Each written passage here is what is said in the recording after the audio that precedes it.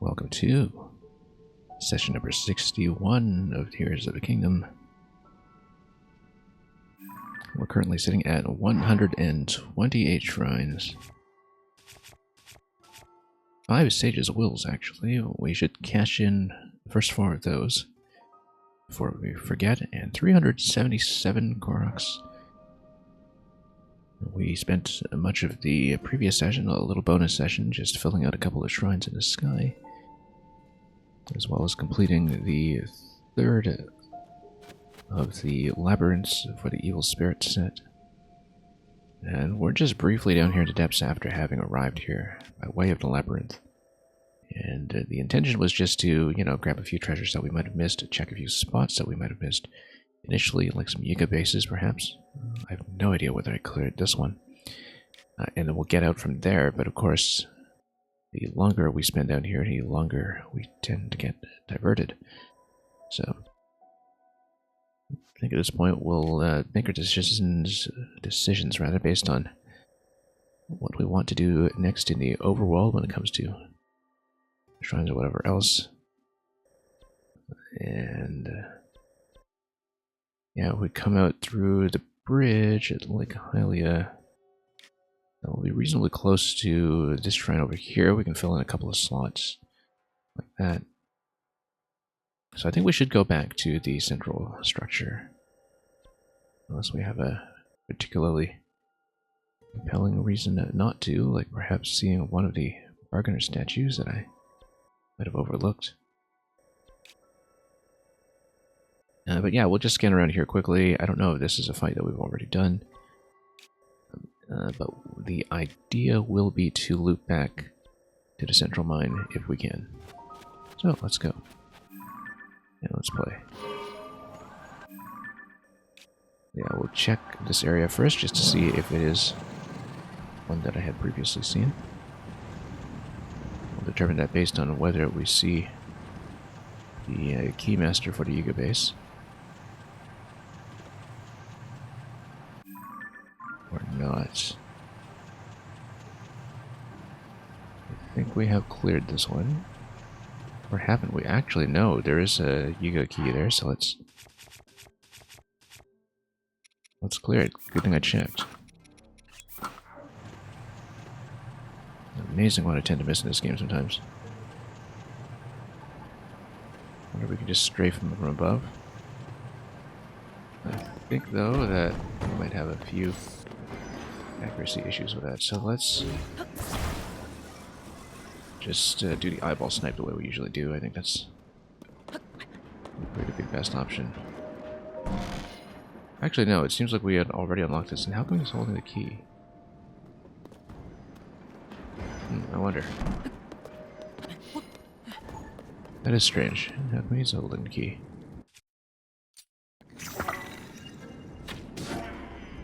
We'll snipe him off and see if anything unlocks. Yeah, that's strange. Previously, never really saw those circles. If it was for a base that we had already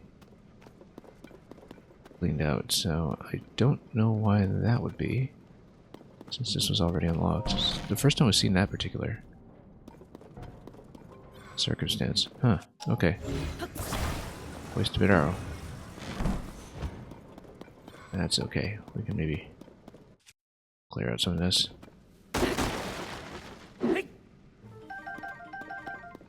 Wind up with a slight net gain in ammunition. Whoops.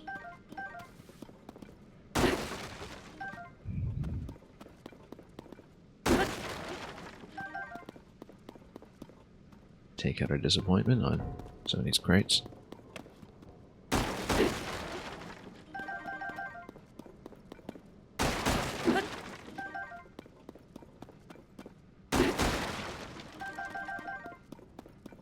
That'll be okay.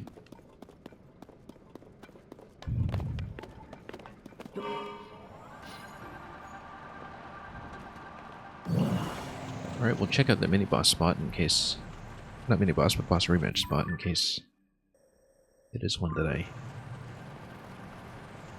had for some reason missed.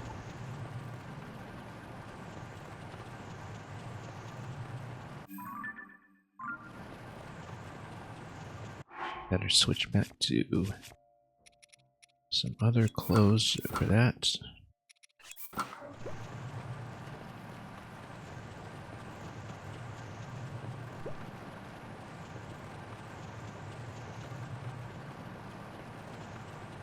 Yeah, we go straight along this way. We should hit it before too long.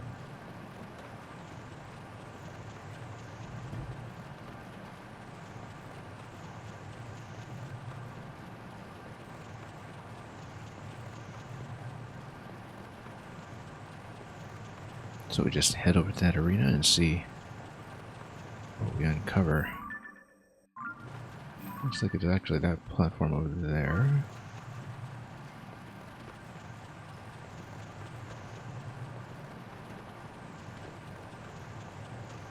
Probably want to recharge batteries somewhere in the middle here before we go too far forward.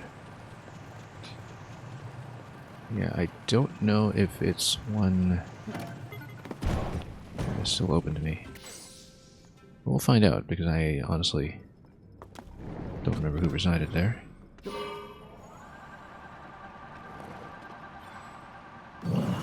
We must have marked it with a star for some reason, like I needed to check it. We'll unmark it if it is something that I've done already. Yes, okay, so I think the last time I was here I would not have finished the Fire Temple yet, so we're going to try out, once again, what I like to refer to as the Empire Strikes Back method. Sometimes it works brilliantly, sometimes it doesn't work at all, but we're going to do it anyway.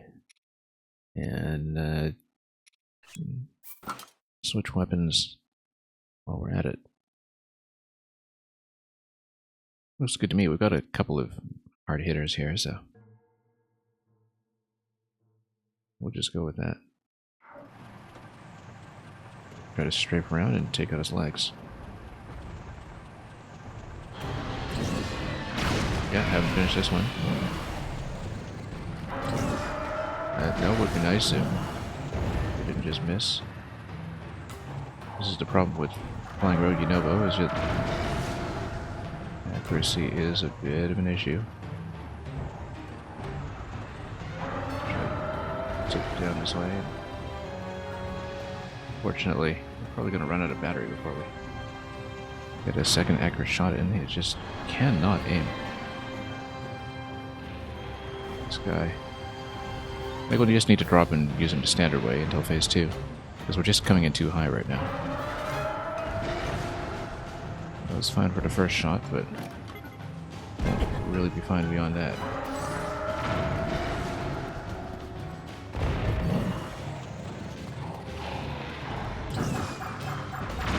Nope. Complete miss.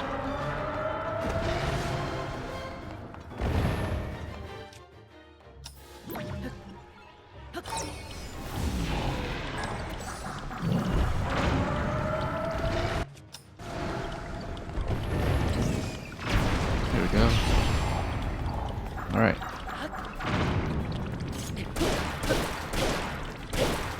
If only could have released a recall.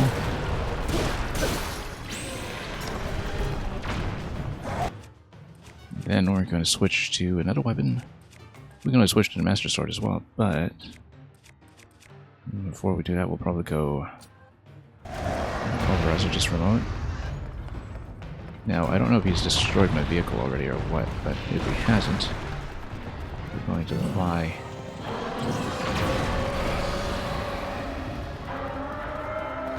I mean, the purpose of flying is that you just get a much faster cooldown on Unobo. You skip a lot in the second phase if you do that efficiently. Yeah.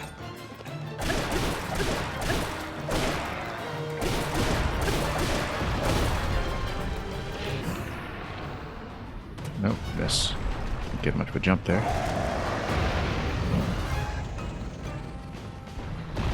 What? Oh, nope. A little too quick on a button for that one. Would have let it properly come out.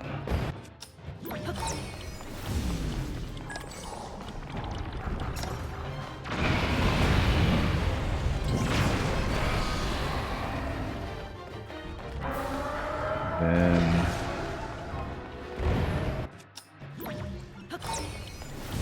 just do this quickly if we can.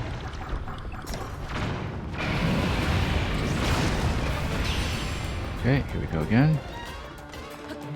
Should get into phase 2, which is at 50% health.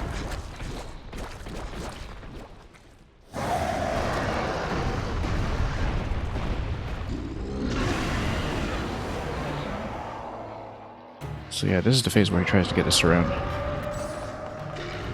Which is, of course, very annoying, but the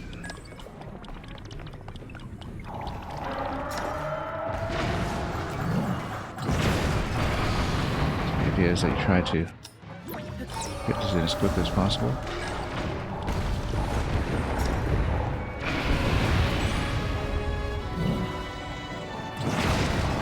Lights. Yeah. The Empire Strikes Back method is more fun, but, you know, we'll take what we can get.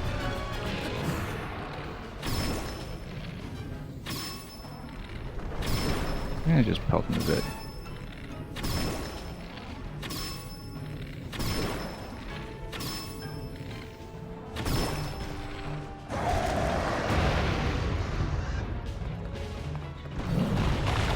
Wait until the legs are properly out. Nope. Just have a bit of invulnerability, it seems, before we're able to go. And who would like to come along, that'll be quite nice, right? Okay, now over there.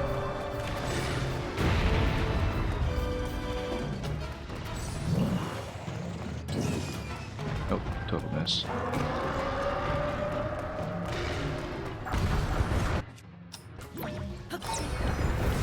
Yeah, we're gonna use recall to get out of here instead of Yunobo, because then we maintain his cooldown. Next big shot like that. This should finish him off pretty quickly.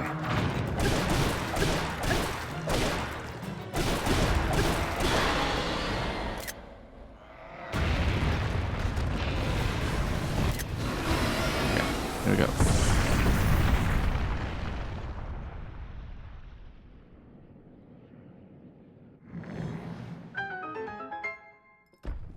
Yeah, pretty efficient, even though we didn't really get to do it the stylish way of just flying around and lopping the legs off. That's okay. That was fun once, and that was not so fun once. And we'll untag the start. That's the way that was completed. Yeah, might as well stock up on a lot of this stuff before we head back up to the Sky Island. This looks like it's potentially another rematch as well, but I think it's one that I've already done. I'm not exactly sure, but it wasn't tagged, so presumably I know I did this one for sure. So just need a much better system for myself for determining what I have and haven't accomplished. Yeah, it seems like the thing to do probably is to send back up to the surface. This, I think, goes up to the Yiga base. This...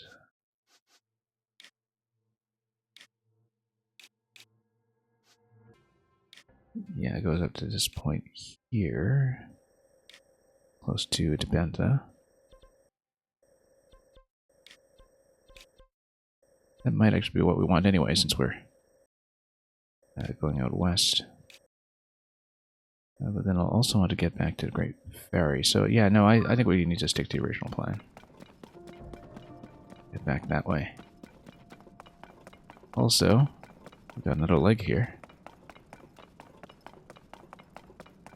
I attempted to put it on the Hero Sword. We can just put it on the Master Sword, it just won't last very long. But, yeah, because this gives you a plus 38. I didn't even put it on the Gloom Sword, actually, since we've hardly been using this. Might as well maximize its impact.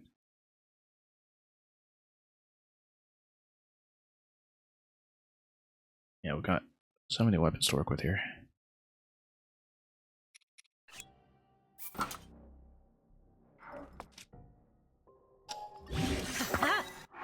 Okay. Gloomy hammer. Gloom will gradually wear down the body. Yeah, we'll worry about that some other time.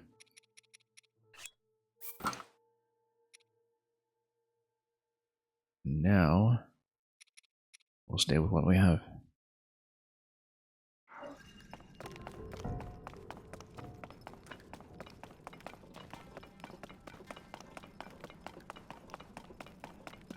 Okay, having accomplished that,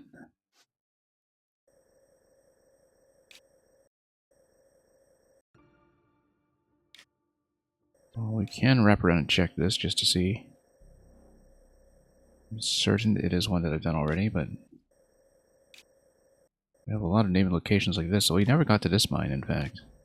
See, this is how we just keep distracting ourselves, just now that I noticed that we haven't done anything in that pit. And then we're going to be here for a while longer, aren't we? Yes, we are. Alright, we're here anyway. Let's keep playing. However, if we're going to be here that long, let's make sure we have some lights on the vehicle. That means... where is my... Right, bloom seed? Okay, here we go. Facing this way, into the canyon. Yeah, so we'll see about this mine. And this base that seems roughly watery. Might be interesting.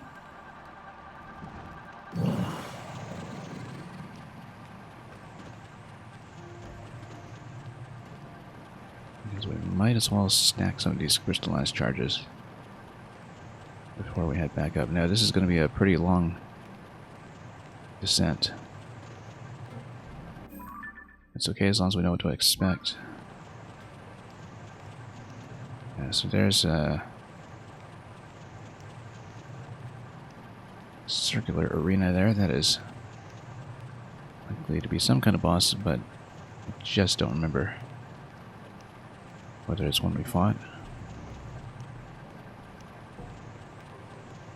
We'll determine that based on whether the chest is available. I doubt I'll do the rematch if it turns out the chest has already been looted.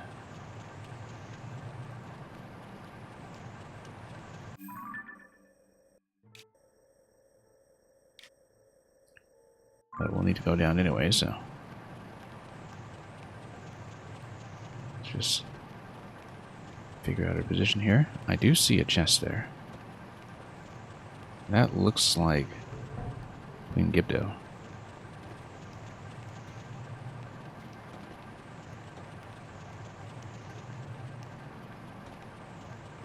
But I do see the faint red glow of a chest.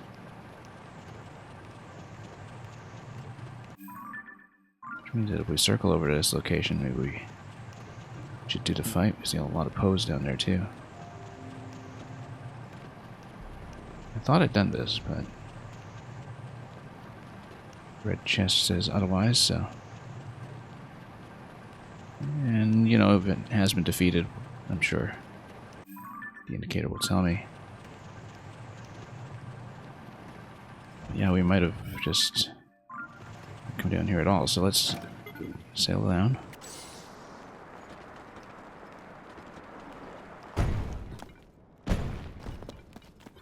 Get those here. Might even get some decent wings and such as it is, but James D, welcome. I'm alright.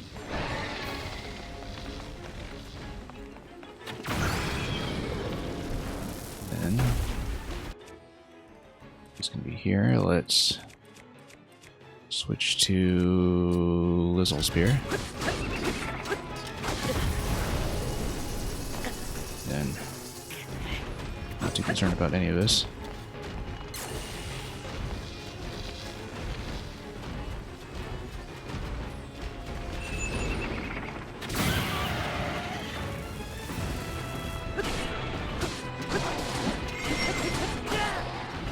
Anyway, just poke her a bit.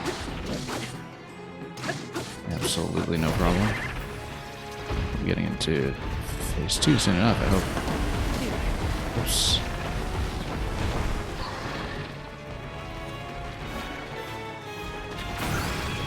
Okay, we don't actually need to be accurate, we just need to get 2 shots in.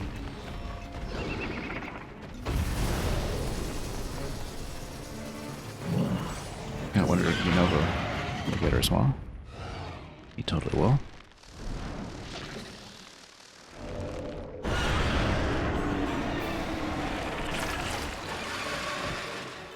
So, I assume I will need lightning shots here. With Riju doing the honors.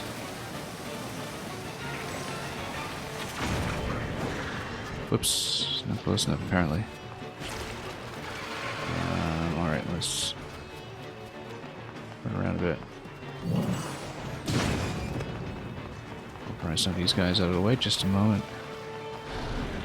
It doesn't matter if they're all tailing me, I just need this in place. And yeah, you guys can take care of the rest. Water attack over here, yeah. That's fine.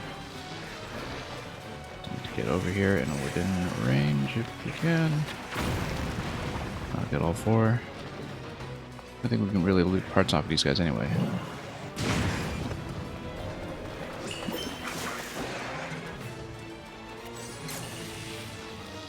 Okay, and over here. Kite everybody over. And we'll need to do a lot of cleanup afterwards, but that's okay.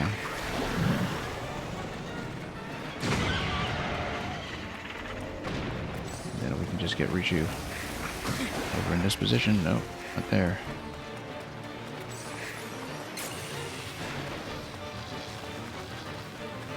We'll just run her over. Pick up Ness, and then... Alright, now we need to clean this, don't we?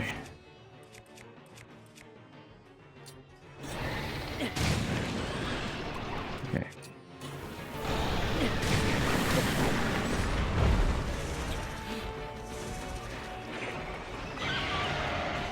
Yeah, well, let's see, because we do need elemental attacks.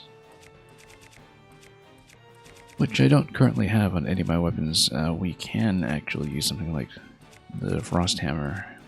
If I really want to make life easy on myself, we could also use the Hydrant, perhaps. Actually, you know what? What do I think about shields here? Frost Emitter. Actually, let's do it.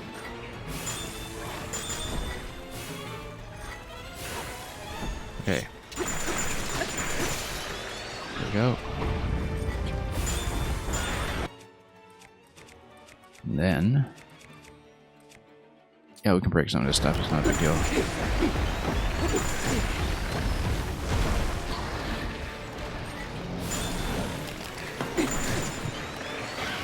Okay.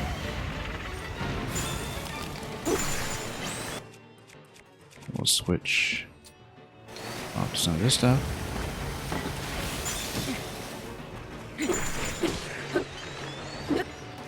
Yeah, actually the Frost Shield works quite nicely for this. Except we broke it, didn't we? That's right, we'll go Hydrant. Actually using elemental shields for once in my life, that's unbelievable. I mean, these are some of the only fights in the game that are really elemental dependent, right? So, guess that would be the natural thing to do. Let's see here. Yeah, sure. We'll go back to the pulverizer. We just need to take this guy out first. So,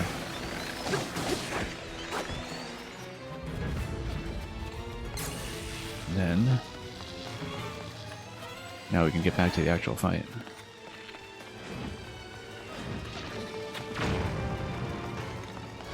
And then just need a second shot probably to drop her.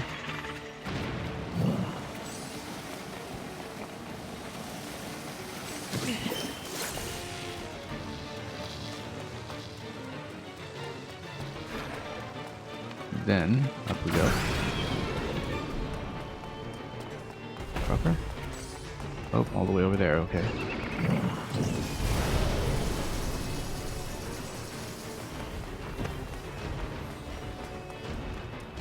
Okay.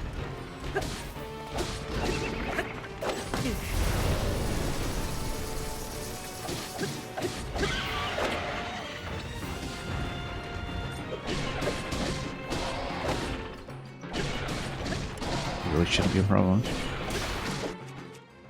Let's just finish her off with a Master Sword, I think.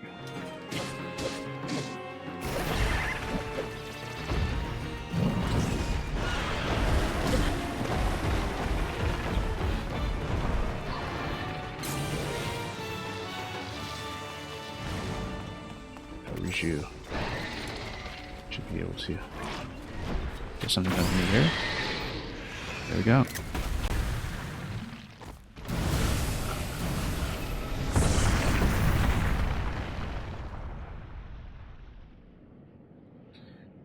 It's another 100 in a bag. And then a wing as well, so. What do we put it on? Probably the other Gloom Sword.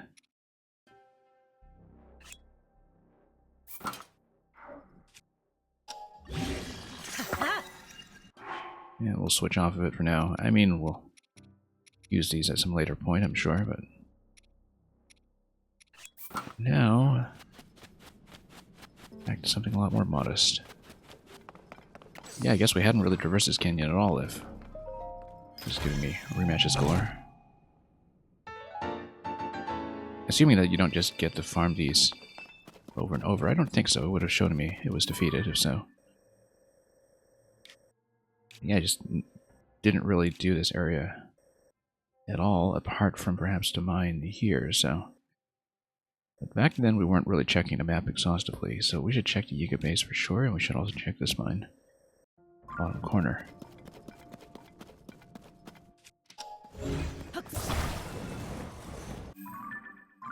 Yeah. Should just be clear so over there.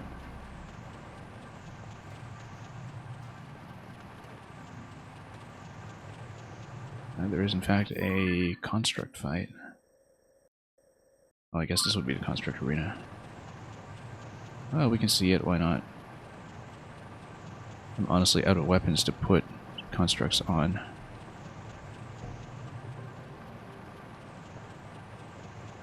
There's just a Mark 1 or 2 that is absolutely no problem. Just to poke it a little bit.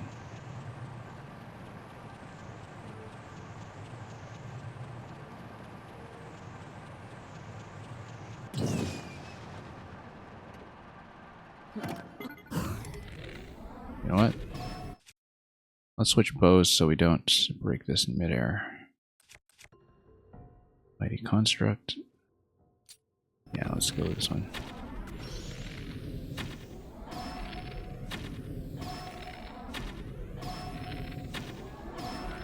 Oh, it's a Mark 3 that would defeat it, okay. You want to burn resource on this? Mark 3's gonna be fun. Let's actually eat up a little bit though. We're just low enough that we shouldn't be completely complacent.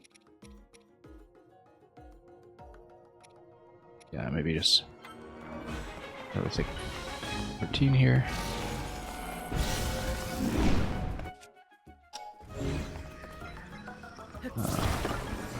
Oh, there it is.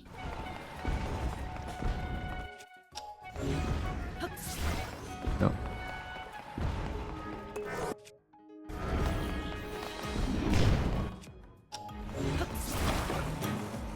Okay.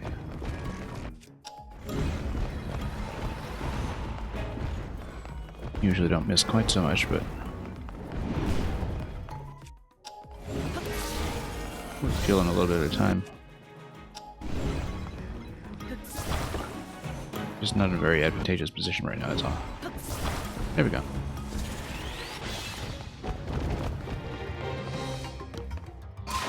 Oh, wrong weapon. Hang on. Let's switch to something decent. Fox 3-pounder to get the Fox 3, maybe. For an eye and all that.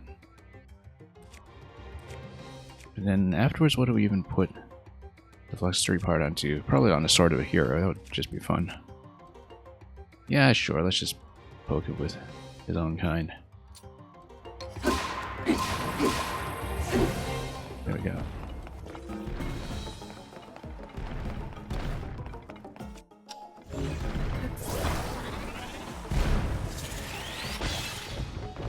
We can always change our mind about that back at Tarry Town, so.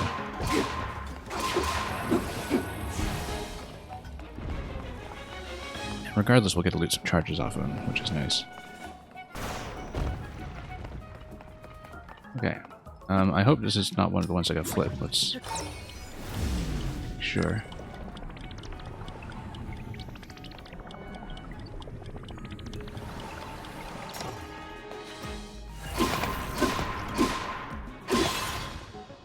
Okay, this should just finish him off.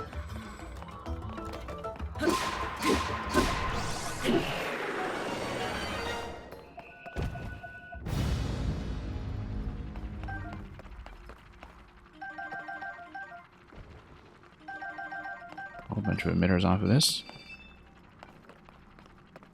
And then we'll... First of all, let's take off the hydrant shield just so we don't completely consume it. We might as well put on the good old NES sword. As long as we remember not to use it and thereby lose it.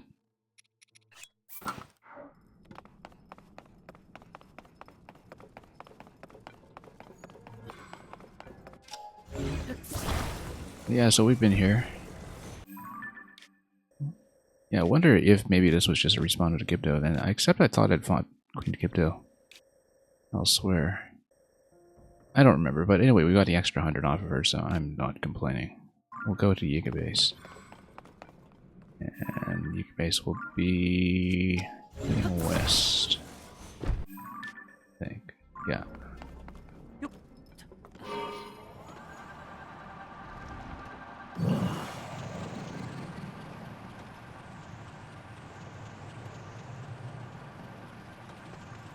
And I'm probably heading back up while we're at it. Yeah, just in this general direction, but gaining height again and getting out of this pit.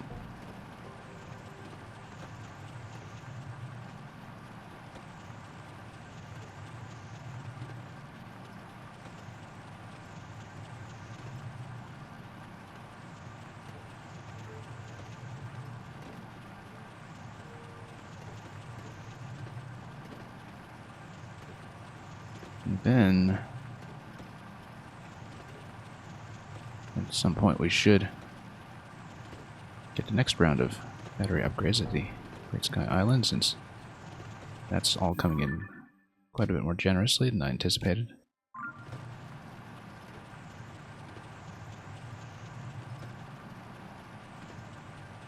We'll check the Yiga Base first, and as I discovered, whether there is an active Keymaster there actually tells me nothing about whether we've already unlocked that location, so let's drop this for a moment. Stop with a shroom here just to get ready for the base assault, and then, yeah, there's a red circle, but again,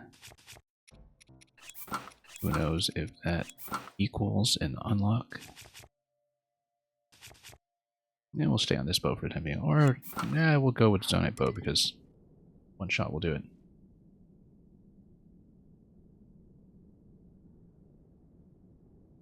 Head up to the Grand Po, probably. Or to one of those upper platforms.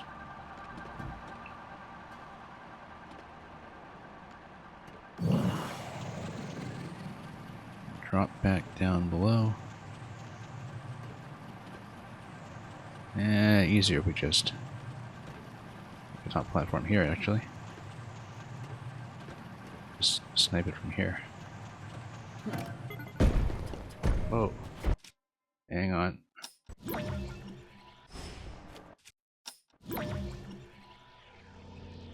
Where's my vehicle? Get it within view. Great. Oh, it's all the way at the bottom there. There we go. Just barely out of view of the cursor. Set it back up and we'll grab it. Great. Perfect. No issues whatsoever. Just have to get in the habit of tilting the camera the right way for some of those. And then we'll eyeball this guy, whatever.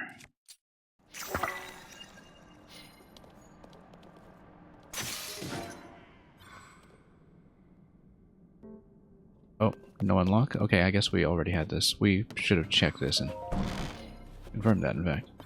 So, yeah, once again, having the Keymaster available tells me nothing. But, maybe we can loot some arrows or something. And we'll continue elsewhere.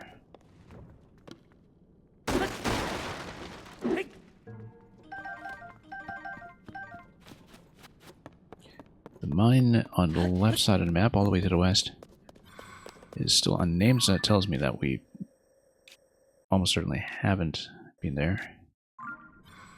So, we'll continue that way instead.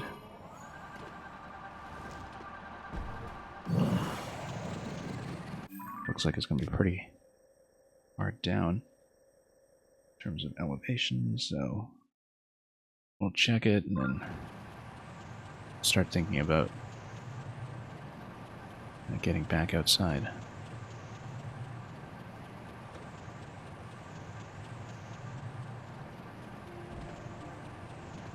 Still don't have a clue about that remaining bargainer statue, but we'll worry about that later.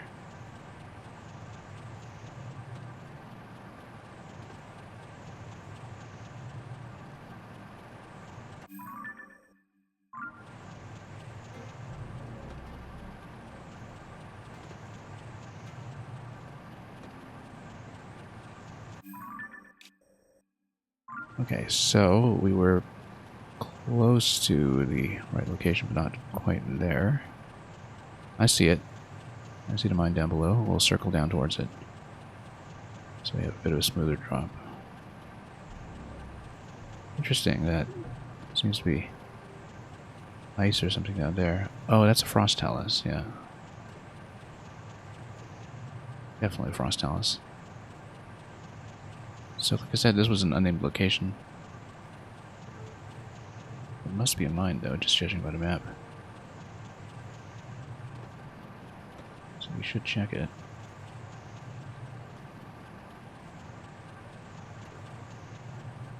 And we'll just circle down towards it gently. And see if we can reveal anything.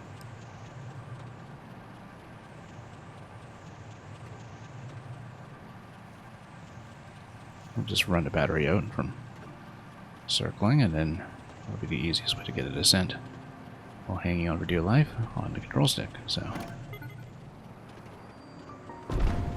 yep, canyon mine, there we go.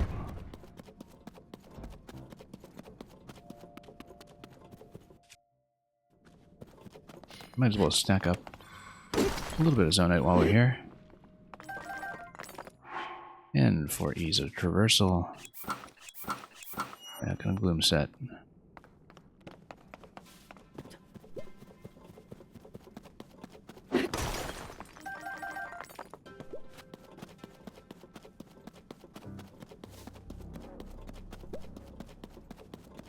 If we can get Yunobo over here, that would be ideal. Yeah, having a 4-heart buffer on gloom, that does in fact repair itself, is rather nice. to be a bit careless.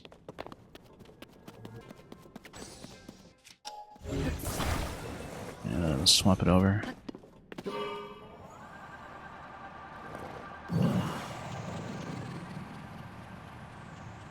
Let's look for that treasure chest if we can.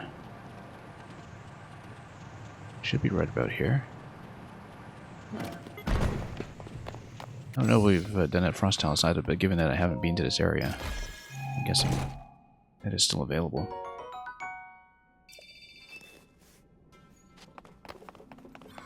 So we'll head over there and we'll probably snipe it off. If we can. Probably just going to use the Flux 3 Pounder against it. If I had to choose.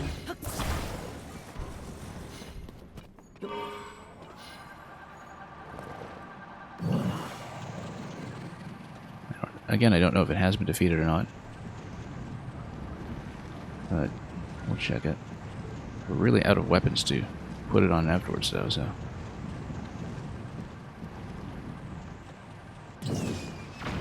Oh yeah, it looks like it has not been defeated, so.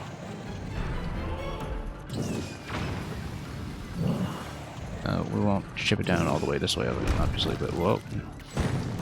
Just gonna punch my vehicle in the face, okay. That's fine, we'll leave it, we'll go for it afterwards. Then we'll use fire fruit or fire chew? Fire fruit, probably. Enough more of it. We don't have gear that want to use it. No.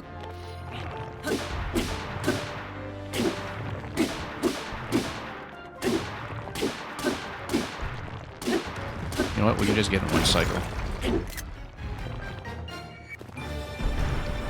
Such is the power of the Flux 3 Pounder. And alluring music, I'm glad you enjoyed the commentary. Welcome back.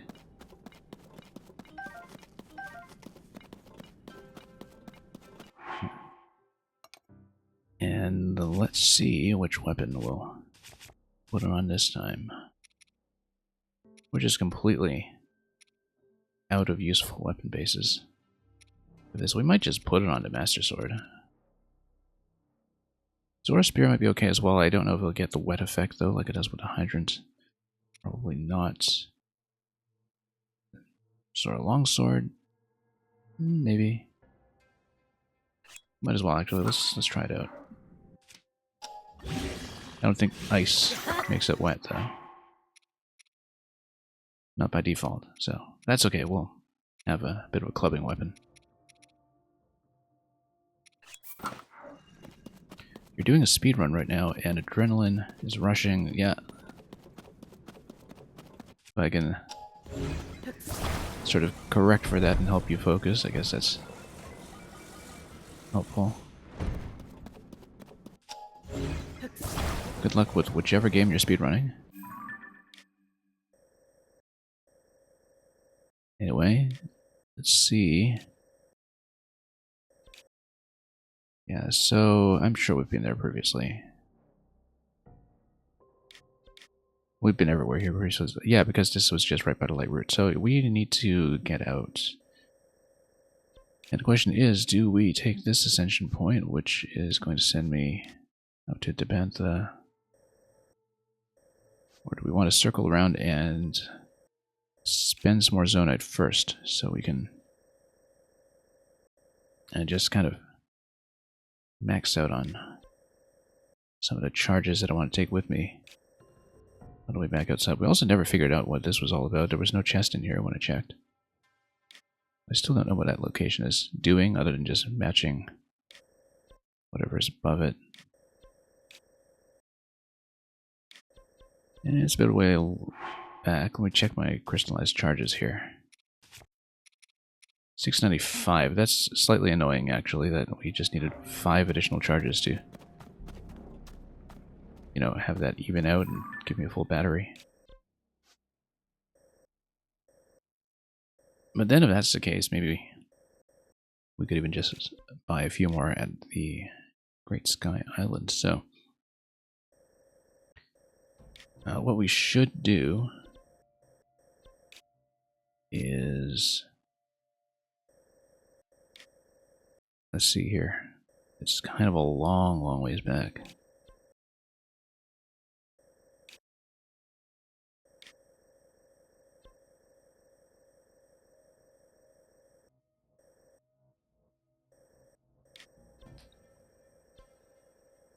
Well, what we should do is probably just get over to Gerudo Mine. That was something to the desert. Then, yeah, we just need to determine where we want to come back up in the main world. I think the reason I wanted to come back up that far over here at Bridge of Hylia in the first place was so we could do so into surrounding shrines, and so I think that rationale still holds. Let's go back there. Let's go back via the depths. So we'll take a mildly direct route. If we can.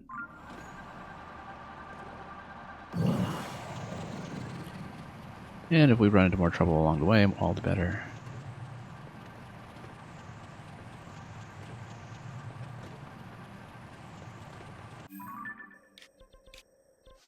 Yeah, because we just take the depths. We'll just retrace our steps. I don't think I was missing anything else here in terms of locations we wanted to check, although sometimes it's difficult to see some of the locations that are relevant to boss arenas and so on, because they're not necessarily obvious from decoloration here. Yeah, this was a drop point for the well above, I think, or... Oh, we should check this location too, actually. But no, I thought that was the drop point from one of the chasms. No, Yuga Chasm is over here. So why is this here? It's almost like this is a well drop point from above that we just never saw. We should check that out. Because I guess I never went to that circle.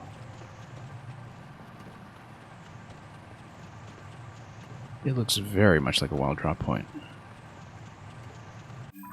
In the overworld, it would be somewhere in...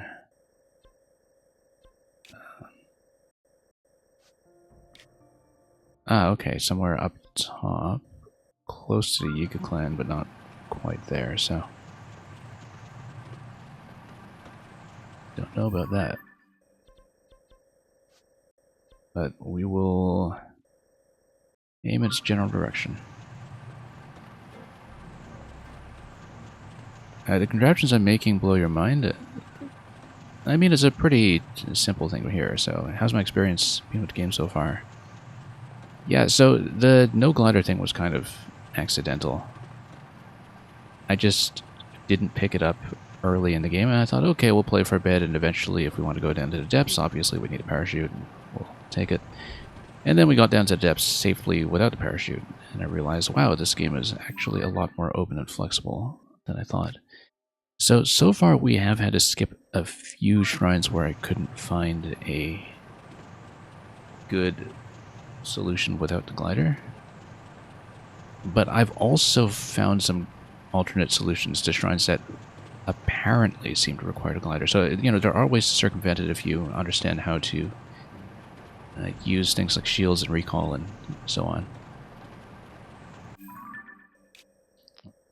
In fact, just in the last session, we bypassed what seemed to be a glider-required jump using a rocket shield aerial shield surf to propel myself forward in midair, and that was very stylish. So yeah, this contraption here is just my little short-range hopper, which we...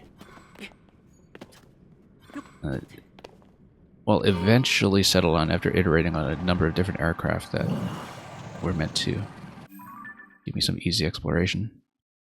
The nice thing about this is that it's pretty modular. I can always plug in batteries, plug in balloons, plug in other things, and it still fits perfectly.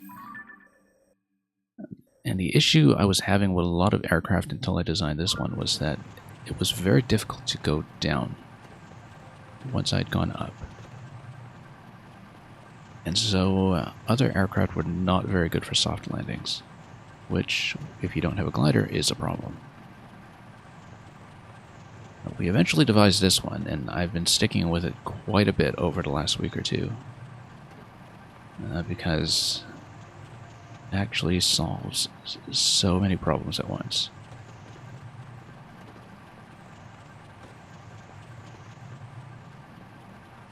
Okay, this looks like it's another Talus fight. I don't know if it's one that I've done, but we'll... Oh no, it's not a Talus, it's...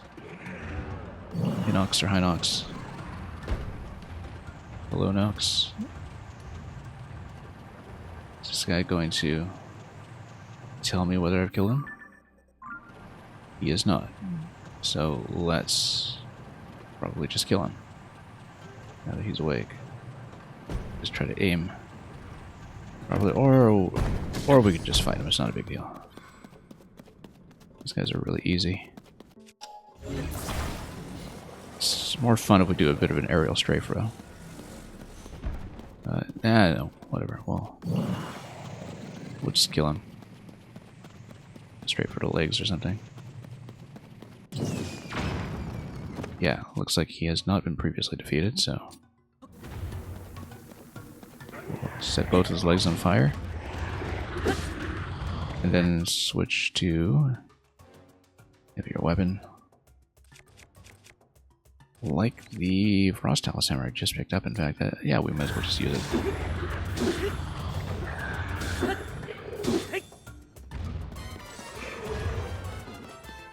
Do I have a bow? I broke the previous one. Like a construct. There we go.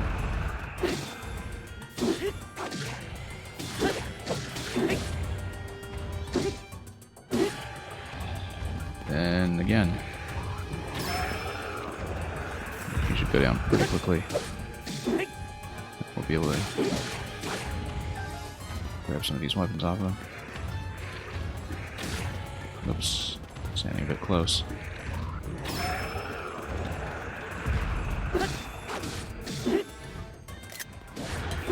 Okay, I always have to screenshot these guys slightly before death in order to capture their life bar properly. I screenshot the first kill on a lot of these so I can basically keep track of what I have or haven't done in case we eventually need to run it through the checklist for a completionist sweep. In the depths, of course, it doesn't give you a specific location like it does in the overworld, so it's mostly just for the time stamping.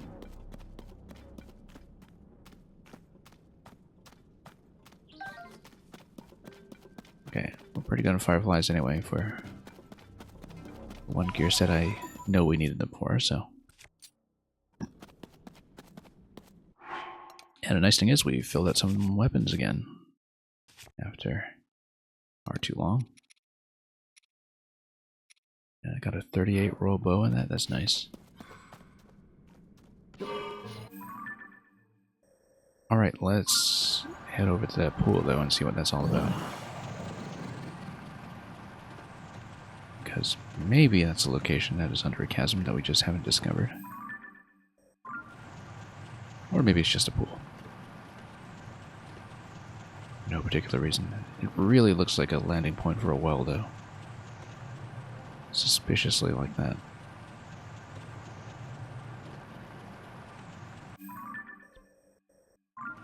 Yeah, so we'll go up through here.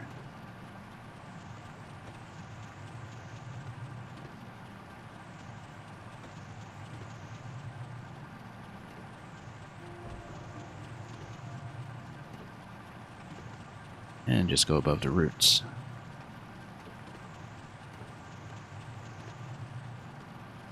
Just to climb our way out of this canyon.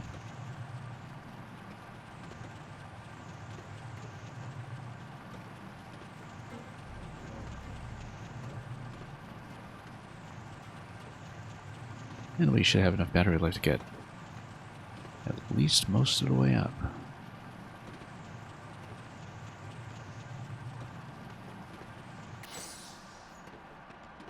And of course, the more battery life you have, the easier it is to pilot anything in this game.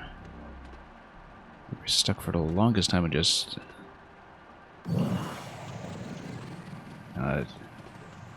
9 small bars or 3 blocks of batteries, I guess. And explored a surprising amount of the map that way. But here, let's take a look at where I want to go. Yes, there was an ascension tower pretty close to it. I think it's just a little out of view of where I am right now. We'll have to go straight. Probably head down a little bit.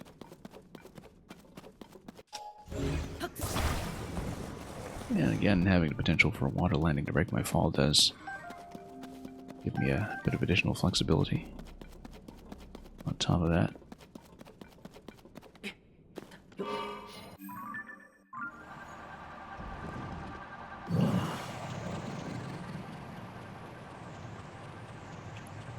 we'll just head down a bit. Push forward a bit on a dive. There are probably ways to balance this vehicle further. You know, like front load a bit of weight on the nose or something. Really get it to even out. So it looks like this is water pool. Was there a chasm above that? It doesn't look like it. It's not a water pool though. Oh no, it's this next location here.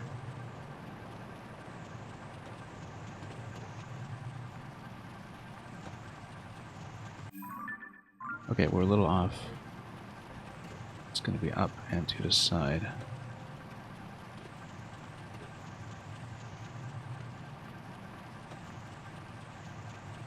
It looks suspicious enough that maybe it's a named location that we had to check anyway.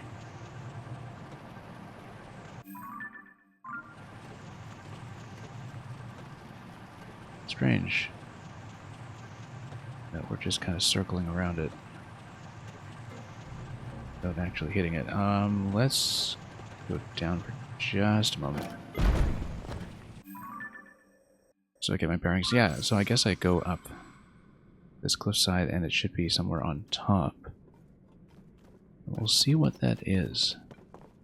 It does look awfully suspicious on the map.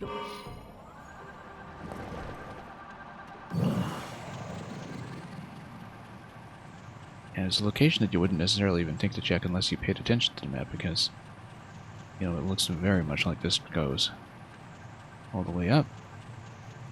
Until you notice, of course, no stalactites obstructing you and indicating that that's as high as you can go.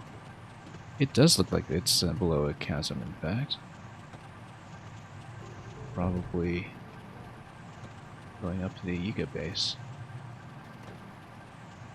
So we might just ride this all the way up and discover what lies above. I'm surprised I didn't see it because it's right by the Yiga entrance if I've mapped this out correctly. Or maybe it's even just within the base. It absolutely looks like a drop point.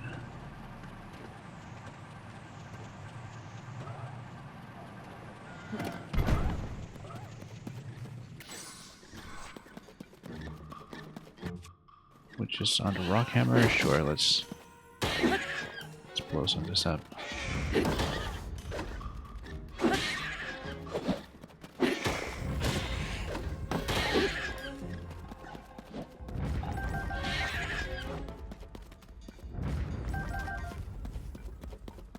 Well, oddly enough, yeah, it totally is a chasm.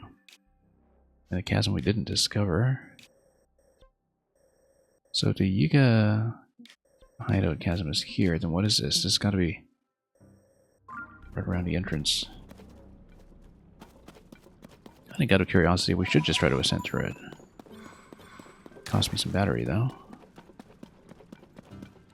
That's okay, we're really high up, so... And regardless, it seems like there's an ascension tower that's right here. That seems awfully unusual as well. Unless... Oh yeah, that is an ascension tower. It just touches the ceiling over there. Okay. You know what? I think we will ride this up. And yeah, if I'm off by a few crystallized charges, we'll hopefully be able to make up for that later. Somewhere in the overworld. Do I really want to deal with these guys? Ah, sure. Just dunk the heads or something.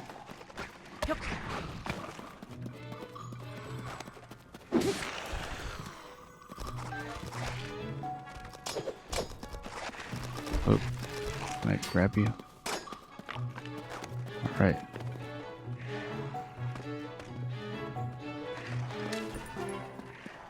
Usually we just earthquake these guys, but I don't particularly care about his mining weapon, and they'll just drown themselves, so problem solved. But my vehicle could project all the way there. Oh, probably just because of one of my allies just blasting it. As they tend to do. Still intact, though. So, yeah, let's just ride us up and see what happens. It really looks like it's going to wind up right Eco Base, though, so... and I feel like we'll have to tag some batteries on it. At least one or two. Otherwise, we'll just wind up using large charges, which is also possible, but... We're low enough battery that, let's just use large charges. Not a big deal. After we loot some of this stuff first. So there was a safe fall location here all along that we just didn't know about.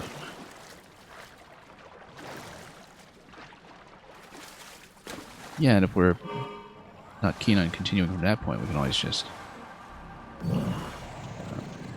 oh.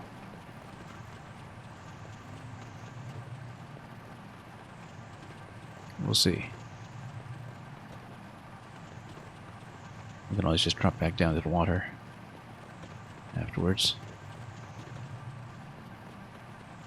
We haven't really used this as a chasm ascent vehicle before, I think. Because it is slightly off-center. Unless we're close to Waldo and we can see what our exit point is, I think we'll be fine. It is an unusually wide chasm drop.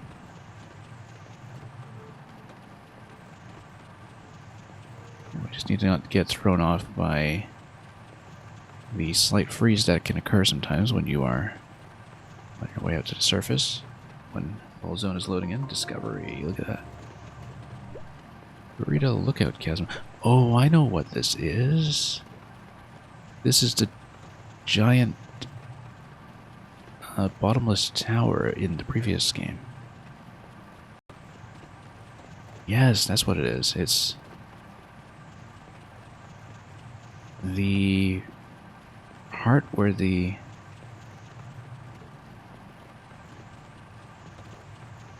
Sheikah Tower in the first game used to be.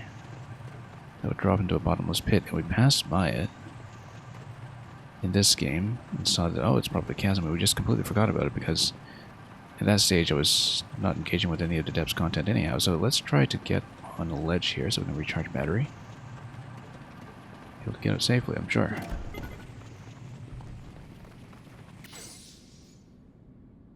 Okay, that makes sense to me now. That's what this is. Well, now we're on the surface anyway. We've kept a vehicle. We might as well just continue. Until this thing breaks apart. After about, what, 2 hours of use?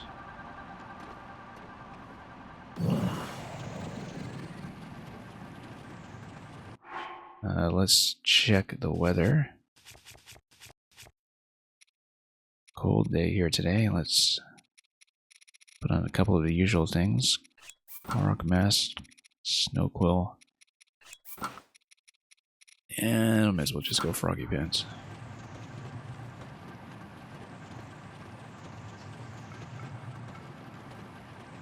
Okay, very interesting.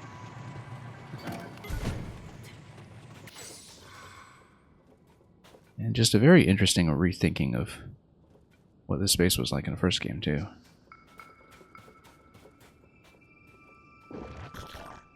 Oh. Sure. Gotta remember to stand back a bit when you do that.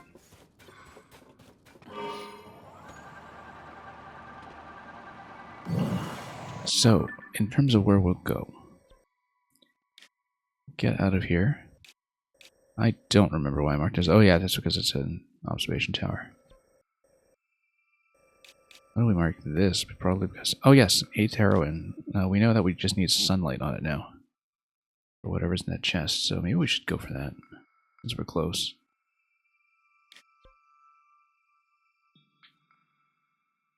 We know there will be some sky content past that we want to go to eventually. As well as ferry upgrades, but the thing is we sort of want to complete the Froggy set before the next set of ferry upgrades anyway, so... Let's just head up into the mountains, I think. We'll go for the 8th heroine statue. Yeah, I don't know if the star was a cave that I marked or if it was something to do with the statue, but we'll go up. And we'll just ride our way over. Extra cold there, so we'll go 2 pieces on the snowfall set. Not the snow boots. Oh, also there was that Frostgleok that I actually didn't take care of the last time I was here. I don't remember why I didn't take care of it. It was probably because I was out of long-range bows or something.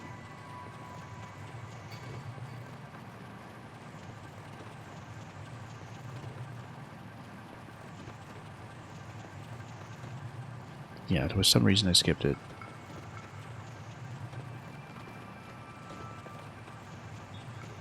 So I know I had a failed attempt against it, and...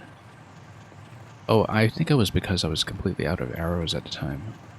It was just resource depletion that prevented me from fighting it.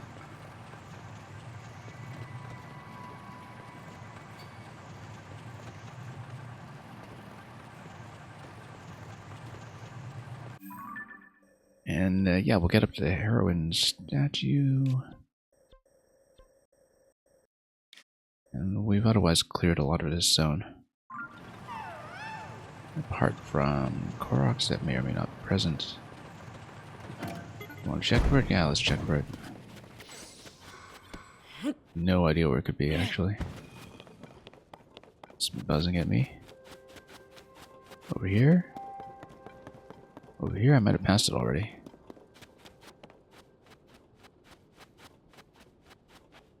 Yeah, a massive chasm here over a water landing. I wouldn't have known it was a water landing, so that's why we wouldn't have wanted to check it, but... You know, just as a route-finding consideration for future runs, that's maybe a fun thing to look at. Okay, don't know what the Quark was buzzing about.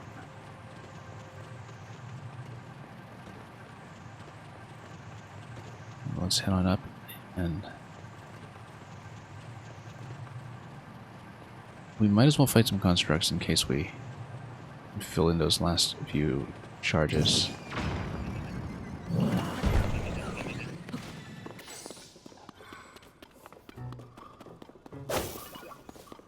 Let's get up here for a moment and just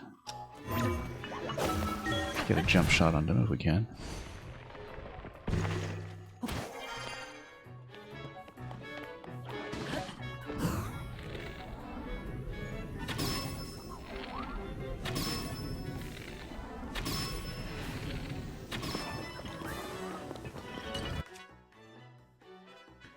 And we'll smack it with something. It really doesn't matter what.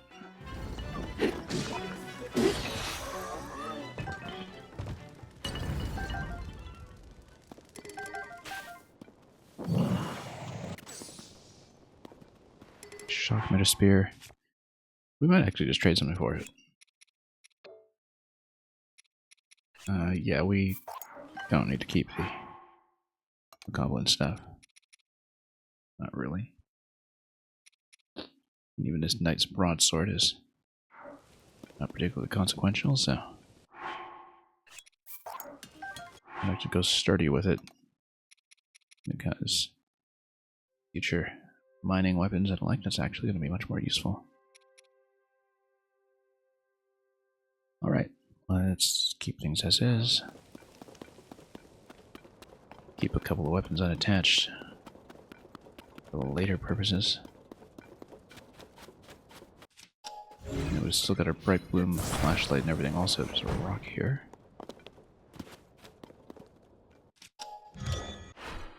Oops.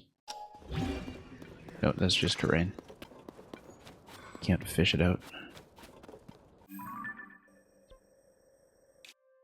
Yeah, we marked a couple of bosses. One of those is the Gleok for sure. But is the statue that I'm largely interested in here, as well as... Yeah, so this shrine, there was some reason I couldn't complete it. I think it was the one where you had to go over the railing, which means that if I try what I was trying with the rocket shield, you know, we might go back and do that one and make a fresh attempt with what we know now about how rocket shield functions. This thing here, this was the weapon stash in the previous game. I actually think we should check it just in case there's anything interesting. I don't remember if we've been here. But in Breath of the Wild, this was like a secret weapon refresh point. Yeah, Gerudo Bow and Radiant Shield will take some of this stuff. I actually don't remember which shield we needed, whether it was Radiant or Mind's Eye or something else for the quest. Let's check it. For the quest to assemble the Gerudo weapons. So many things here that we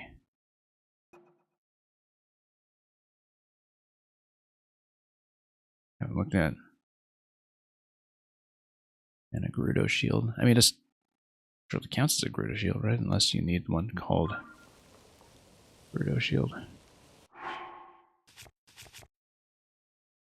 Yeah, we don't need a light shield. We'll take this. And we definitely want a Gerudo bow. Long range. So we'll ditch something, probably the construct bow. As good as it may be.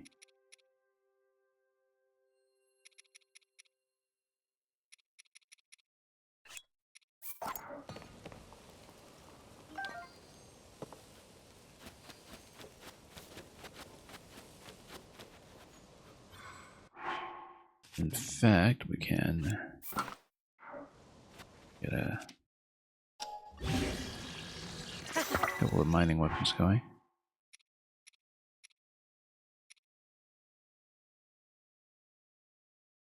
We'll leave a couple of these open. Although, yeah, there's no harm in putting some rocks in them now, I guess. Can always replace them later.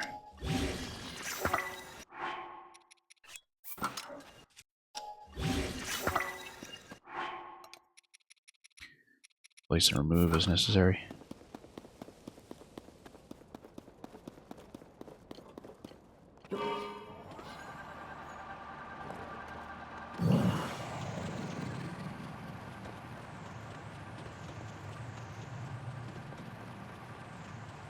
Another iron lump up here.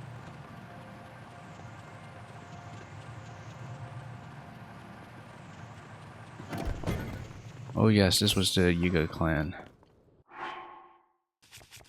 Again, who's our next member? Well, gotta maintain some posture while the Blade Master is about to talk to you. Are you sure that equipment fits me? Yes, it does. You want to wear it so that your stomach really strains the fabric. Okay. Well, goodbye. So yeah, we might give another attempt to the shrine now that we know a little bit more about how the rocket shield works, and might even do it with a spring shield or a bomb shield or something. We'll switch back to a couple of different clothes. Same idea as before, probably just Korok plus Snowquall. We really need to get some of those fiery upgrade parts for Snowquall, but that's okay.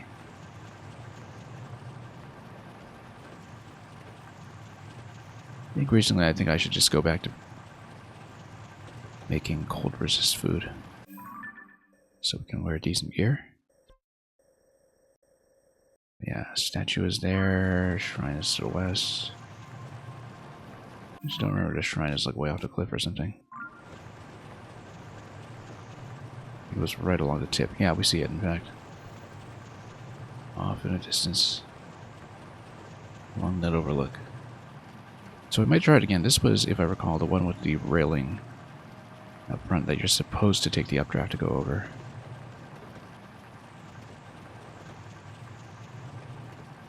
If you walk precisely, maybe you can get over the railing, but I wouldn't want to depend on that, so we'd want to find some way to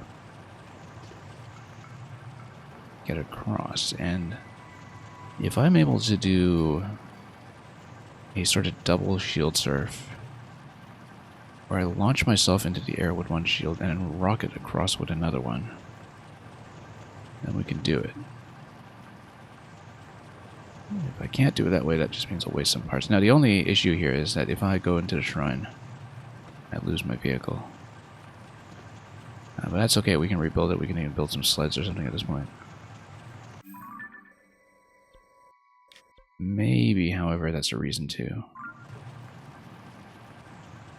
do the whole thing with this statue of the heroine first, while it is still sunlight out.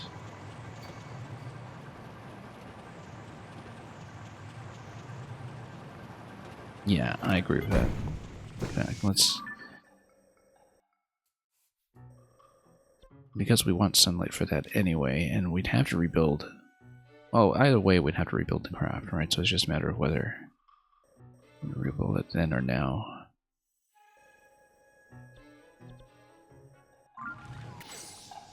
I guess we're rebuilding anyway, so let's just take the shrine.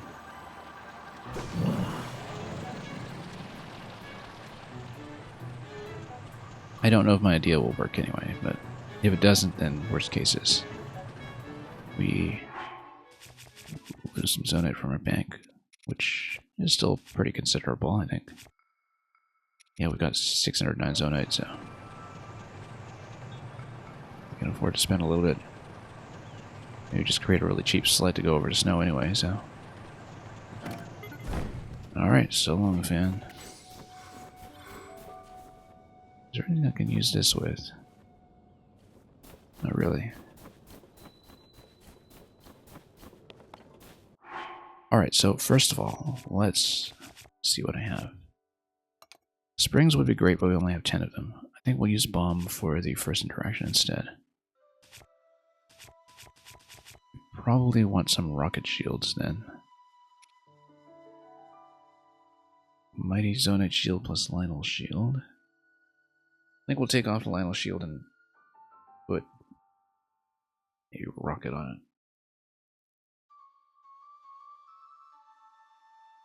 So we have multiple rocket options ahead of time, just in case. Yeah, Lionel shield looks very fancy, but we need a rocket.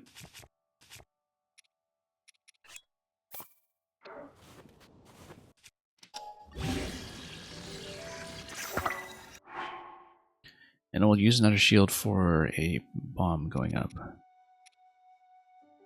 We'll try it with a bomb. If it doesn't work, we'll come back and try with a spring.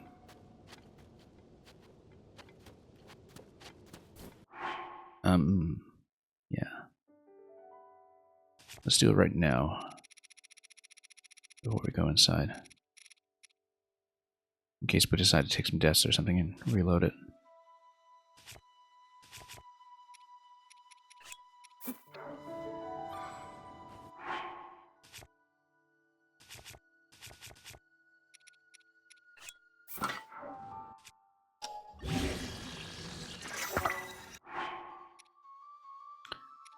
in fact, maybe we can do it with 2 of these.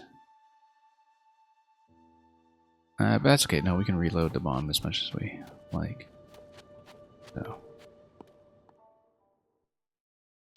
So the question is whether I can do one shield surf and then switch in midair to a different shield surf.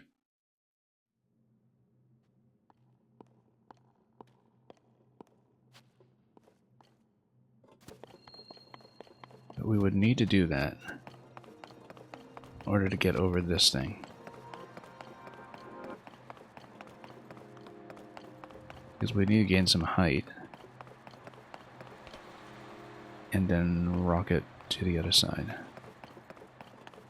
Either that or we gain some height and just try to land on top of this railing and walk it, but I really don't trust my balance for this sort of thing. It is not something I want to rely on. So the question is, we shield and jump, shield surf, rocket, jump, shield surf. Let's see if we can do it. Okay. We did get knocked backwards a bit because of the surface normal. Oh, we should rocket. Or we should use the bomb facing in the other direction. Maybe. That would be a bit difficult to follow up with rocket afterwards.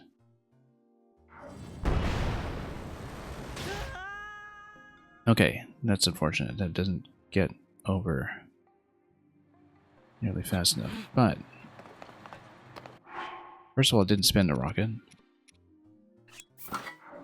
Secondly, it's because this kicked me backwards a bit. If we allow ourselves to kick forwards, perhaps with a shield surf against this surface, maybe we're okay.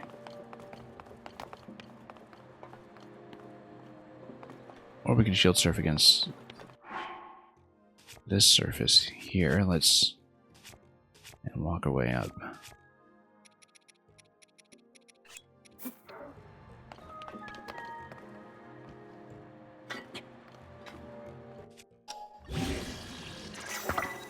Yeah, because this bounced me backwards. That wasn't ideal. The question is, can I bounce against this thing? Oh, no, no, no, not this way.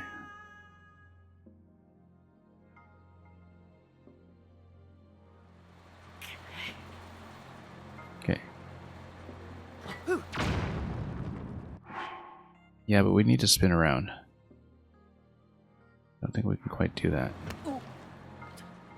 Actually, it does project you forward slightly.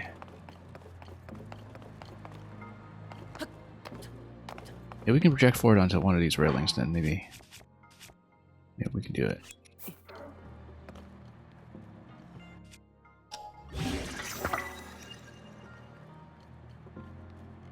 Let's do it on this side in case we get deflected right. I don't particularly like this idea, but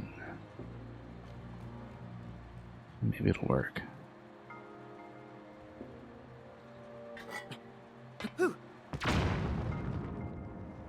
Yeah, we're going to be off a little bit because it projects me that way. It does overshoot.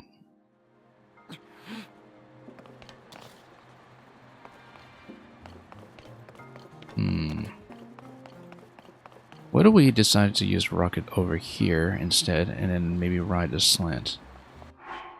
Like if we do this. Or even if we do like a double rocket shield, like rocket 1, rocket 2.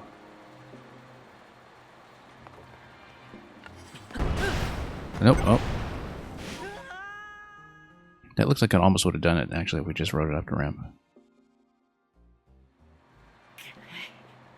Fortunately, it did expend the rocket. Let's try with the other one.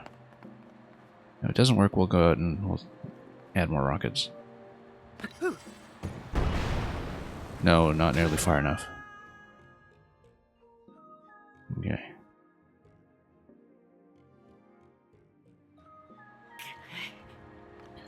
What we can do is 2 rockets, though. Like, maybe first rocket sends me way up, and then we ride the second one over. Which means I should go back outside and tag an additional rocket first.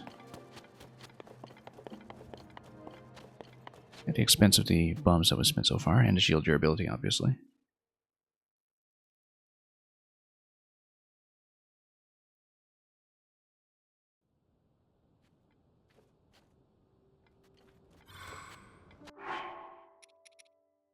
Put on a couple of different rockets just in case.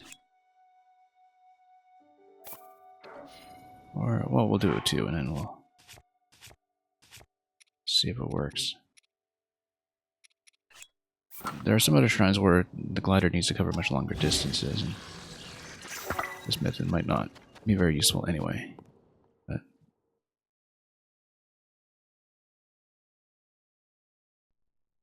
because we kind of lack forward momentum right now, and we also lack height.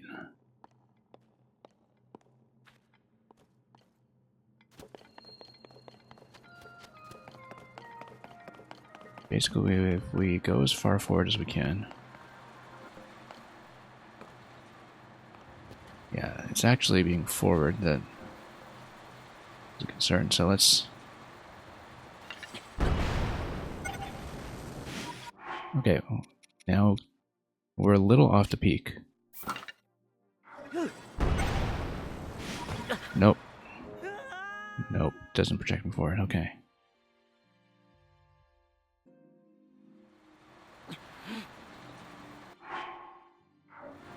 I almost think we should, whoops, that's an unintentional, but I was about to say maybe we should check the game over here. But we have fairies in the bags, so that's not going to work anyway.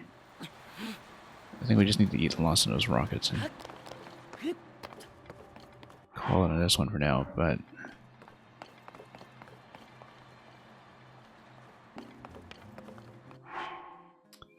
Yeah, that's too bad. What does the balloon even do? You try to shield surf on it, you just trip. Okay.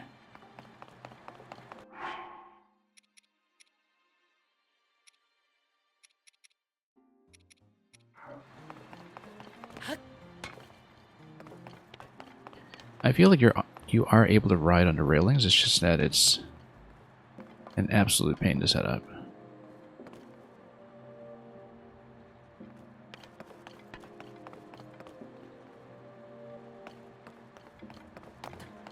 Unfortunately, you don't really get collision on any of these surfaces either. Otherwise, you'd be able to just, you know... Yeah, you just never collide with weapons. Otherwise, you'd just be able to create something that you can ride by yourself. Maybe there's a way to do it with a spring. Or with... some other triggered series of explosions or something. Like, I don't know if it's possible to, you know, bomb yourself over multiple times or something, but it does look like this is a bit of a roadblock. That's too bad, because the one that I did manage to do with Rocket Shield earlier today made me think that this was worth revisiting, but we just don't have anything that can interact with this. We don't have a glider. Unless I think of something, there might be some alternate floating interaction that I just don't know about yet. Where you can do, like, some sort of weapon balloon interaction or something like that, but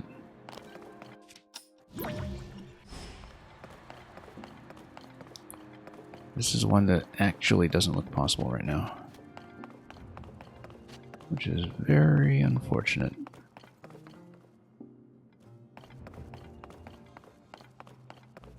Unless we find some other way to pick this lock and make a way over.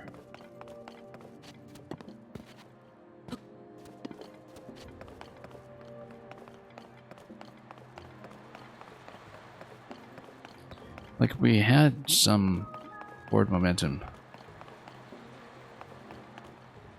followed by some kind of drop.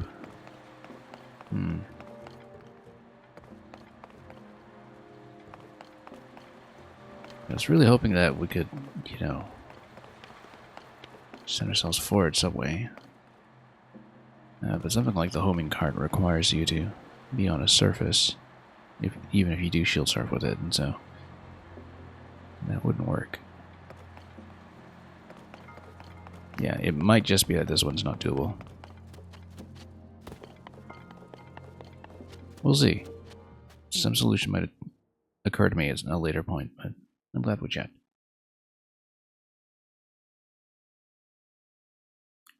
It does come at the cost of those rockets and, of course, shield durability and rebuilding something here. But maybe we can power sled our way across the snow. Go somewhere interesting.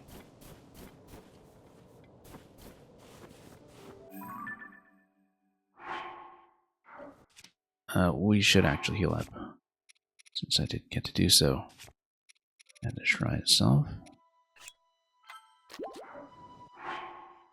Also, this is a good time to check. I definitely get the beam sword, right? If I'm at full health. Yeah, of course.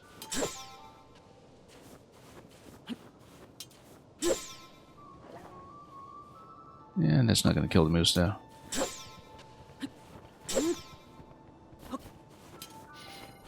Can't just farm for meat this way.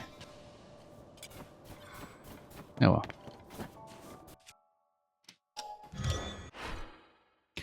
Didn't we have some kind of Yiga sliding design? That would be fun. Hovercraft. 12. We can probably do it with our own steering stick and fan too, just so it's adaptable to another construction later. I mean, we could do it just with our own parts generally, but it makes more sense to do it with parts that we will reuse.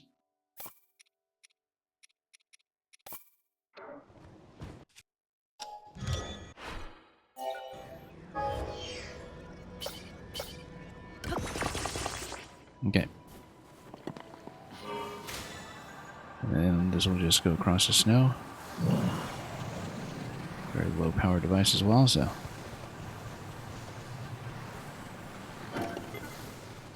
Let's go in the canyon this way, not really. We should have actually taken this up further first.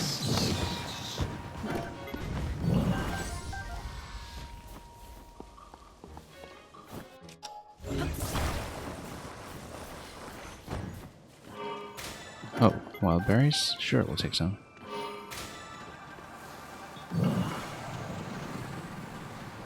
And we'll head up into the canyon. While it's still, oh no, it's 6 p.m. We'll probably have to set up camp to get the daylight interaction on the Gerudo a bit later, but... And also, I guess this is already the end of this adventure.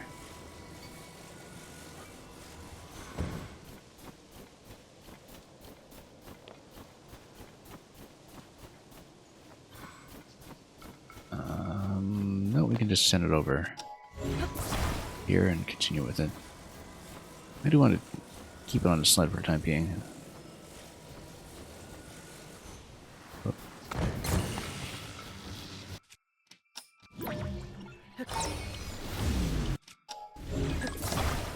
Let's turn this thing for a moment. What a loot. Where is that guy?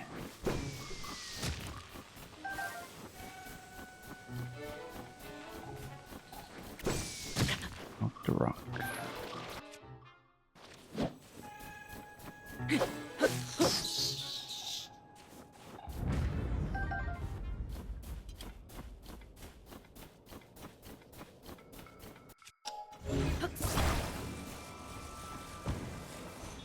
Okay, set up.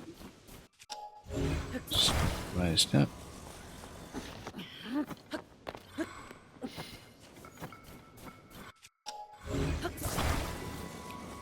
And yeah, Statue of the 8th Heroine is where I intend to go with this. Let's lift this, recall it, and then grab it.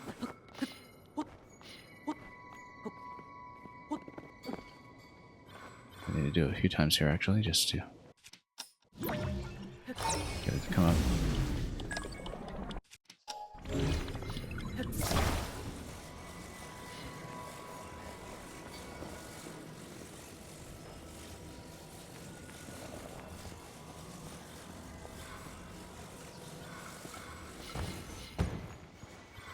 Yeah, it might not actually come up much further with me. Look at it. Despite all our effort.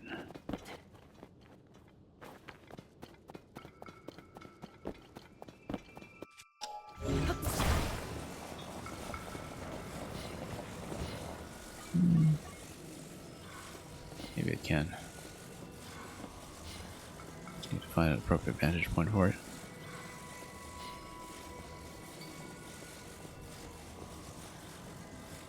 Not too bad if so.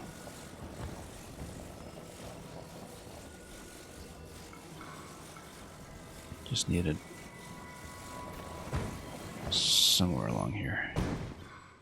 Oh, that's a pretty close point up there. But it's quite a bit further.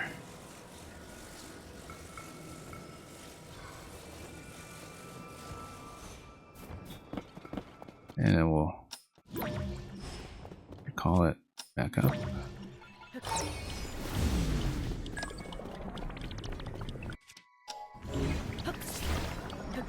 Grab again. Send it all the way across this way. That's one way to do it. Okay, and we'll just ride from here, actually.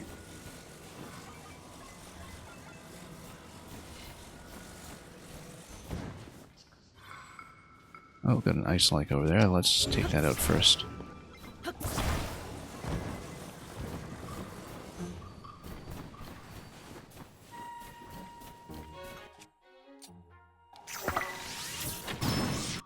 Mountain. Why am I on the Gerudo bow? That's not it. I want to be on...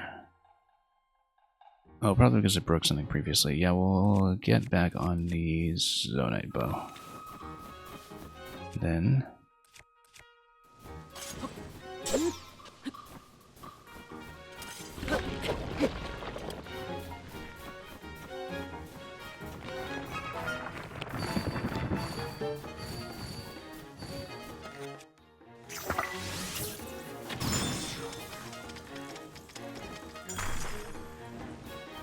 Okay.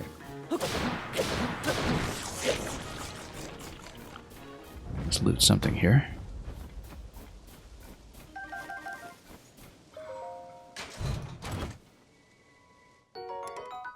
Ah, Gerudo shield. Yeah, okay. We probably do need the Gerudo shield rather than the Radiant shield for the interaction that I need for the weapon forging later, so we'll drop. Yeah, I thought so. But not always clear on these things, so we'll keep that as is.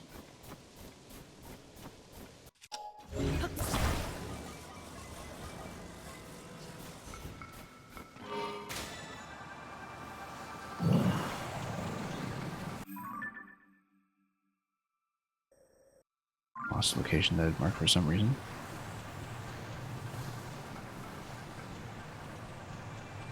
Oh, Lionel, okay. Oh, yes, we can fight it. But first of all, I my sled back.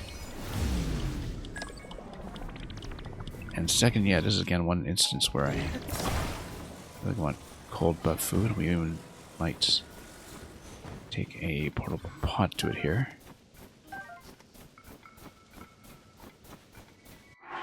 Just so we can get fully armored. In fact, we'll do that. And we'll go with some meal that will maximize my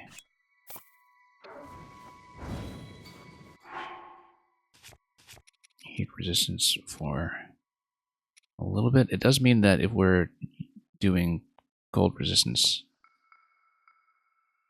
that we will not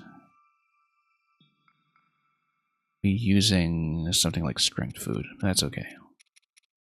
Or defense food. I think it's more important too.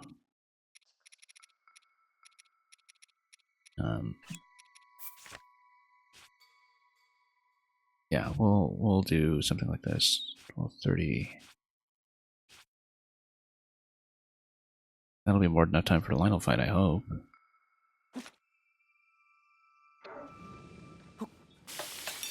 But the armor value makes too much of a difference to overlook, so. What we'll do is we'll mark this up here for the time being. This one's going to be one with a spear. Let's switch. If he has ice arrows or something, we should put on the sand helmet for unfreezable, but failing that, I'd really like to have snow boots. And we'll go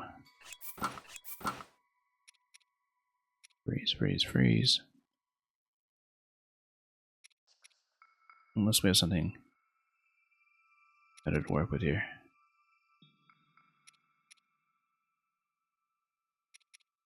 I'll go like Froggy for one layer. You really look like you're freezing.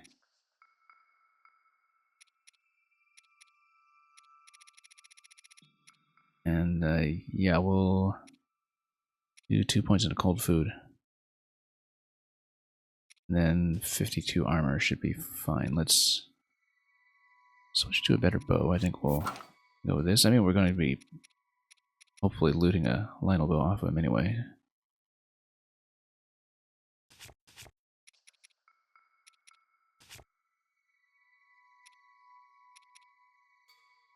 And shield-wise, this means we should probably... Yeah, it doesn't matter too much. We'll go with the balloon shield. Why not? It looks funny. And in terms of our first choice weapon, we'll probably... I mean, ice weapon probably isn't going to be too good here. We'll start with the Flux 3-pounder and work our way up. Okay. Let's get the cold food going.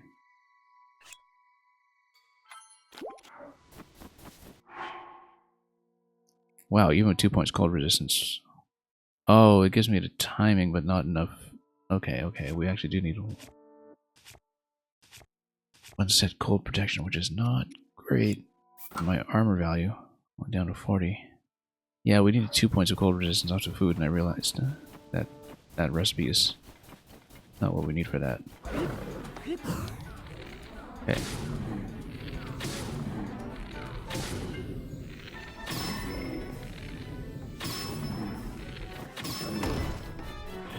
Okay. Flux pounder, let's go for it. Also, are we seriously fighting in the middle of the Blood Moon? Yes, we are.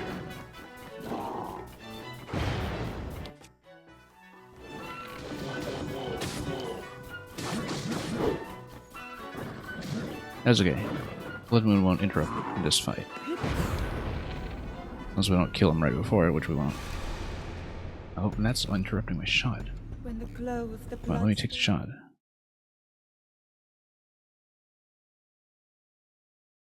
Totally interrupting my shot.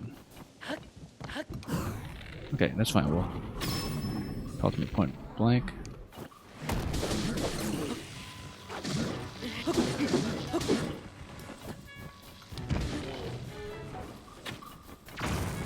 Oh.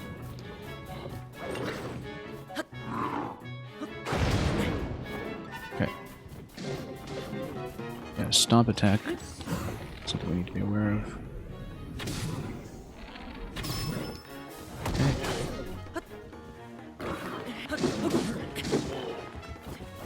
Halfway down already.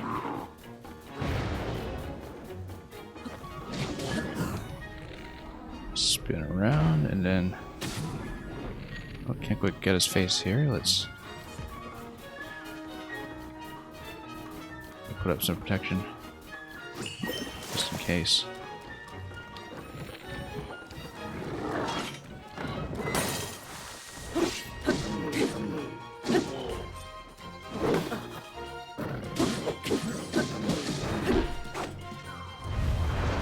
Okay, let's get out.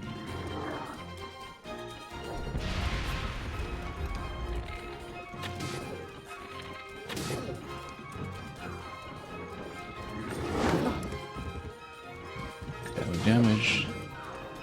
Expected. Oh, trying to flurry rush out of that. That didn't work out. Let's switch to something else. This double zonite shield. Oops. Oh, finally got chipped down a little bit.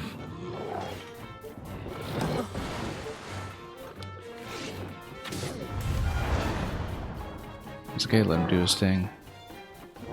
Get up on this ledge so we can get a jump shot. Come on.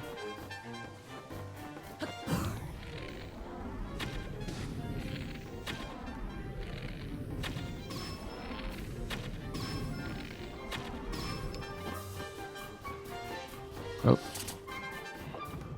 Whoa. Nope, trying to jump out of that didn't work.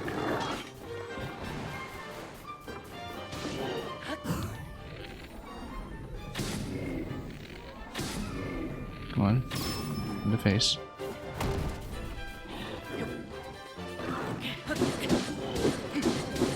I'm feeling pretty confident about this fight at this stage. But I have to go really quite wrong at this stage for me to have problems.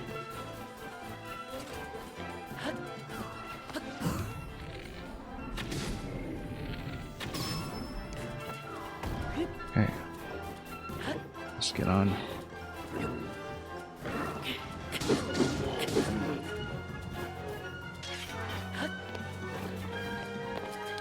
Oh. Wrong location here.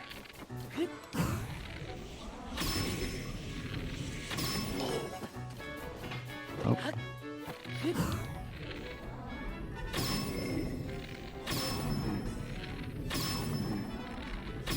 Pretty solid bow I've got going here.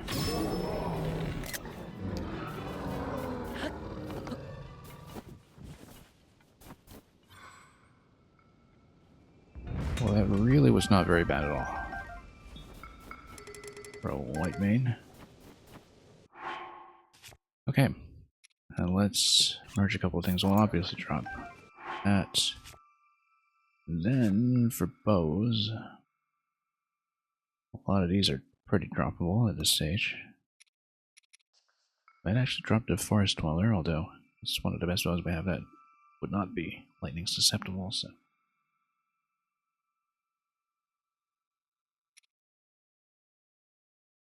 Yeah, but I think Savage Lionel is probably going to be a strict upgrade on that, so. It's still a pretty good bow, though. We shouldn't just drop it. Maybe drop the Zonite one or the Zora one. Just really good durability. We've also been using the 47 Royal enough at this point that maybe we should just trade it out because it's not going to be long for this world after that fight, so.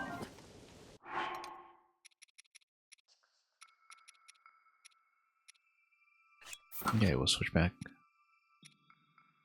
And yeah, we're just absolutely loaded with bows at this stage, so. After having had a bit of a crisis during my time in the depths where we were just down to 2 bows for the longest time. Very few arrows at that. Okay. Let's continue. Statue of the 8th Heroine. We'll get all the way over there. Time is 3:20 AM yet, so if we have daybreak, then we can start using mirrors to focus sunlight. I've got my own mirrors I can use for that, so we'll be able to do that just fine. Let's take the snowfield over. Also, do we have anything we want to use in conjunction with a boulder? Maybe just this. You never know.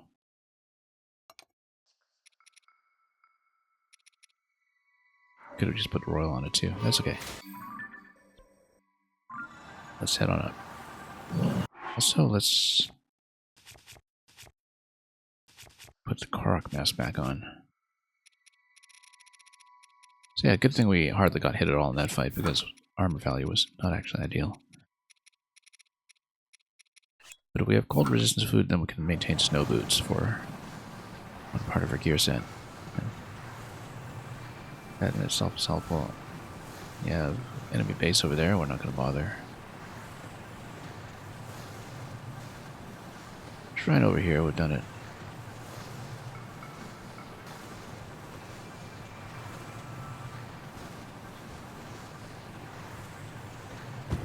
Oops.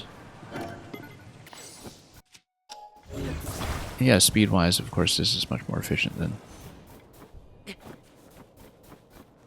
just building our aircraft. We've got parts that are salvageable from it as well, which is nice. Because if we want to scrap it and build our aircraft afterwards, it's going to save zonite in both directions. So why did I put a star here? Is it because the star was meant to mark the cave and the statue of the 8th heroine? I think that actually was the case. So here's the statue. Keep the sled somewhere around here. We kind of need daybreak, don't we, in order to do anything. Well, daybreak is coming. It's 5:10 a.m. Let's stay up here until we get some sunlight. If we can get some sunlight. I just don't know if we will.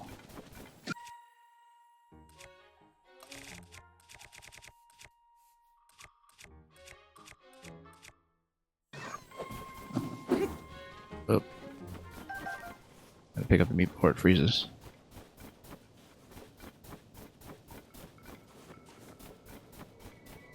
So you have snow all over here. Then, is there somewhere where we can get a reflection? We might need to set up a fire first and determine that. Oops.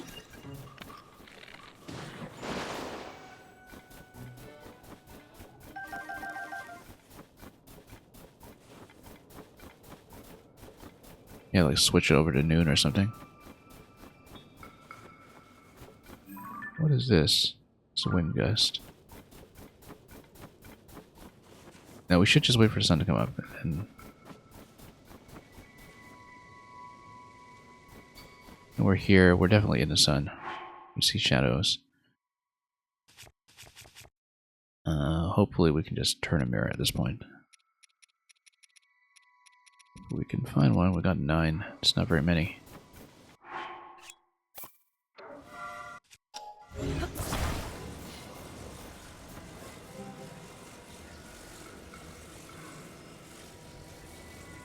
Whoa.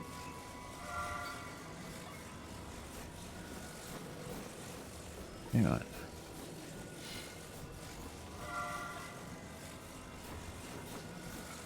And of course the shadow's creeping over. Why is the shadow creeping over? Is that just particular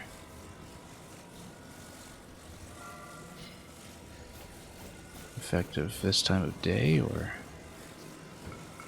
Okay, that's too bad. It's like 6 a.m. is one valid time here. Unless it's just cloud cover? No, it's actually shadow for real. Alright, get out of here. Where are you? Get out.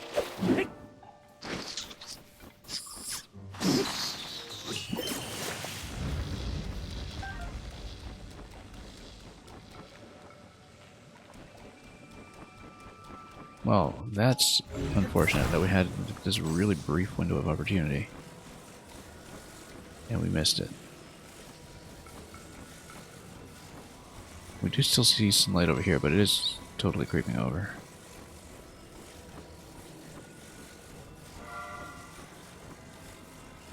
If we have 2 mirrors, maybe. No, this is still moving.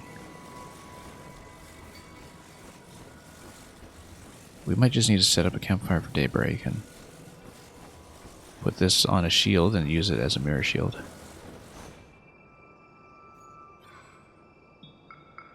Or just wait for sunlight to come back. Yeah, we'll wait for sunlight to come back. It's creeping over. Yeah, it's just the sun is blocked specifically by this right now. But if we wait a little bit longer, be able to get it. Then we just reflect it down there once we find a position to do so. Sunlight, please.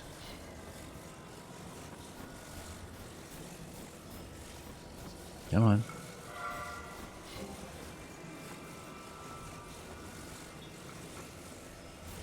I see where I'm pointing this. There we go.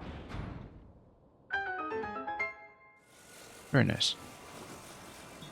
Now, let's preserve the mirror with a shield.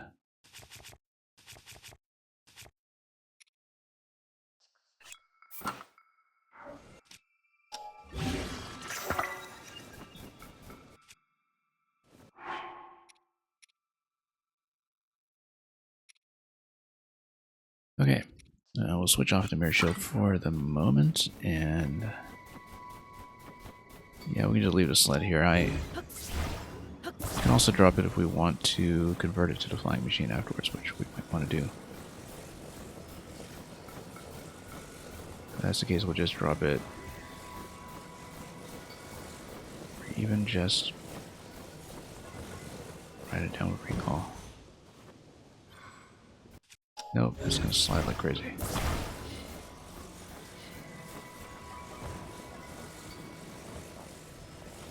Can't see where I'm going.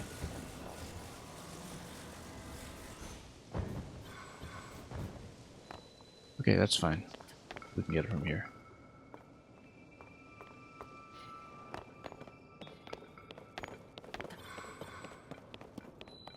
And we'll probably lose it anyway once we get into the cave.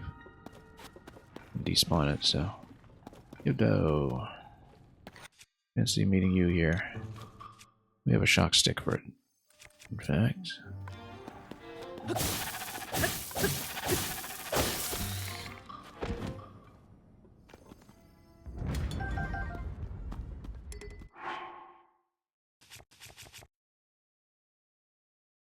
We'll keep it. And we'll also just keep going.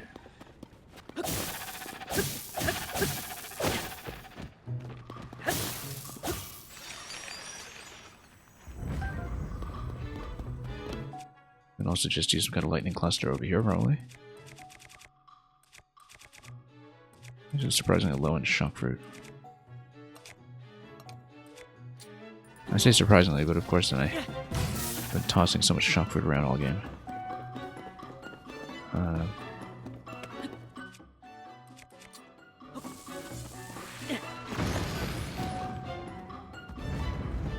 Okay.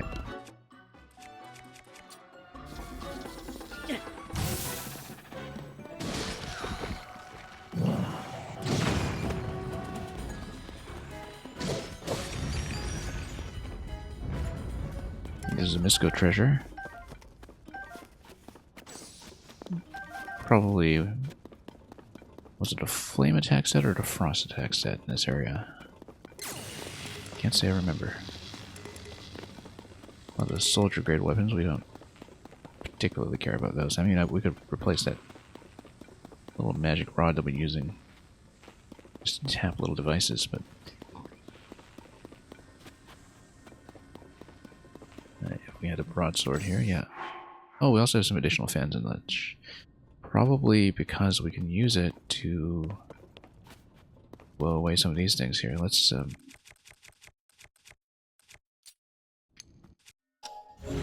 fish this out. That'll blow away some piles.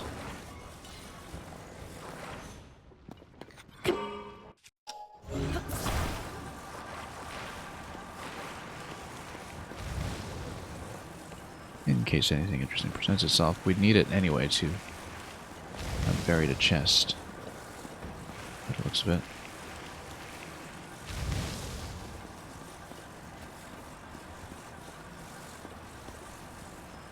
And we can probably use it to uncover the bubble frog location as well.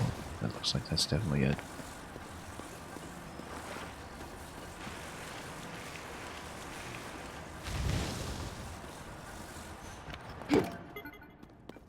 Okay. Oh, more wings too for upgrades, which is great, because we're longing for some of those for the skydive set.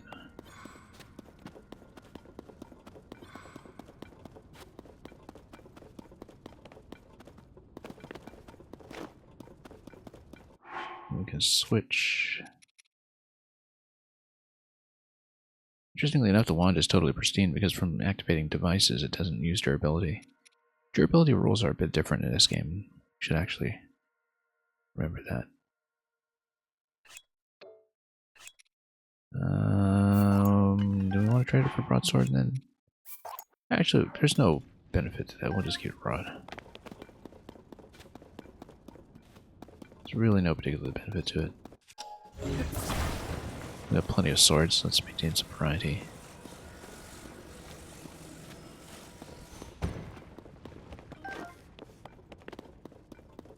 More bones, and then this has got to be the bubble frogs all. See how that goes.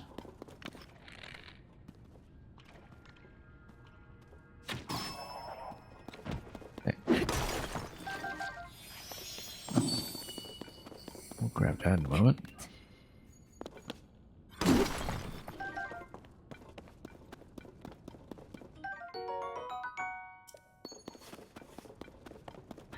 Yeah, I'm sure I've just despawned the sled at this point, but we'll at least salvage one propeller and use that to create our next machine. So, which piece is this? Tingle's hood, very nice. I think we got in one other piece in Tingle's set as well, in a totally different part of the map.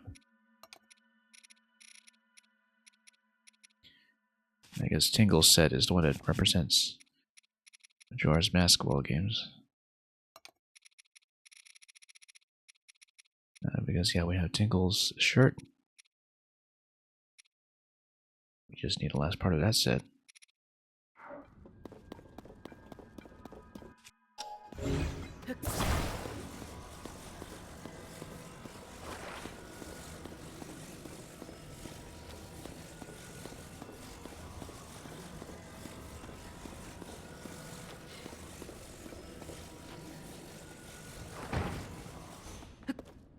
That brief period when Tingle was a serious regular. He hasn't been seen in quite some time, actually.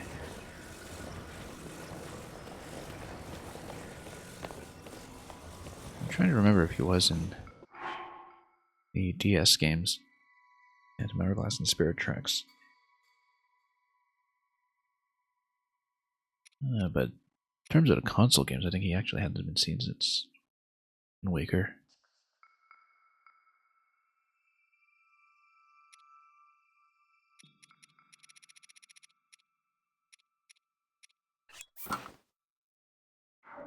Okay, so we still have the sled here.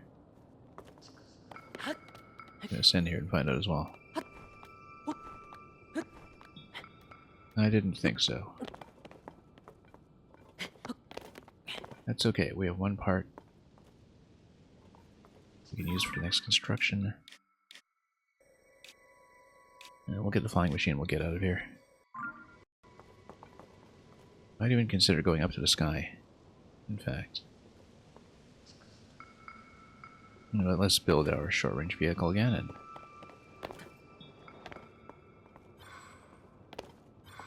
fly out of there accordingly.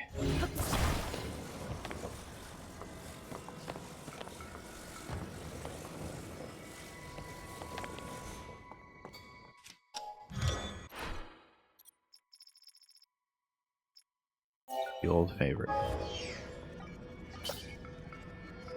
Oh, actually, I should have pulled out my own steering stick for this as well, I think. Because we've got so many that are cheap, and we should use them.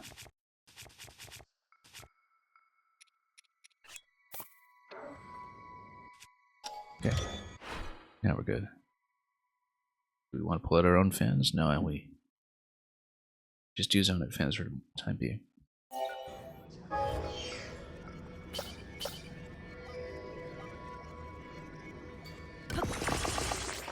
Okay, so let's gain some elevation so we can see where we're going. Oh, whoa, that was not what I expected. That was also not what I expected. Alright, fine. Just tripping over a rock like that. Okay. It's more ice-likes. We could do with more ice-like stones. I don't see a problem with taking these guys out.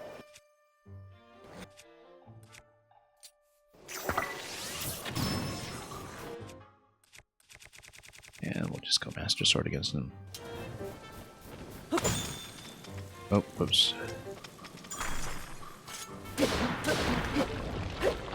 Alright, fine. Oh, I guess I got sprayed down by the other guy.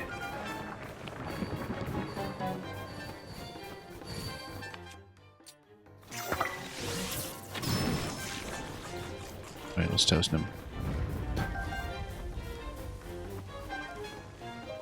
Yep.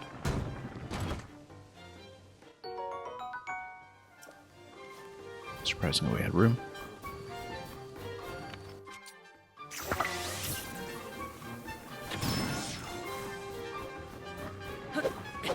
Oop.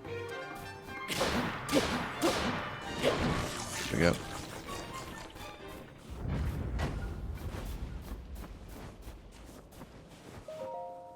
We might want to at least recall some of that.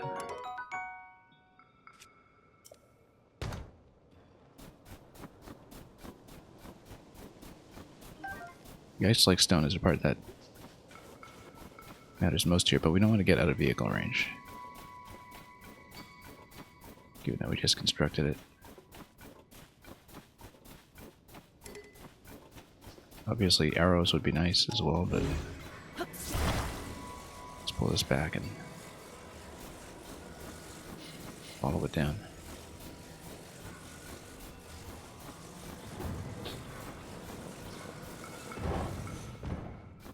Okay.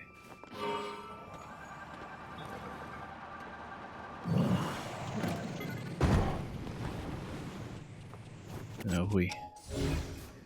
I just lost track of the rest of the loot. I think we have. But pick some plants, I suppose, and get some small consolation.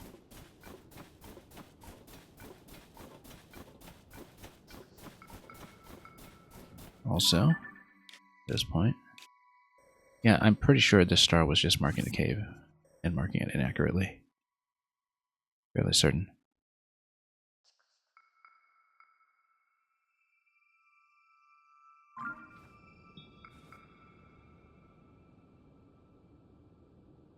Well, in that case, yeah, we know there's more exploration to be done over here. We know that we want to finish the froggy set.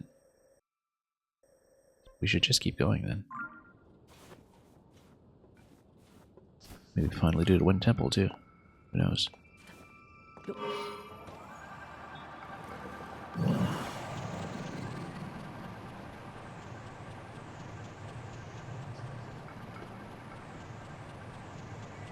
We'll just have a nice, gentle, powered descent.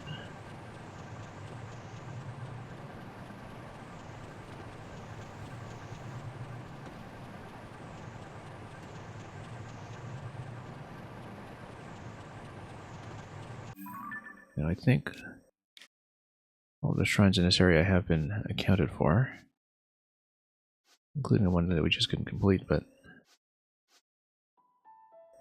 yeah, shrines are okay, then Lucky Clover Gazette should Your next major destination, although there might be a cave over here. Ah, no, this is the part with the ancient columns that I couldn't figure out how to get through. Maybe I was just supposed to lift that panel or something, I don't know. I honestly don't remember. But we missed something here. Right by where the flame gleok is. So, we'll continue. We'll see if we witness anything else.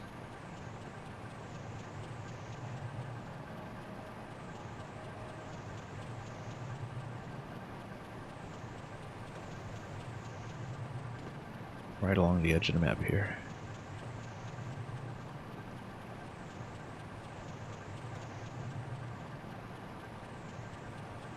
Yeah, I see the flame gleok in the distance.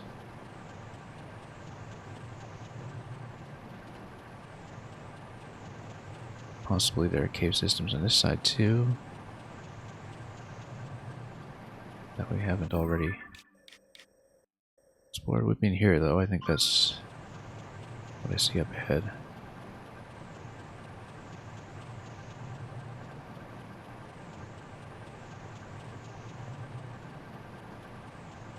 Well, that was a surprisingly efficient flight, just getting all the way across to this side of the map.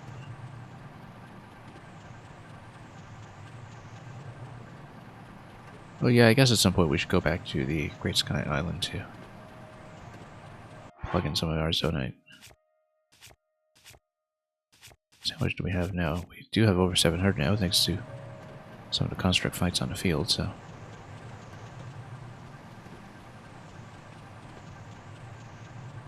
7 additional bars of battery could actually make a pretty big difference for certain flights in the long term.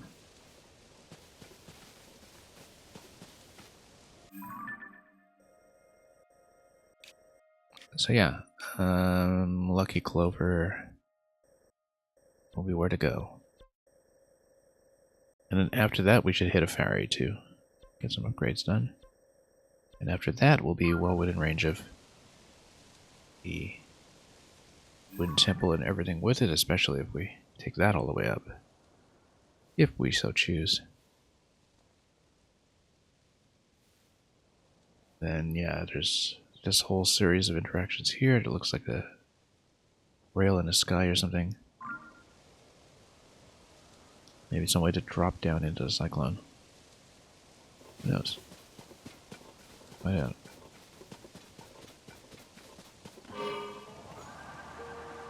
And maybe Tulin can stop bothering me every time I change zones.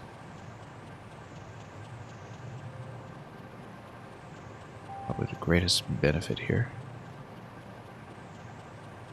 And we can see Rito Village. Ah, yes, we also want to check the Rito Village chasm for Master Koga.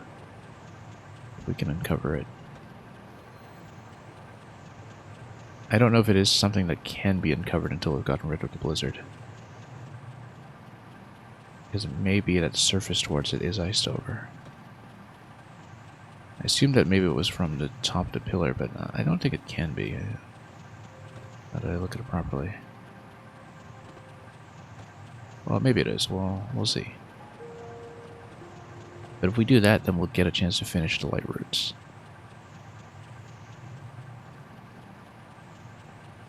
Yeah, look at this. If you fly high enough, you can definitely get up the waterfall. And then the trick is to get out of the waterfall, as we've discovered in the past, is kind of a non-trivial feat, even with all the correct tools in place.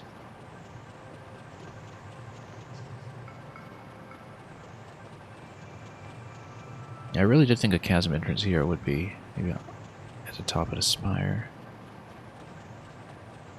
But it could always be wrong. It could have been something quite different.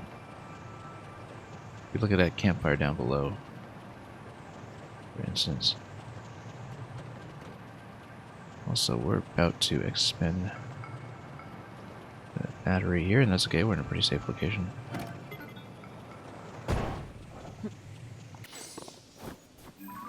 This location here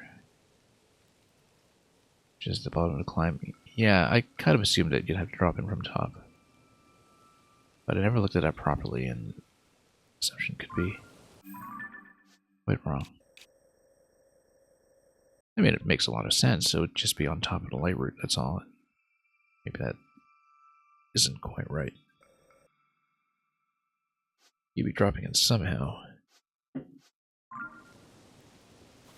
if it's still iced over, well, we'll see. It might be a cavern through the side or something. We'll just have to check. Anyway, let's go to the newspaper.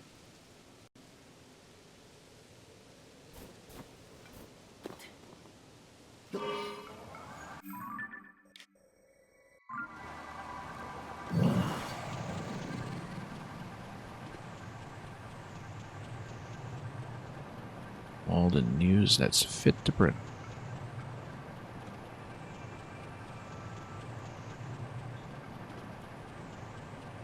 And at last, I'm sure we'll reveal our true identity to our colleague.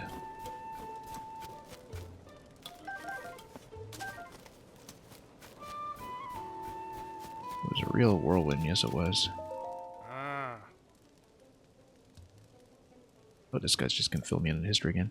I guess maybe if we've completed everything, we could even access the archives room here. Perhaps. We haven't been back here in the longest time.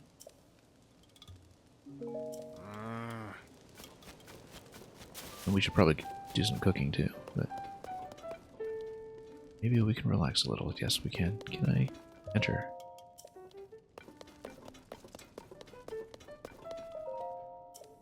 Well, we'll check back later. Is there a final step? I guess we'll see.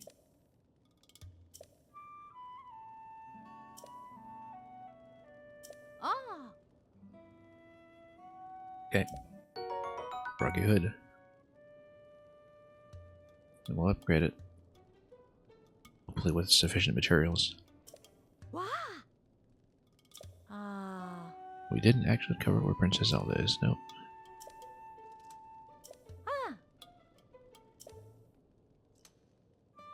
Say something nice to your partner after all this. Soar along. Maybe we'll see him again soon enough. Let's watch we're here.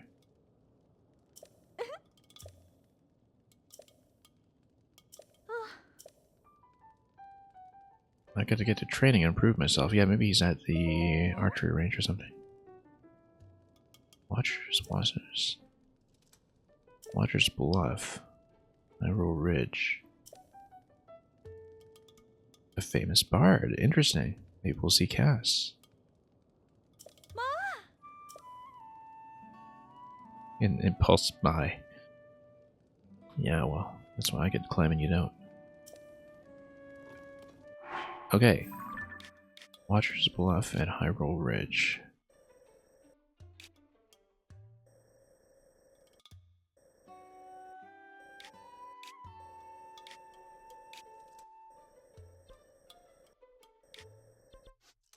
Well, Hyrule Ridge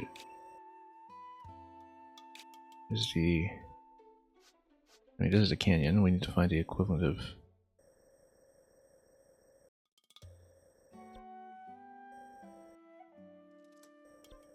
something that would have been the depression here, right? So...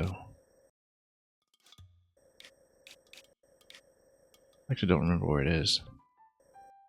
Watchers Bluff.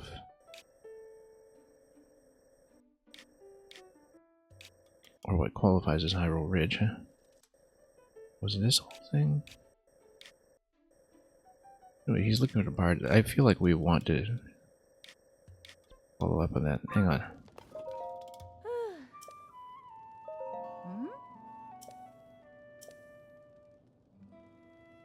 Edge of Hyrule's Ridge off to the south.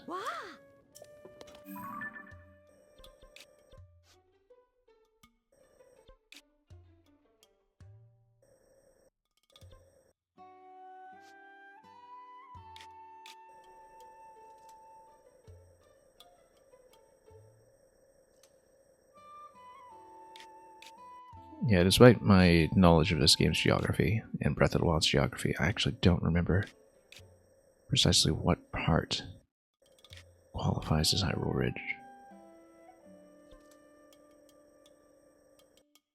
I'll have to look for it.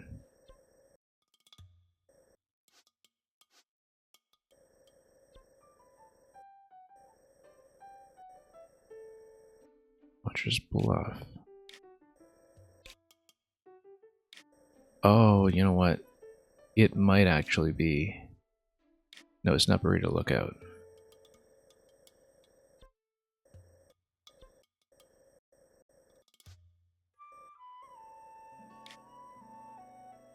I know I've been there. It's just... I can't remember. I mean, it might be the location that's overlooking Burrito Lookout. Maybe? Seriously don't recall.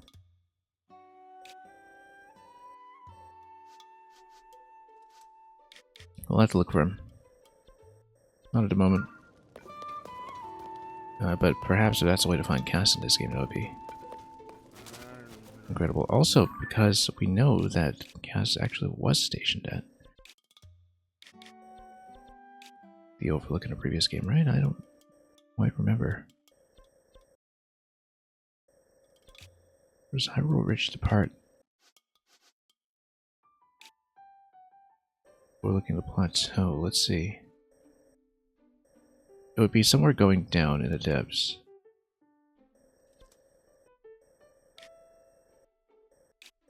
The south here. This would maybe be a ridge overlooking the plateau up to the ancient columns. We should check around. But let's get gear upgrades first.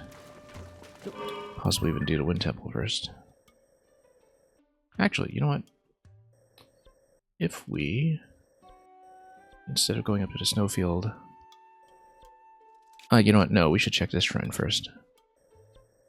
Before we do anything.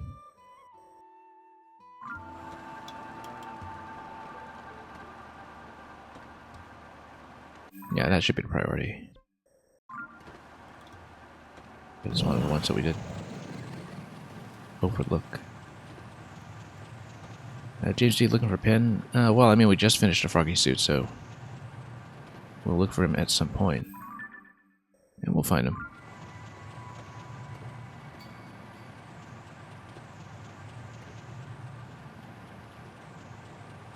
Because we just got the little bit of dialogue that told me that he'd flown off.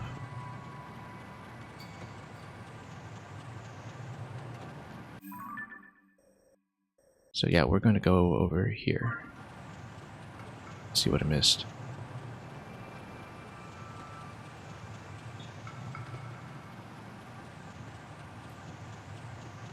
So yeah, we've had a productive couple of sessions. I should probably do the Wind Temple at some point.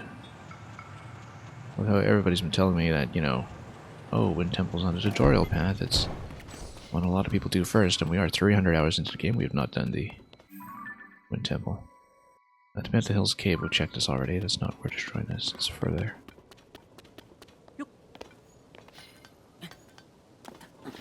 But then Tulin interrupting me every time I change zones here is getting a little bit old, so we should probably do it.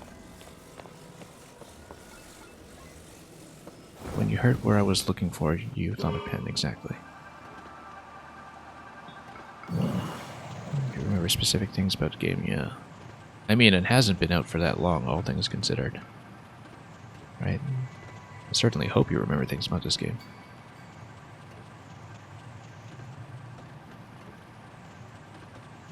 Although I find that my memory for games is not what it used to be. There are a lot of things that I play that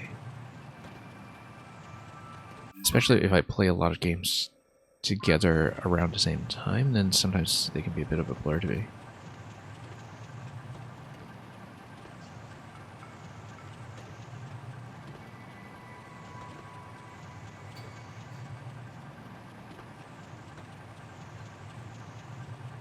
For instance, I actually don't remember a great deal about Age of Calamity, even though I played it a lot. when it came out. I actually don't recall many specifics.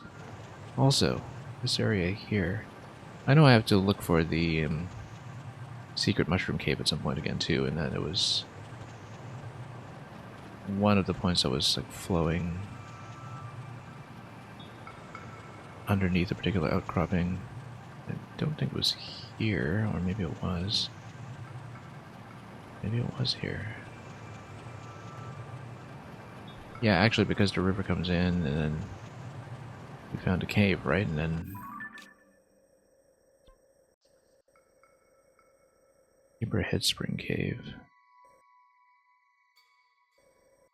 Maybe it was there. I remember it was at some point here. One of the cave systems that we found that and didn't know what to do with it.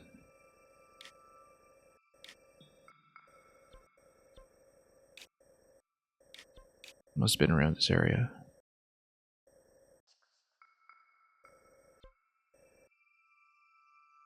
Because if we look at the adventure log,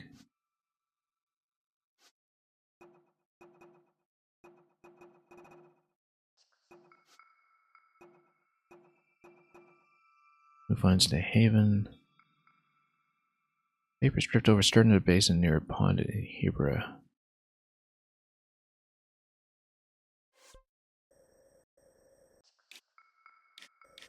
Well, if only we had more names on the map, right? No, this is stern of a basin. Yeah, okay, no, this is the cave. This is the cave. So, not this one. We've done this one already. Let's get over here and let's find a shrine. Or, better yet, what time is it? 3:25 a.m. I don't think we'll make it to the star fragment. But we can try. Oh, yes, is this little pit here? The big snow pit in the first game. I remember this. Anyway, let's take a fall.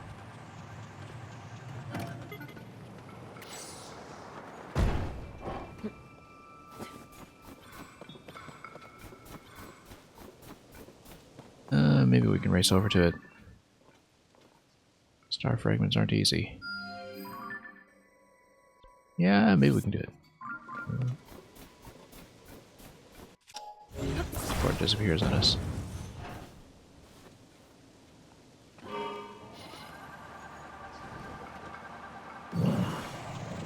We'll just double back for a shrine afterwards.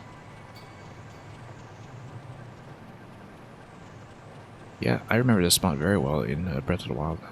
As you can see, I think there's a bunny there, marking a cave. We'll come back for that after we try to get the star fragment. Yeah, we'll be close. It's 4:35 at this point. Ugh. I have my doubts.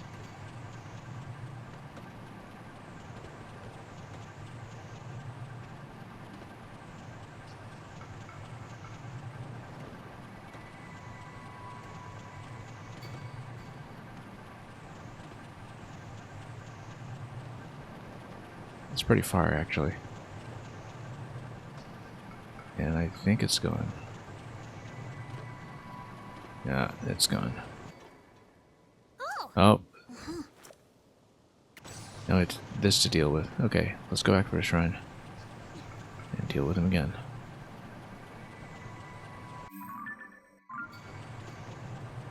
So yeah, it should be a cave down there.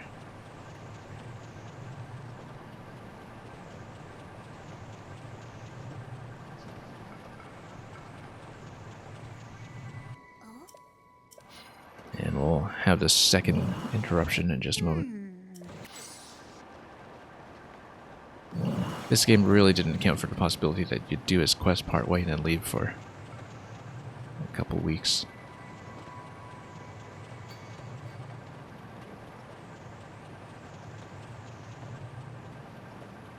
Which is why, yeah, in the previous stream, Tulin actually followed me all the way to the top of the labyrinth or something. Like just appear at the top of the labyrinth in the sky zone, and Tulin would be like, "I'm glad you showed up to investigate." And I'm not sure the feeling was mutual. Anyway, we're losing the vehicle anyway when we do the shrine, so let's just get in there. I don't have my snow boots on because I'm using one slot for the Korok mask. And no, we can do 1 point of cold resistance. That's fine. Let's go snow boots. Even though we're almost out of the snow.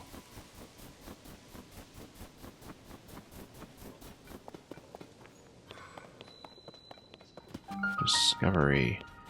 Oh, we totally should have taken the vehicle. So we don't have to...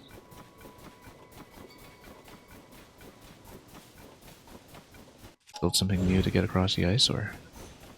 I mean, I guess we could also just ice more platforms and shuttle ourselves across, but... I think I probably despawned it at this point.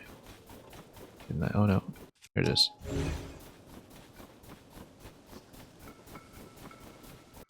Let's just take it in. It'll make things easier.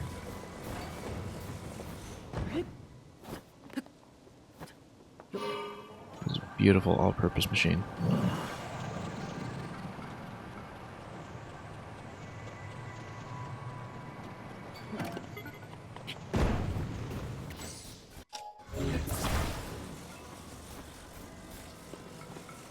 It's actually ridiculous how good this is.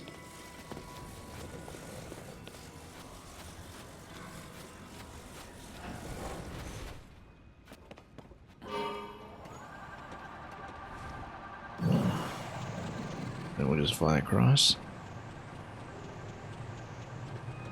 Specifically reminds me of the sea moth in Subnautica. Becky Dress Cave. Yeah. We are missing a bubble frog here, though.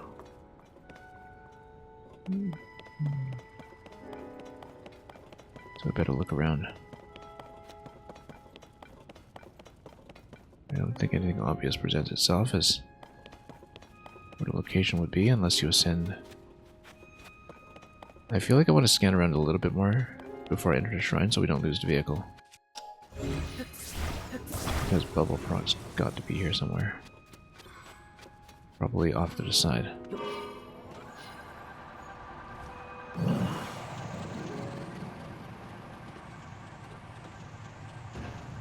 Or not.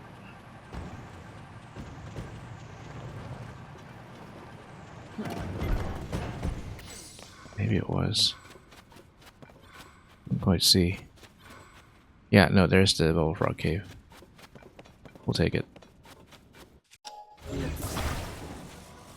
We haven't upgraded the froggy piece yet, so I don't think we can get like a full stick immunity, but...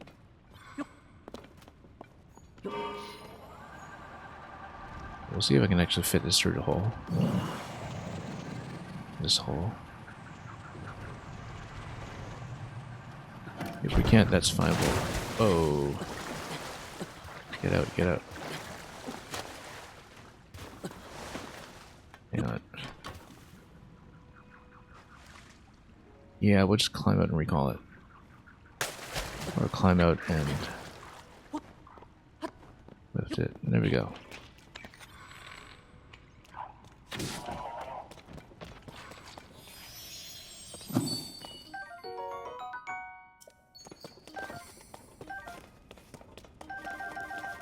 That's okay, the shrine will heal.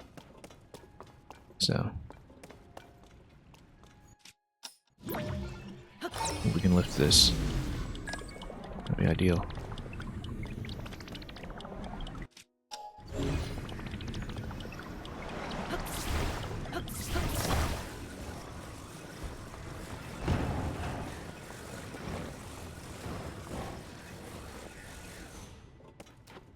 Might be a bit stuck here if we piloted like this, but...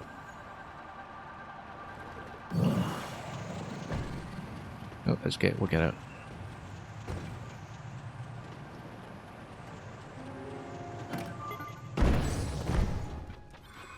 And we'll heal at the shrine. And then we'll have to get back up, then ascend. You can fix that for us.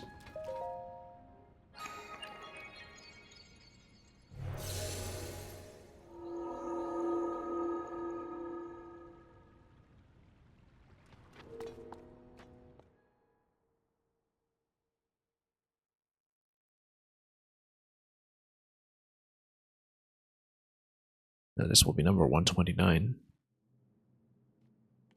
And hey, combat shrine. Excellent. Yeah. Intermediate. Let's actually grab some weapons. That might be important here. We got 10 arrows. And yeah, we'll need to fuse this with something at some point. Let's jump out of this and snipe the first guy.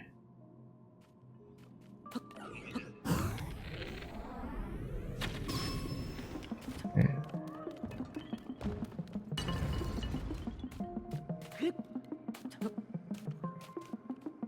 Okay.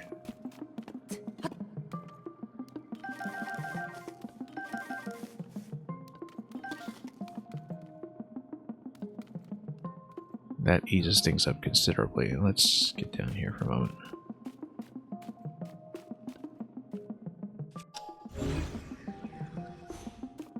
Those are attachments with potential. Let's get over here. Is that just... Oh, it's a fan, and then a couple of electrics with that. And it was fusible, just that. I don't know that that will be very useful. That was just electrical currents. And would just power the fan and send you up, which we don't actually need. For obvious reasons.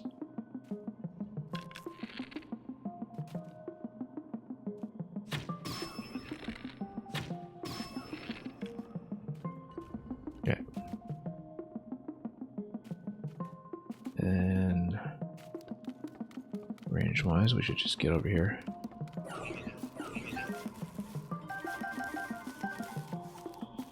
Construct horn.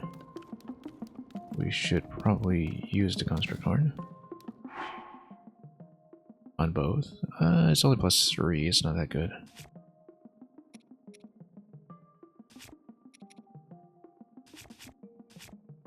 Might still make a difference.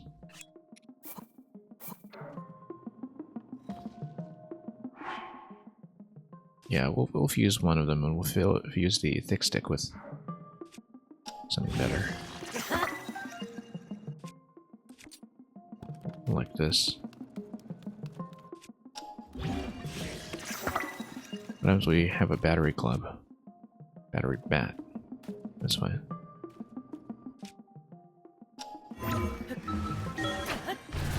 We'll send and we'll jump out of this for a couple shots.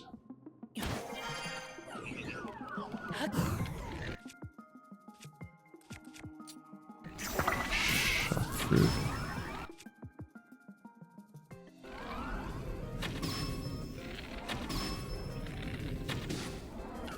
Yeah, we don't have that much ammo.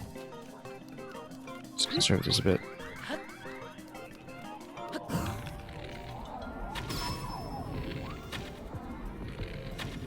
Oh, come on. Let's miss everything.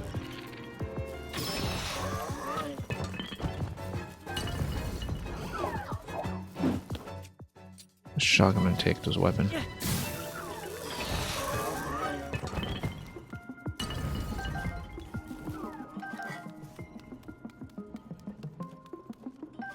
Yeah, at this point we're pretty comfortable with this game. It's still nice to do one of these cleanly though.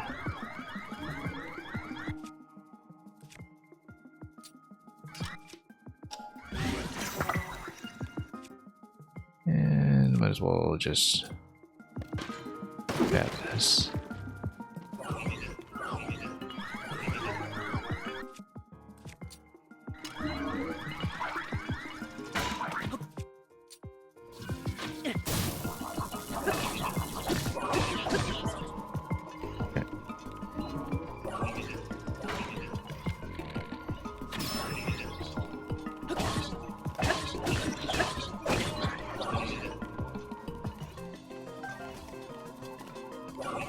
And there's someone up above. Yeah, we'll take you too.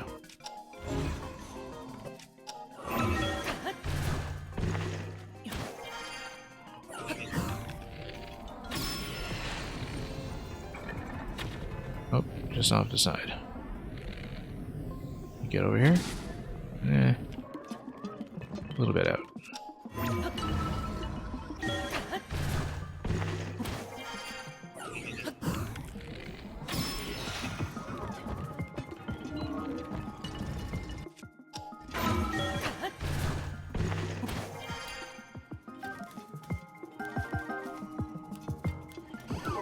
Actually, we should have just left the loot so we could loot it at the end of the fight.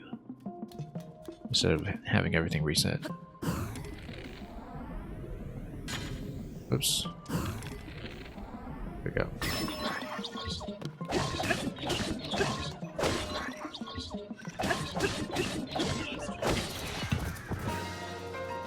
Okay, pretty easy.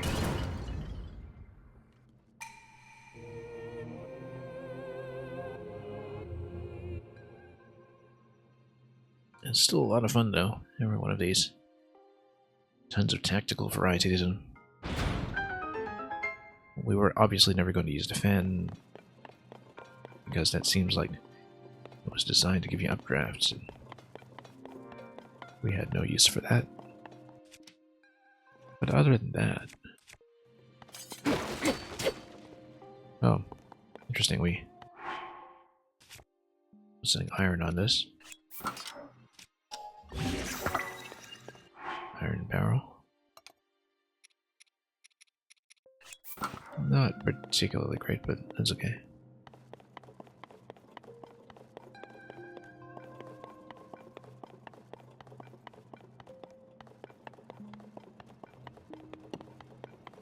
Alright, not much else to pick up here, let's go.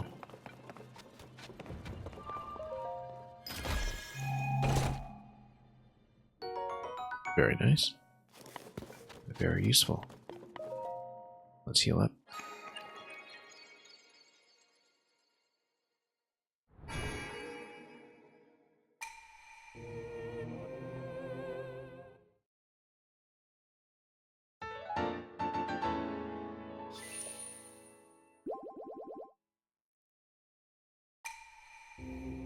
Okay, next thing will be a ferry.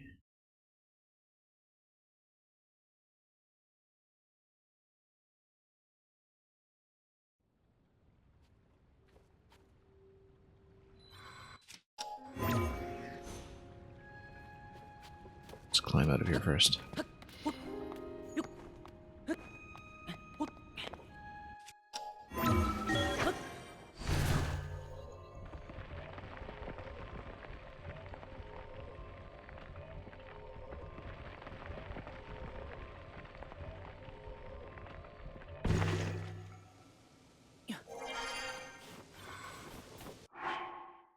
Okay, so we're here.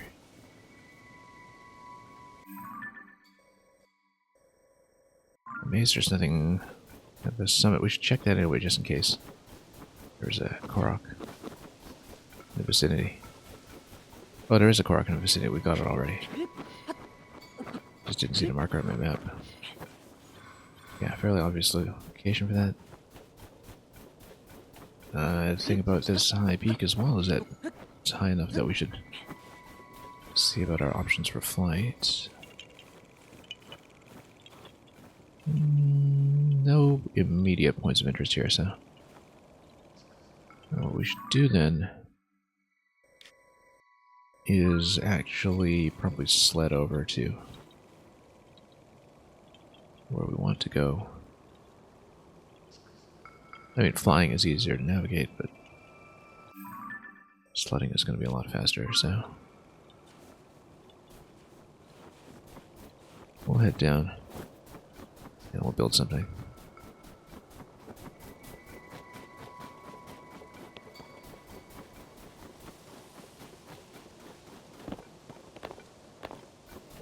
In fact, this location here, like Bokoblin with ice.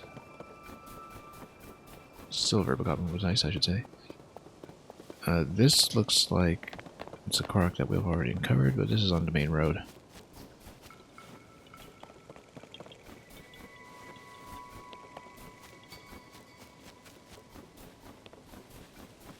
And yeah, that's okay. We'll...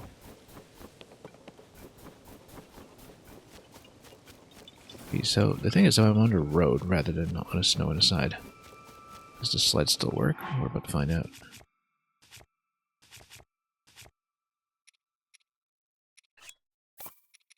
One of these, one of these.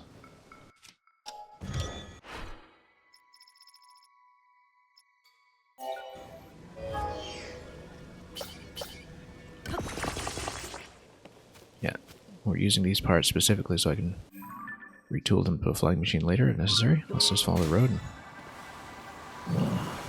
see how we do. It's pretty quick, actually.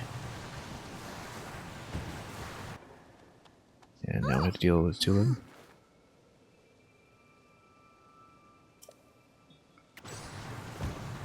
It's been waiting on the investigation for ages now.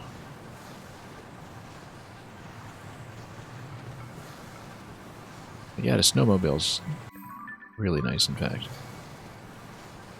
As a solution for this whole zone.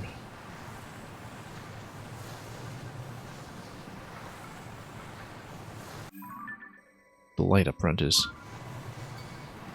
totally gratuitous in its own way, but it works out pretty nicely.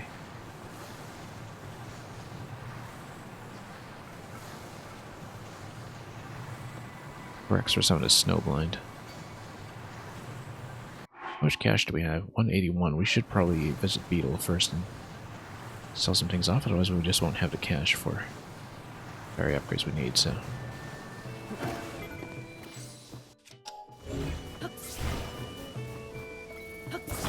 But look at how quickly we got here. We really should be using this craft more often.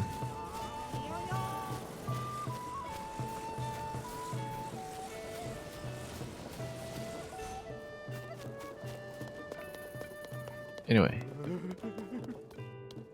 Also, we should put this recipe in just in case we need it. We need more milk for this, though. We consistently run out of milk.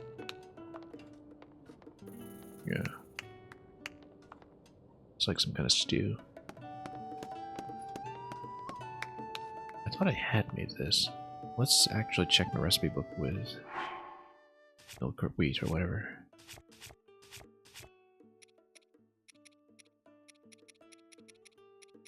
I think we may in fact be out of milk anyway, so... Because I sort of remember using my last one.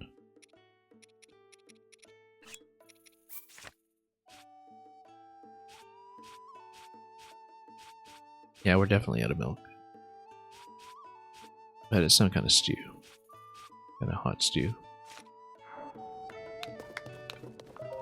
Anyway, we can get winter wing butterflies or something. We need those as well, so... Let's sell off a bunch of stuff. And I could probably sell off a lot of things like the goblin guts at this point, since we have accounted for them already when it comes to upgrades. Muddle buds actually sell for quite well. In fact, as much as we have been using them.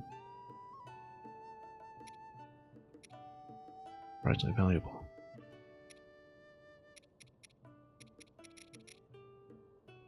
Anyway. It's used. Yeah, I really wish there were a sell value sort option or something similar. Okay, let's take a look. Yeah, gems we want to hold on to. Book of Guts, so we can get rid of some of them.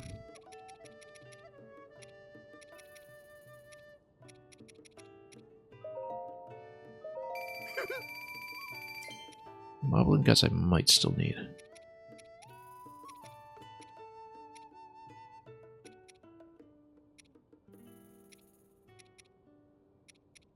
But some other enemy parts I think are pretty disposable at this point. Just gonna look at anything that's especially plentiful. I actually don't know how many toenails we'll need for crafting, so might want to hang on to some of those. Yeah, we can sell a few. Those guys are easy to farm, so not too worried.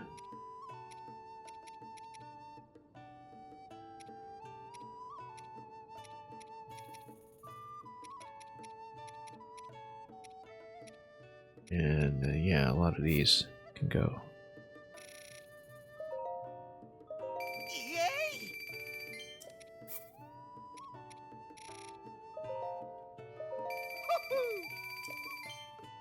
Boko parts. I don't know how many we'll need, but we'll settle cautiously. And yeah, these sell really well. We should hold on to them now. At least a little bit.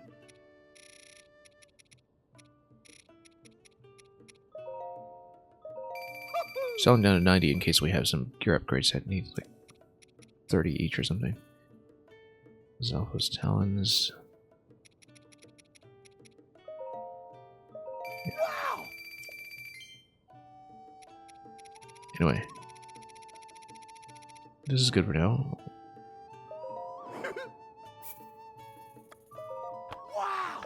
Oh, he's got all the summer butterflies and such. We'll see what we need. I probably do need tireless frogs for things like the climbing set, but I don't know how many. No. We can always come back for it. I feel like we definitely want one of these little ones now, just have a bit of a safety buffer. Yeah, if we want to come back for a tireless frog, we will.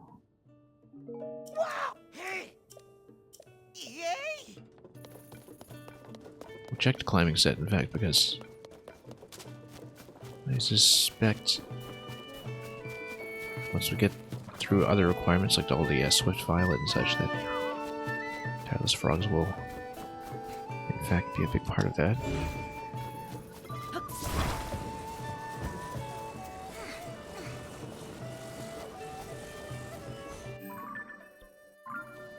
Okay, very. Mostly though, I want to make sure I have the parts to get the froggy set completely finished. That'll be the top priority.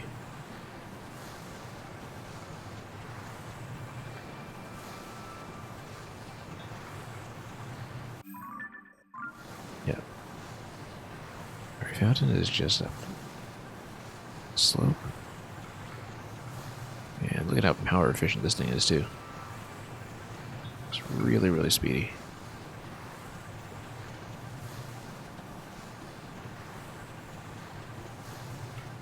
Terrible at uphill though.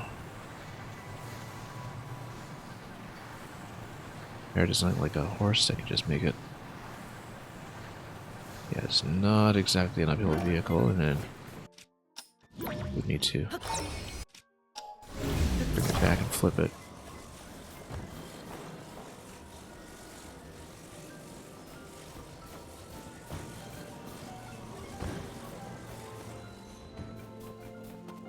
Okay.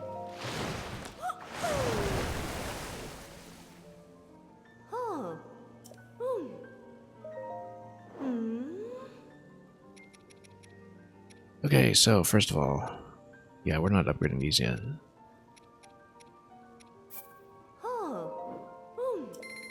I think we'll need a lot more Gibdo wings for those parts as well with a skydive suit, but we'll do what we can.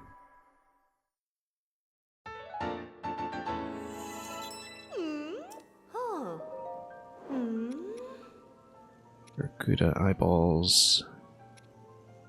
These wings, yeah, we'll need a lot more Gibdo wings.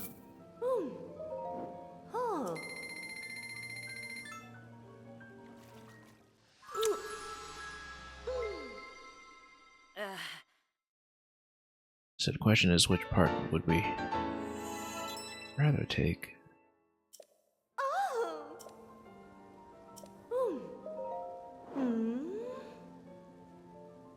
More eyeballs, yeah, that's fine.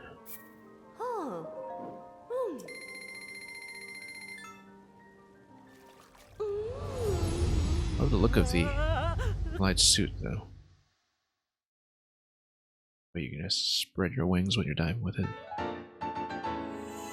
Glide shirt, rather. So, given a choice between them when it comes to which one to upgrade first, I think we're definitely going with shirt.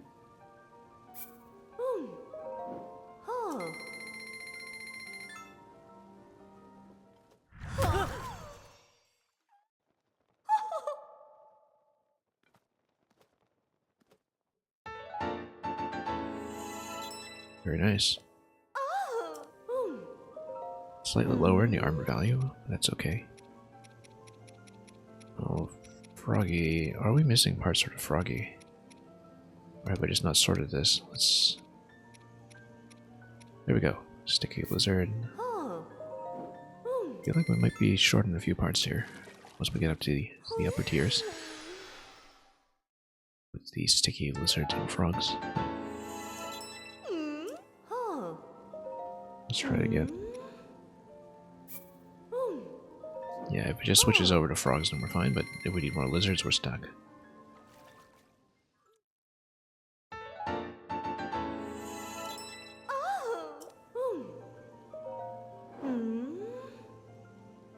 Okay, blue horrible and horns. Good thing we haven't sold those off. We'll see if we get the highest tier.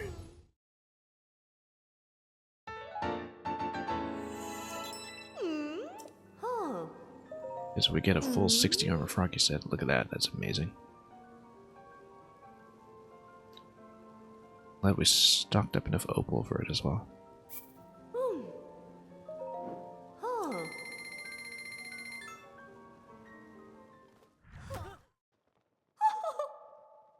Okay, that's a complete froggy set.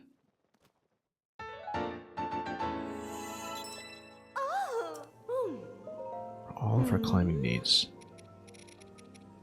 We still need to remember to get fireflies. Also with these, yeah, we can upgrade them. The attack power, that's a lot of charges that it uses though. That's the reason I haven't done it yet. And as far as the star fragments go, we'll hold off. Sort of want to see what the... Oh yeah, now we don't have enough opal for the wind set, do we? So we just need to not sell off opal at this point because we'll want to get a Wind Waker set eventually. Once we complete it.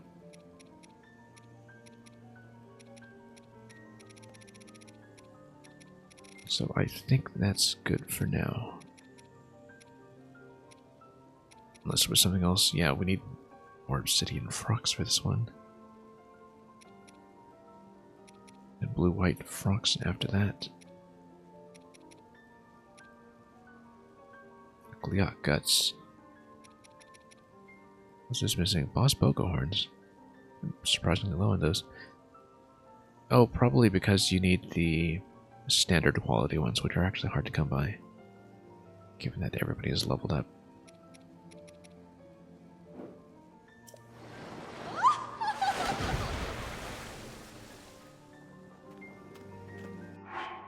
So I want to check out the Froggy set first. We'll switch back to what we have right now with Snowquill in a moment, but I can just check this. Slip proof. Wonderful. A little too cold for this weather, but it'll be something to keep in mind much later.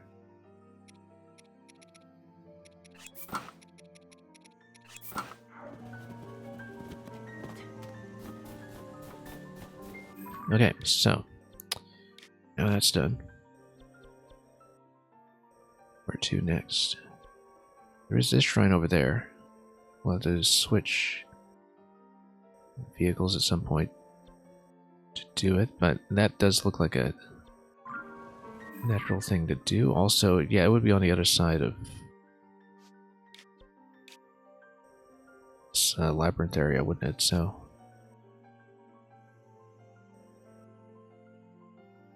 yeah, we'll just follow this out. Probably switch vehicles after.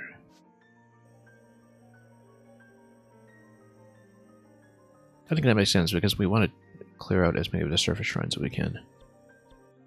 While we know we can. Of course, once you cross the boundary, then you have to deal with the whole Wind Temple annoyance, but maybe that's even a reason to do Wind Temple first. That's okay, we'll figure it out.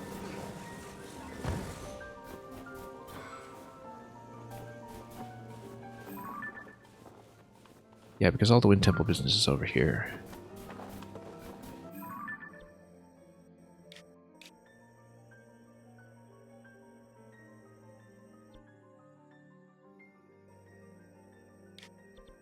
I mean, it's right here. We should just take it. Although, once we clear the Wind Temple, we'll have a good reason to go back to Thiflo Ruins in order to clear all of the other hero-dependent activities here. So, maybe we can save this for the time being. And go back to Rito Village first to, first of all, check out what's going on with Master Koga and how to descend there. And secondly, to power up at the Goddess Statue. Thirdly, to get ready for the Wind Temple quest. So let's go back that way. Yeah, we're going to have a reason to come back here later anyway for the Thiflo Ruins, so we can hold off on that. Yeah, Frostgleok is there flying about. We should have considered farming him for some guts, but also let's check this here. Why is there a campfire? Because you are busy.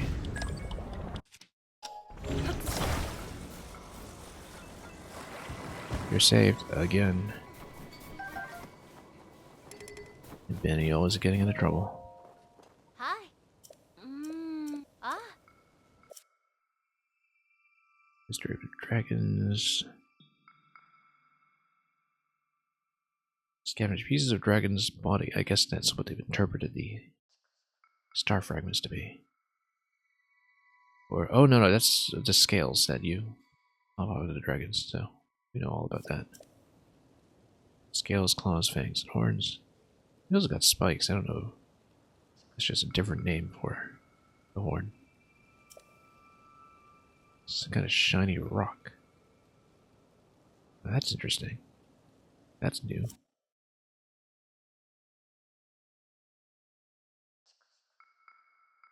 Might be the eye or something.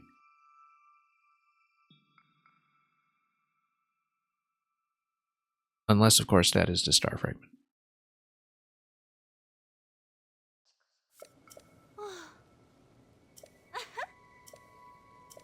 Okay, well that's a neat little tip.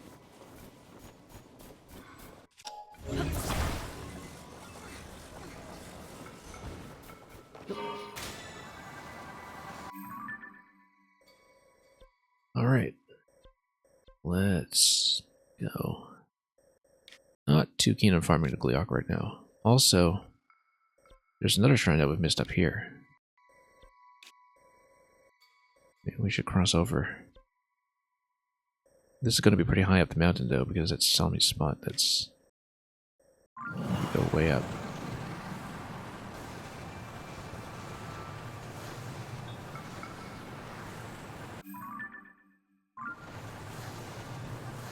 So yeah, it's going to be way up there. In fact, we can see where the tower is located.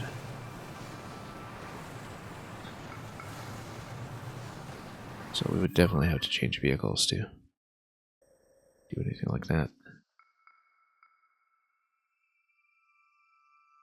Given that, I'm thinking Rito Village first. Like I said, we'll have plenty of reasons to come back.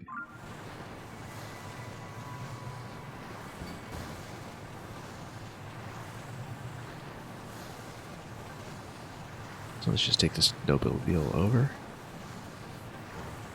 as far as we can go.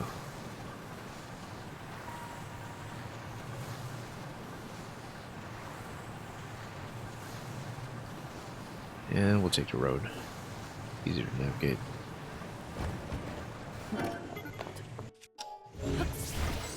Oops.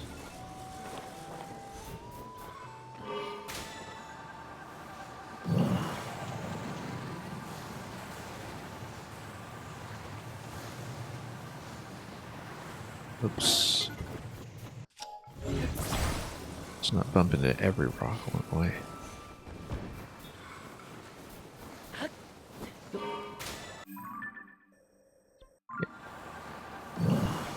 Back to the village we go, and then we'll convert this.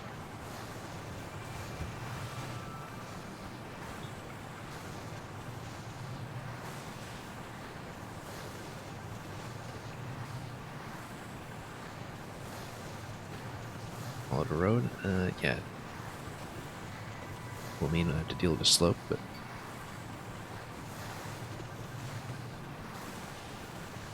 if that becomes a problem, we'll just push through it. It is a bit of a problem.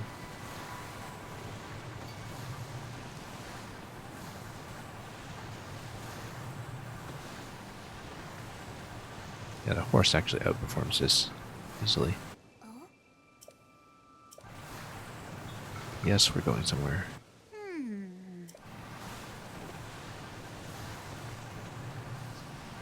You really didn't think I'd do that. Just get in and out of the zone and leave him.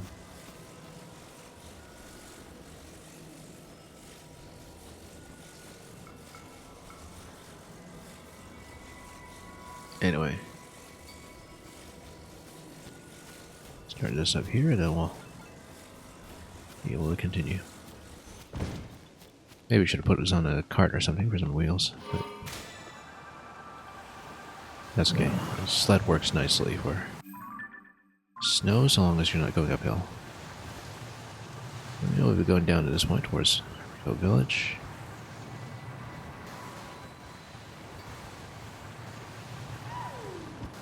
Oh, we got a Korok. Let's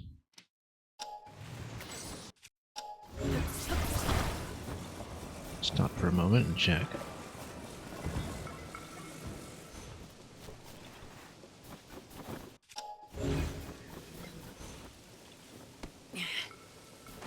We have a chest over here.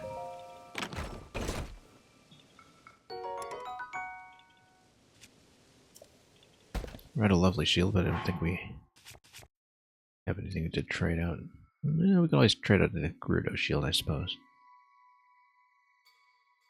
Or even affix one shield on another.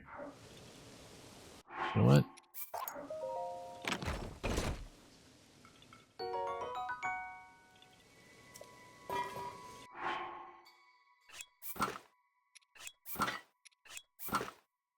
We can put one on top of the other for sure.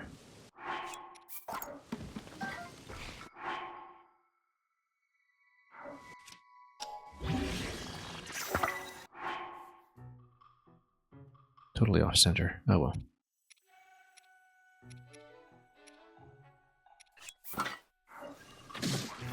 Anyway, do we really have to deal with you?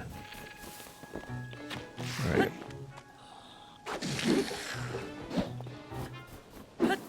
Don't really even care about durability at this point, we just want to get rid of him.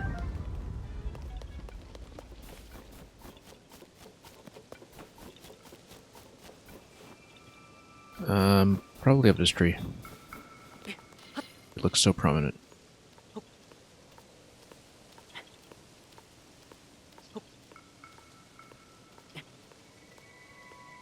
But also choppable. So it might be in a hut instead. We'll check. Okay, I guess not. Look around and see what else potentially comes to mind.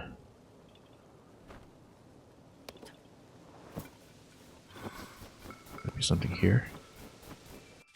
Once you move all the crates out. fact that all these crates are in the way does tell me that this is worth looking at.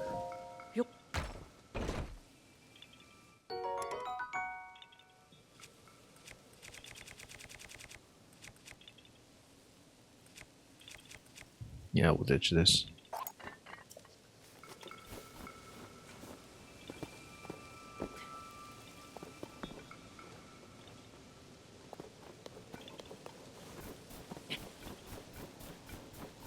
Well, we can triangulate the position. That would be great. Oh, whoops. We see you coming.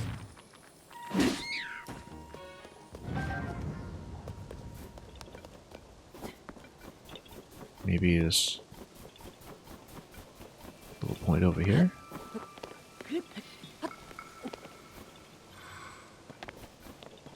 Hard to tell what the range on this is. Okay, this is too far.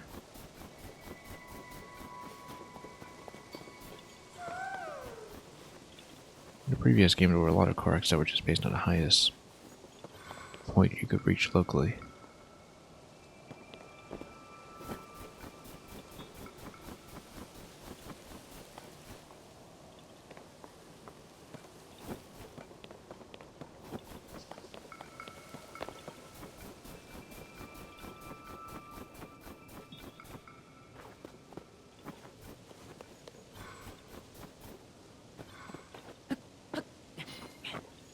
Well, we're still within range.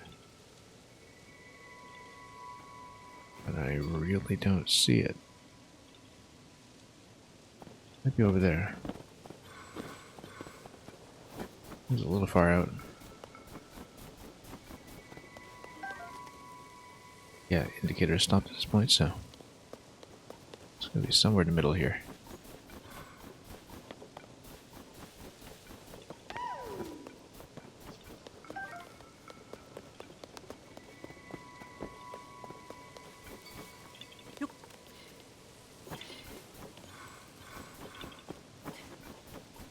Might have to mark this one for later. I don't know if I necessarily want to hunt for it right this moment.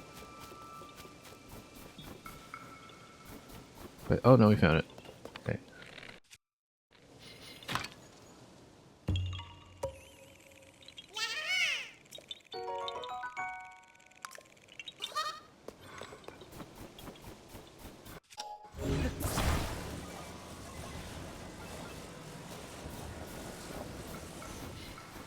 Okay, let's continue.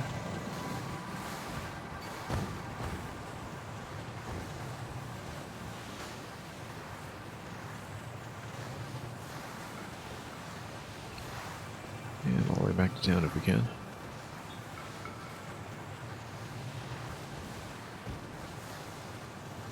Constructs are usually worth finding if we want to grab some charges on them, but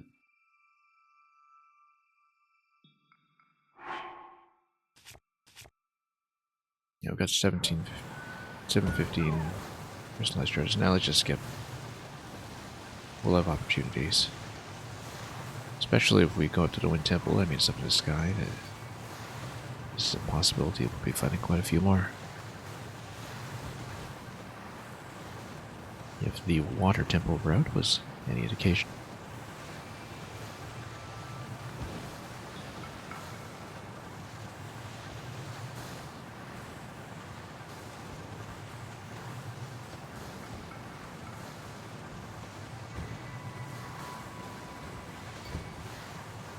Okay, get back here quickly.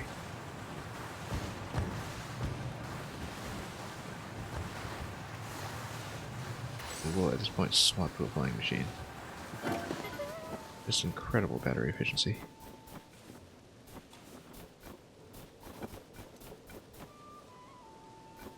You need to look for a chasm.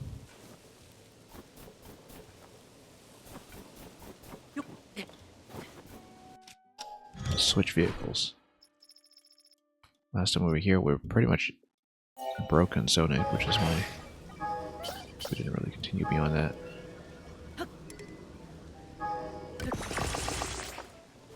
time, however.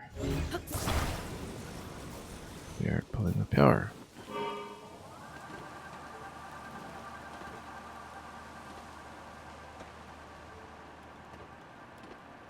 We should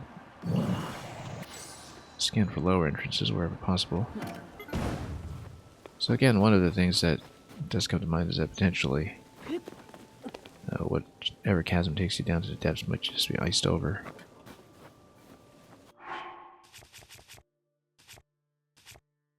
If we, for example, hold on to this.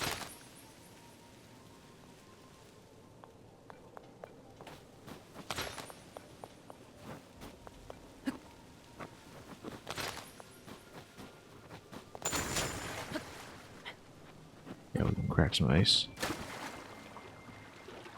I know it was one of these pools in the previous game that gave you tons of hearty salmon or something.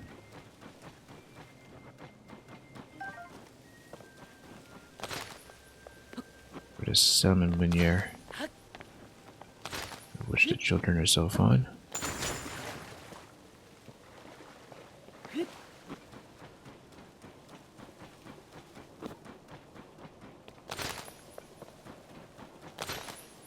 Oh yeah, go for a little bit of ice fishing for absolutely nothing. But you know, it's worth checking those things. We see gloom seeping somewhere. That means there's a depths entrance that could be related to that. I don't know if the depths would drop you directly on top of the other light route though, which is why maybe it isn't just from the central spire. We need to check a few locations a bit more carefully. It was very satisfying to take a vehicle in here since horses were so explicitly denied right at these front steps. In the Breath of the Wild for sure, and probably this game as well. Go away, but I came here to see you practice.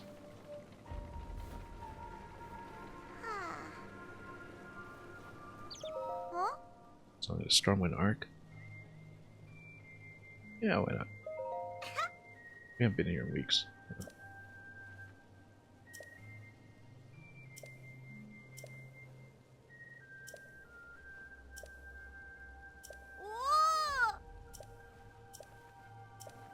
And we'll see how the Stormwind Arc will go. We do want the goddess statue though, and we'll finally plug in a Sage's Will for the first time.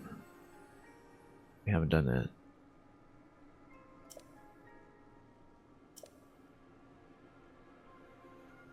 Oh, so you can choose a sage.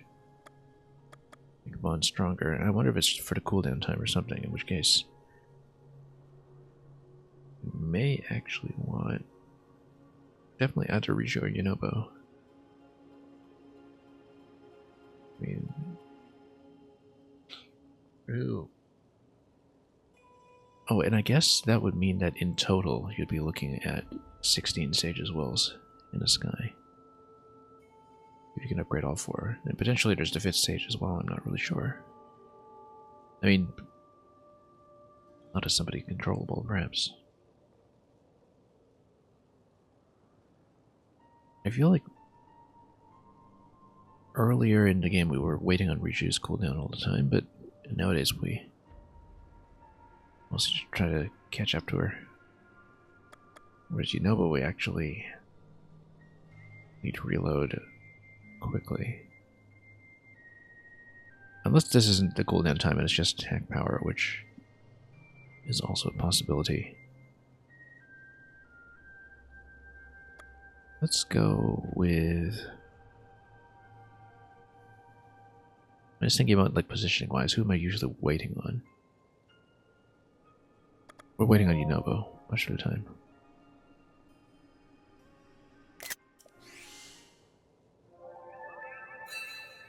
Let's upgrade. Okay, it's just attack power. Okay, that's actually kind of... we've been using them a lot of vehicles, so I think that's fine.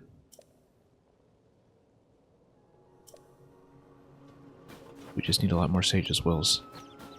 beyond that. But anyway, let's get some hearts as well, since we're here.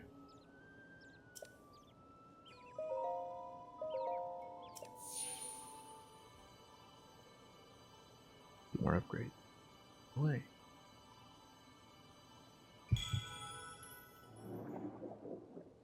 So yeah, if we can eventually sweep the skies for all 16 stages, well, that'd be fantastic. It's amazing how many collectibles there are in this game.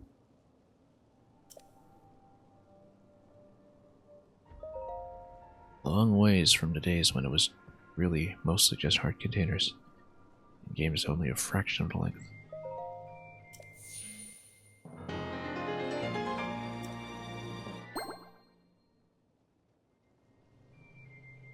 What does that take me up to? 29 hearts. It's hard, pretty close to what the cap was in the last game, even after DLC. No. Absolutely massive health pool. Kind of makes sense that armor upgrades are so expensive, just given that health pool comes so easily. Anyway, let's take this out. See if we can maybe get on top of the spire and at that point determine where the potential depths entrance is going to be.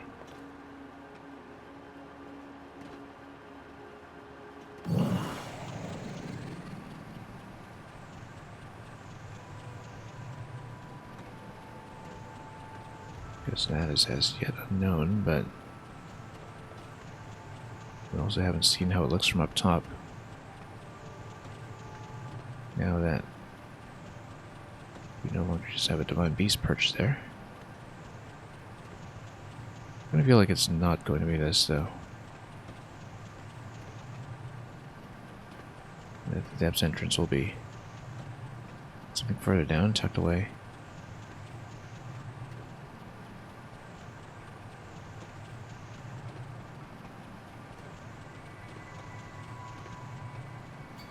Yeah, that's not it.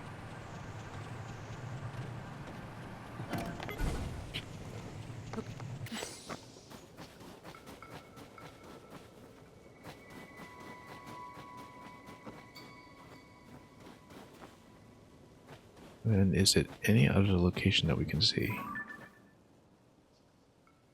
That looks like something, like maybe a Korok point in that rock.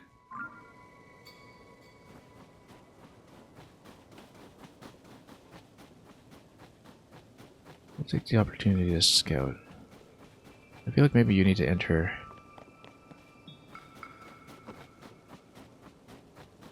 below or something like this. May have potential if that's gloom.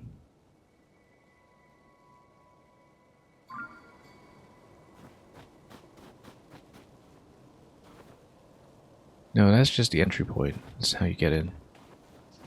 That's not it. What it may do is put the balloon on the craft so we can do a gentle descent somewhere. Yeah, because it really looks like one of the other islands would be a natural place to check, although, of course, this would not fall within the covered location, so it has to be somewhere in here, the island. Yeah,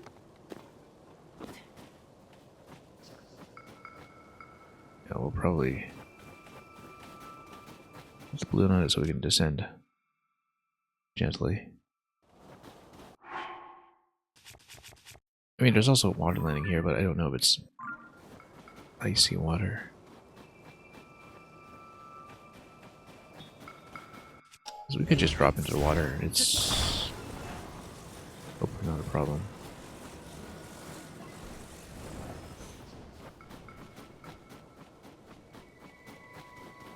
And just ascend back out of that so we can scan the pillar at a lower level. We have checked this. Oh, so we have been here, that's right. How did I even get here? Given all the ice. Must have been stamina food or something.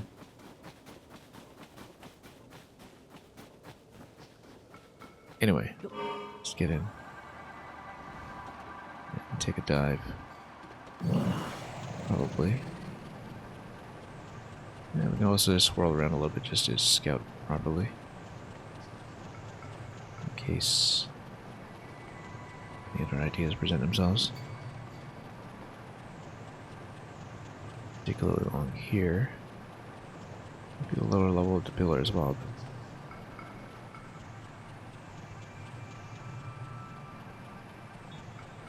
Or if we remove the blizzard, maybe even a whirlpool or something below. It has to be in the zone though.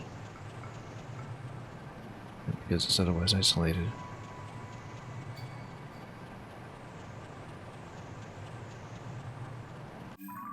At least looks like it.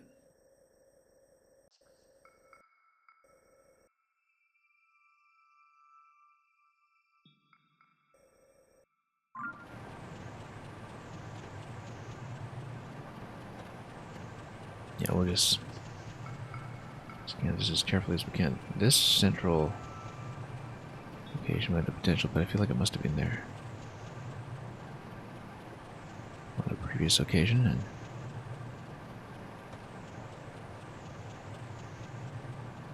yeah, we'll basically just circle the whole pillar until something potential presents itself. But we would see gloom seeping out of the relevant location, and so something tells me it's probably buried under the base of the central column.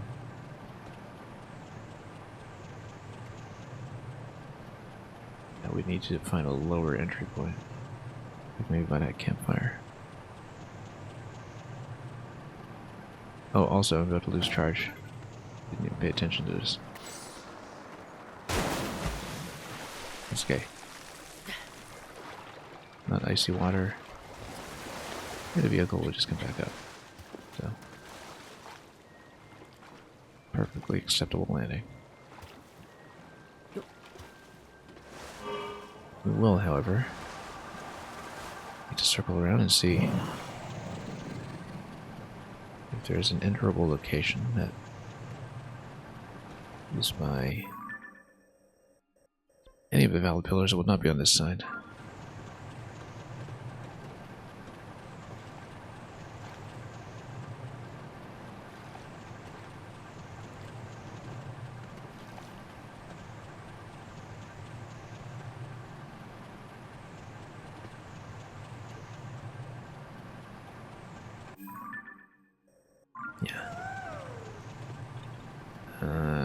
Indicator. Okay, this hole is promised.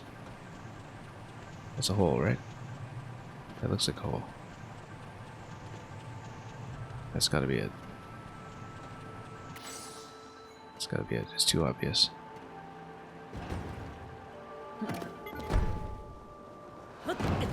And of course we missed.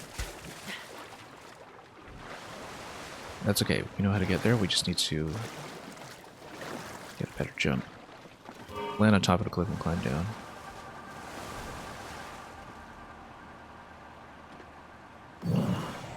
Because this is not going to fit. We can kind of back into it too, but no, we should land on top of the cliff and climb down. That is absolutely a chasm. In fact, the smoke here is a pretty good indicator of where to check. Hello there. Let's talk to you. You probably figured it out too.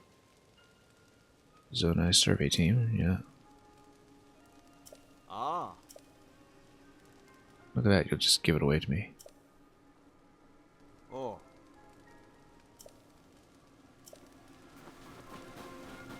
Okay, we'll probably use the depth descender vehicle again. If we can scavenge any parts here. Nah. Hopefully I have room to build it. I should. With a high ceiling.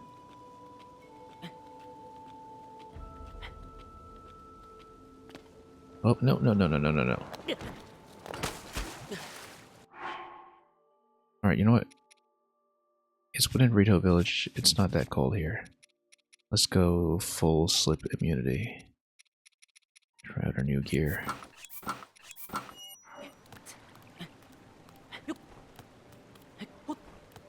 You can even do the fast climb with this and not slip.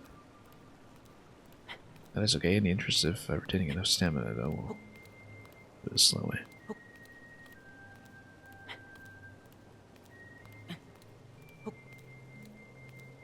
Until we know how much stamina I need. I mean, we always have some stamina food as well to patch things up, but let's do the slow climb and see how close we get.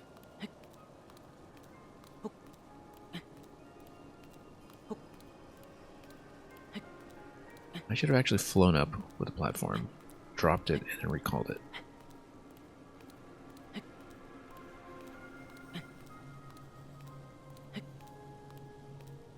But anyway, we'll get in. That's pretty certain at this point.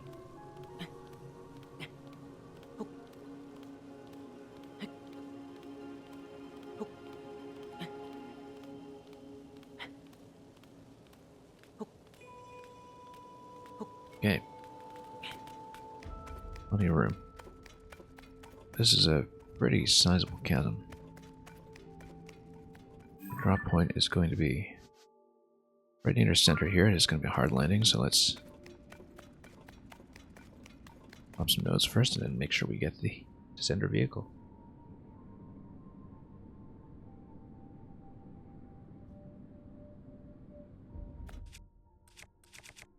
Oh, also, I guess we were warned because we had the Talus Hammer. No, but also because we're in town.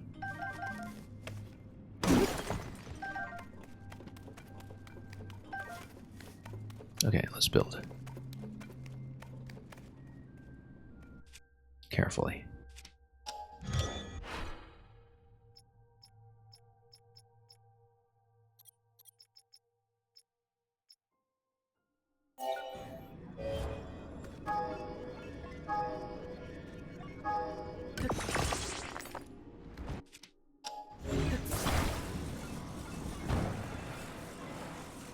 Yeah, we'll send it over.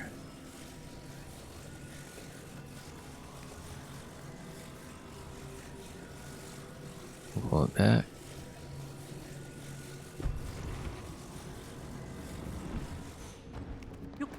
No, no, no. Call. Jump in.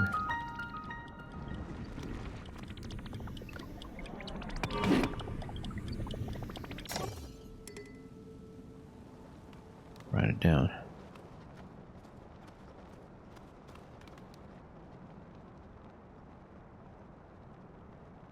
And the stabilizer will do quite a bit of work here. It is going to be cold down here, so we'll need probably slightly suboptimal armor to take on Master Koga, unless we put up a cooking pot, which we probably will. For the moment, though, let's just make sure we have properly defensive clothes. And yeah, the area around the light route should be illuminated, so we shouldn't have too many issues, but...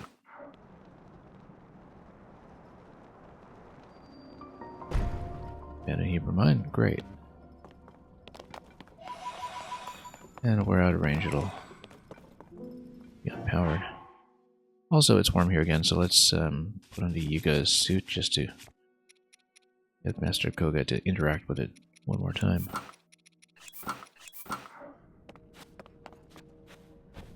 We will definitely want a light route immediately. This is actually going to be the final light route of the depth, so it will illuminate everything. And we're not going to skip the animation this time. Let's watch this because this is actually the last one. So let's just sit through the whole thing and light up the sky in the caverns one last time. And I don't know if it'll give me a special notification. It should. For mapping out all of the depths.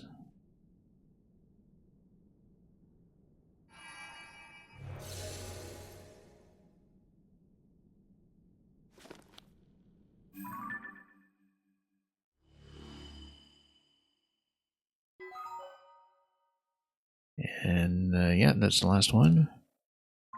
Will it say so? You found every light route. They have dispelled all of the darkness. Dispelling darkness metal. Excellent.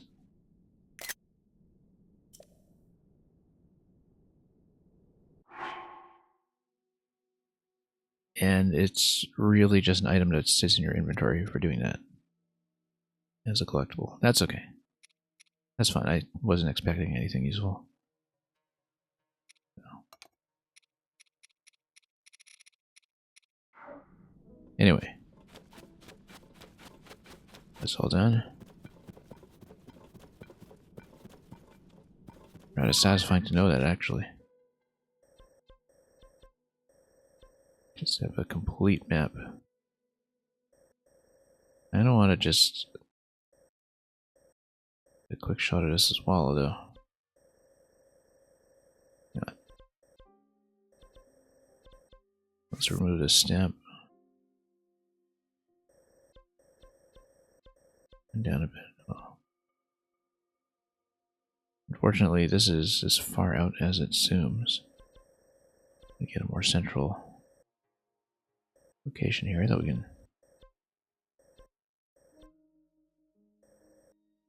Yeah, we're not going to get the whole thing in a shot, no.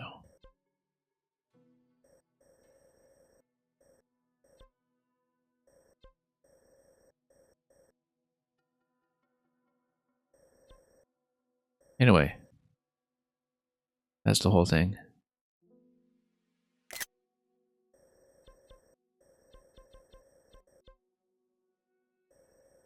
And actually rather satisfying.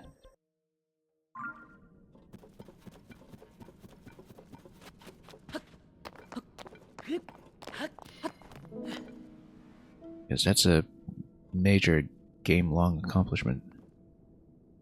Long time in the making. We better switch to some better weapons for Master Koga's final encounter, but we'll do that.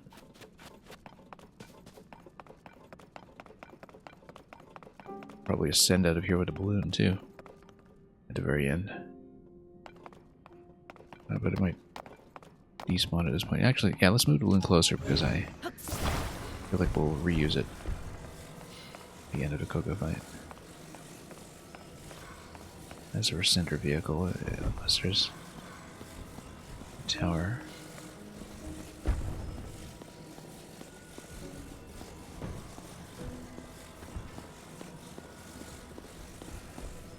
Yeah, we'll put it here. Just in case. Oh, he's here. He's meditating. This fellow. Preparing his little grand finale.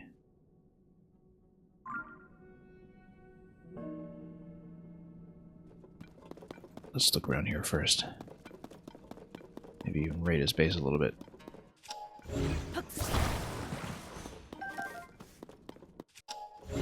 You know what? I don't mind breaking this.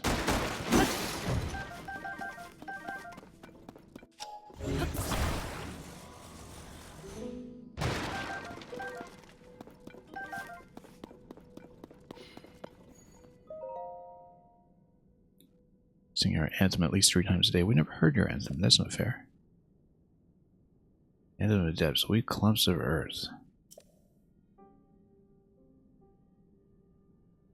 Glory to Koga and the mighty Yiga clan. Our master is the strongest. He's got a secret plan. I don't wonder what tune we can set this to.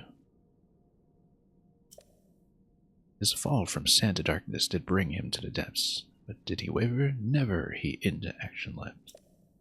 The Yiga clan then followed, hearts fiery and true.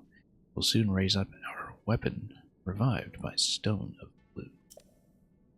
In the dark we dwell now, we covered clumps of earth. Soon we'll rise to take Hyrule for everything it's worth. Glory to Goga and the mighty Yiga clan. The earth itself will tremble. Ascension is at hand. Well, it's a convention sing-along in the making, if we have a tune to go with it. Glory, Master Koga.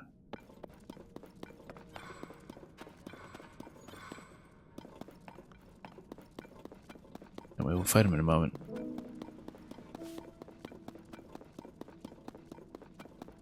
Just gonna look around here.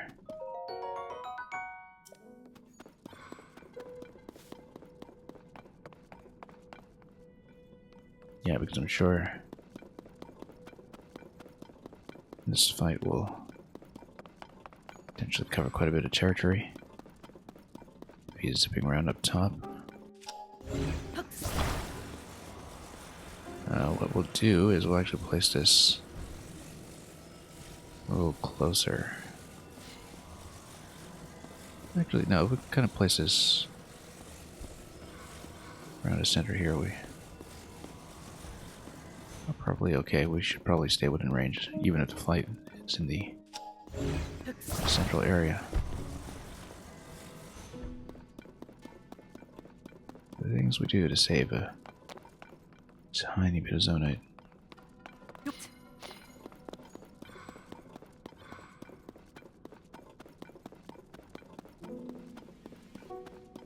Oh, look at this.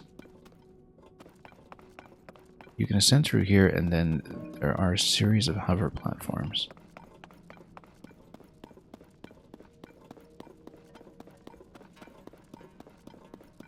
This looks like it's potentially pretty interesting in that maybe there's a phase of the fight where you kind of need to chase him down using this.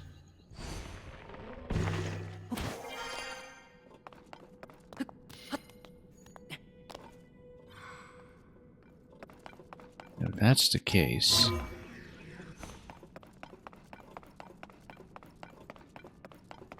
yeah, we might even want to build a flying machine here then.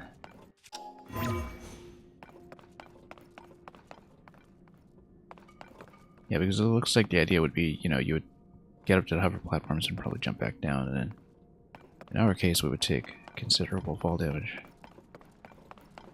So that would necessitate that we look for an alternative strategy. Which we can most certainly do.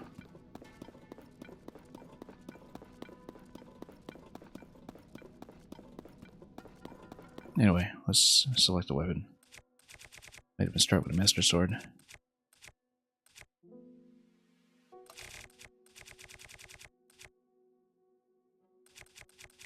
Start with a Flux Pounder. It's been useful. We'll startle him. And we'll get into it. And which bow am I on? Zonite bow, that's fine. 14 arrows, that's also fine. Alright, Master Koga. Let's have a ball. Oh, I should have healed up before this, but that's okay. Your disguises will do you no good. It is done. We have enough crystallized charges at last, so how many will I loot off of him? Now, gift to the Demon King. What vehicle has he created? A weapon beyond compare.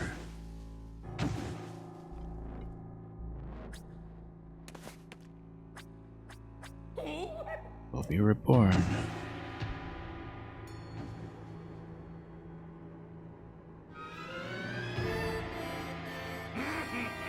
Today will go down in infamy.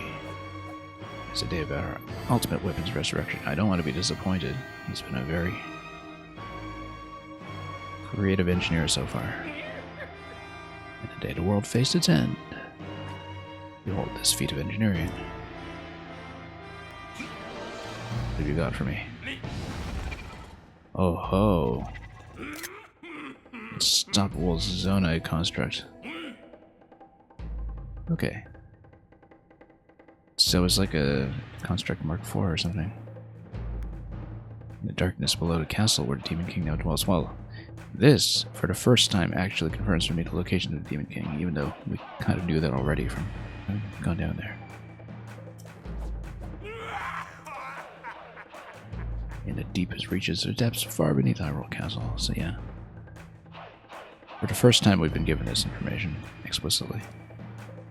We nearly stumbled there. Now come and get me. This time I'll bury you.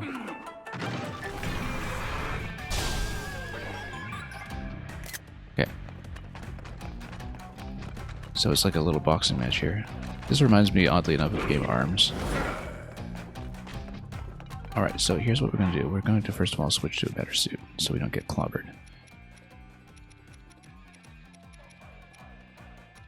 Let's go full Froggy.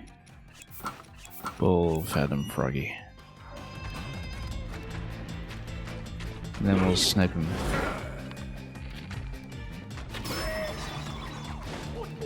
Now, can I climb this? Or lift it? Nope, I guess we should count him. Can't imagine it'll be that difficult. Oh. It's still just phase 1 anyway.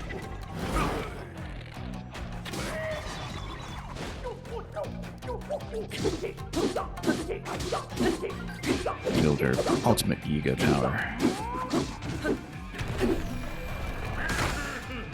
It's quest content, I'm not worried about it.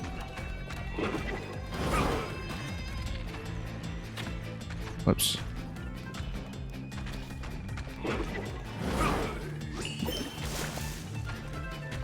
Trying to activate Yunobo here. With such a big guy, you'd think it'd be easier to use.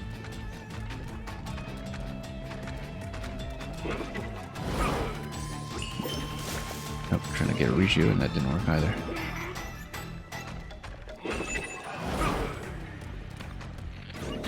Nope.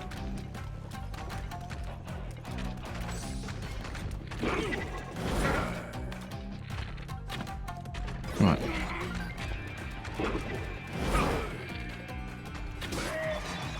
There we go.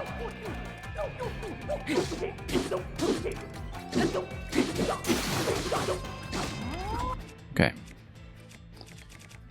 We can go Master Sword, we can also go Mayhem if we really care to. We're not going to use this pounder because that's on my special sword. Frost Talus Hammer actually... Oh, it's recently wet. So it's doing a 70. Oh, we should do it. If it stays wet. Okay, so he's with a caged head. Okay.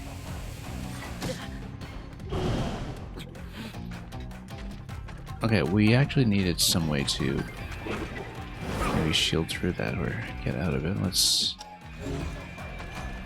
see what we can think about how this will go. Or we can use that onto shield. Oh, he's got hand attack. This is a Nintendo game after all, and Nintendo games are full of this kind of stuff.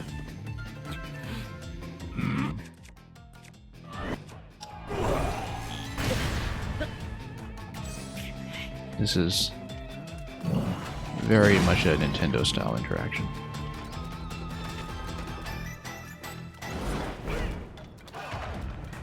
Okay.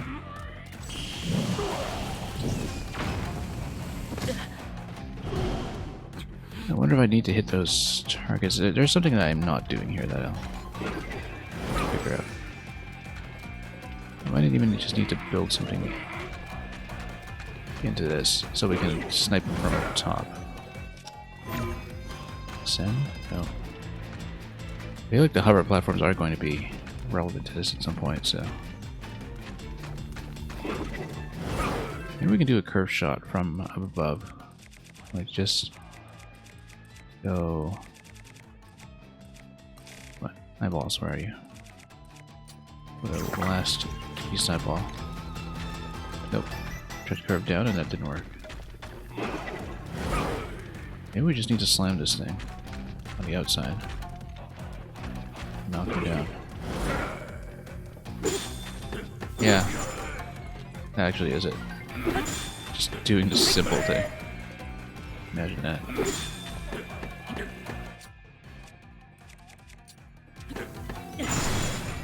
Look at that, just blast him.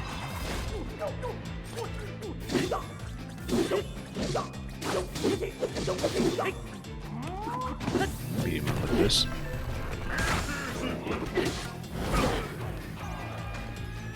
Yeah, he can hardly put a death to me though.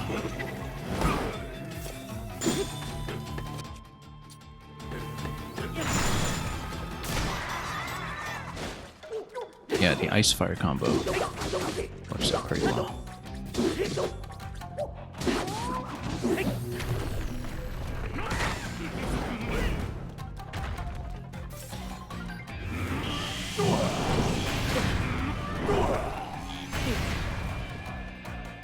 Never did figure out a way to get around that.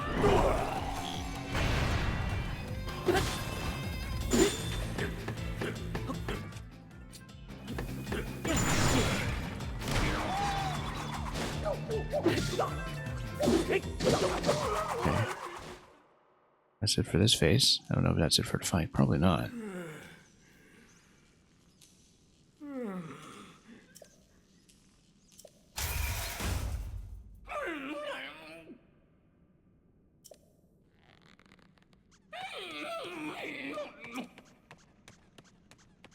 Nope. Phase 2. Come on. There's no way it's over.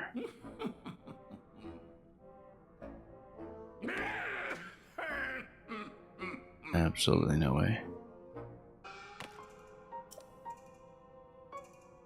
Our new technique I came up with in the deepest darkness of the darkest depths.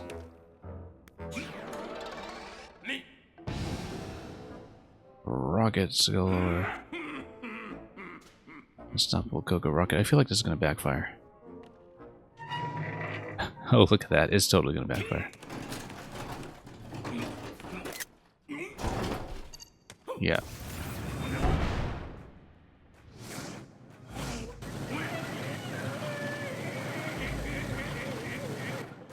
I kind of want to build that myself. I wonder when we get to loot this schematic.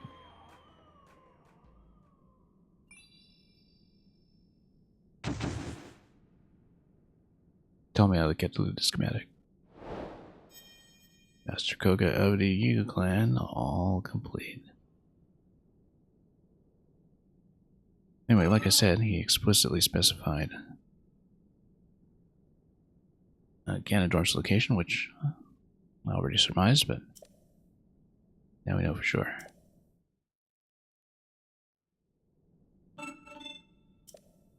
Watch the battle closely. It is unlikely he will appear in another abandoned mine, yeah.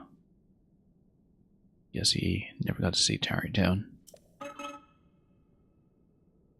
Mines similar to this one can be found under thriving surface settlements. We've found all of them at this point, though. Very curious.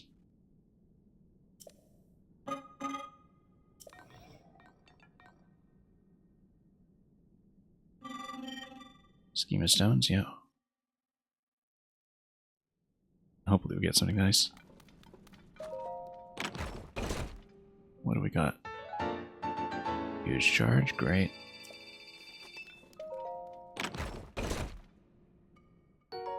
And a diamond.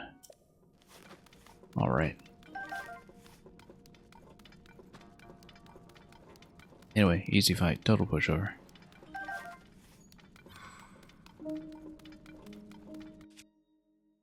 Helps that we were totally overpowered, of course, but... yeah, broke a couple of weapons along the way. That comes with the territory.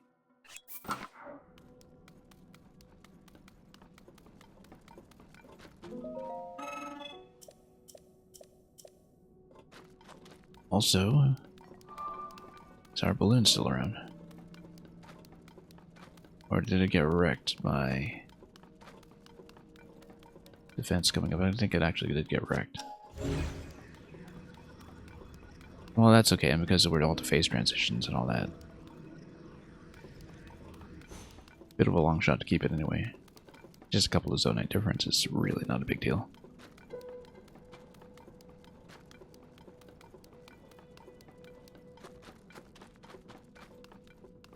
But there's that whole interaction up there tells me I should, in fact, check what is up top, because that looks too fancy to bypass. Either that or the schema stone gives me something that will lead me to a chest, as it very often does.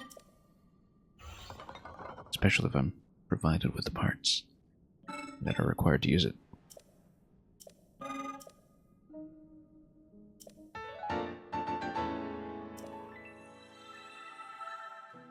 Rocket platform.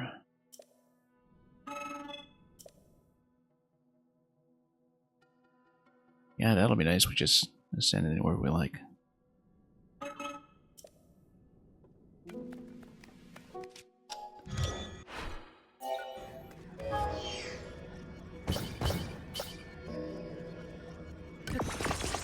Battery's the most expensive part of this. Yeah, rocket platform will probably just get you all the way up there. Oh, and then I guess the idea is that you leap across and the chest is actually in this area. I bet.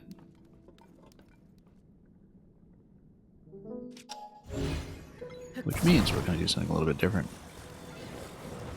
We'll launch up here. Or... perhaps...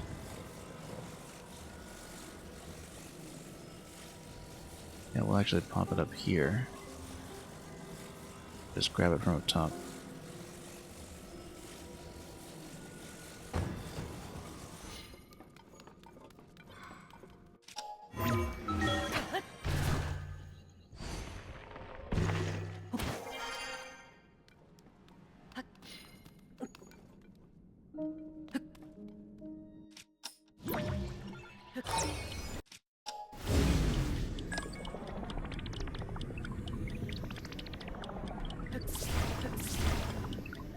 Come on, let me grab it. There we go.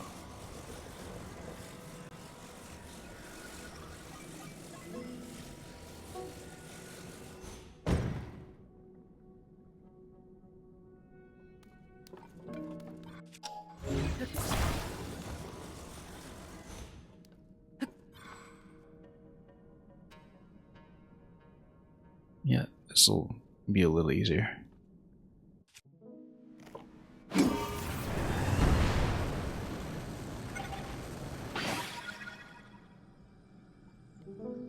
Much higher than I needed, actually. But yeah, that's the chest location, as suspected. And we'll just jump. And get a few crystallized charges for trouble. Marginal amount. Very nice. So when we trade more Zona, we'll just get up to 900 right away. And yeah, let's head back down. Oops. Let me climb down. And slip.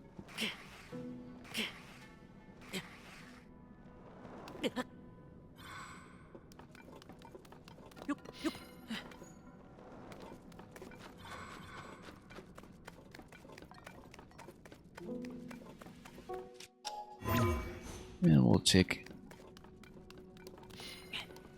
out a vehicle straight out of here. I should have actually taken another platform up here as well. That's okay. We'll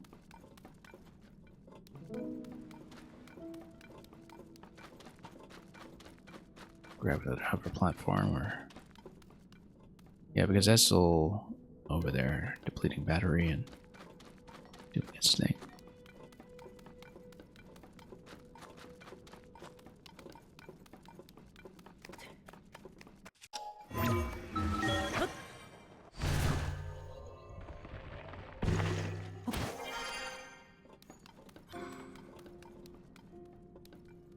So yeah, we can actually just build in the center vehicle. We'll just need to build it anyway.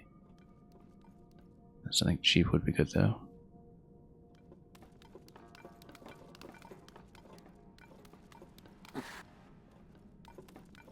Let's just unlock the shop. Oops.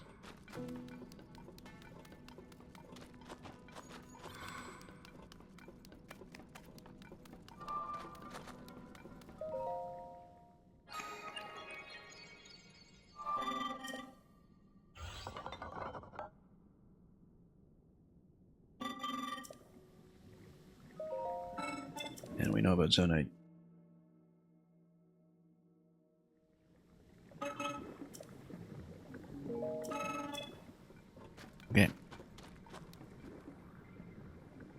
Okay. Yes, we'll take a ton of these.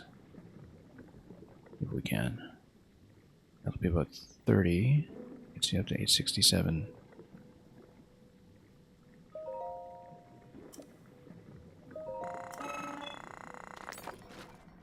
Yeah, we're pretty good on charges.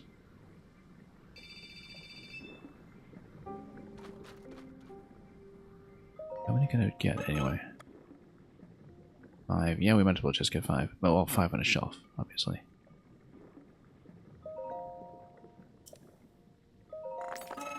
We don't want to overspend again because we do need large Zonite for certain gear pieces, but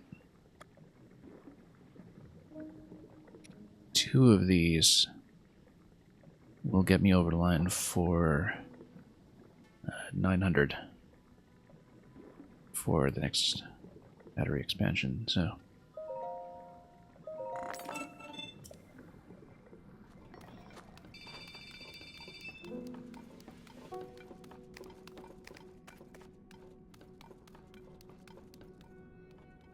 And at this stage we can also take the battery for whatever we build next.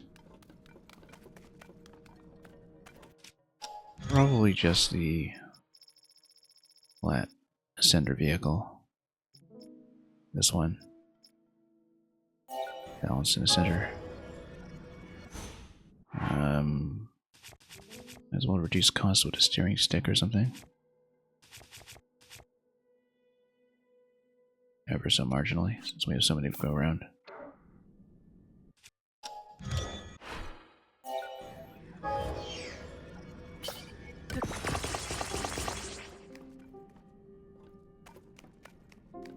Let's actually check the top of this platform first. Oh. You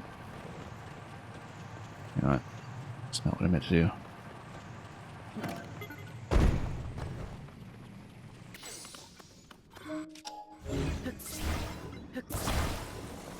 This good old thing that I developed so long ago.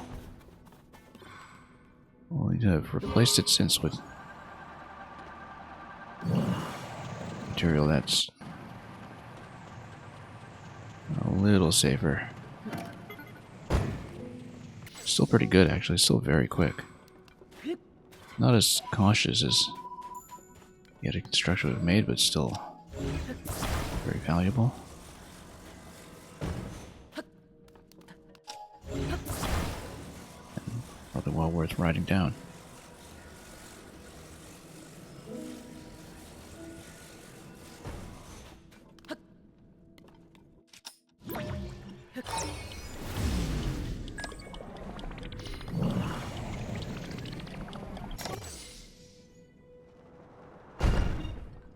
Danger.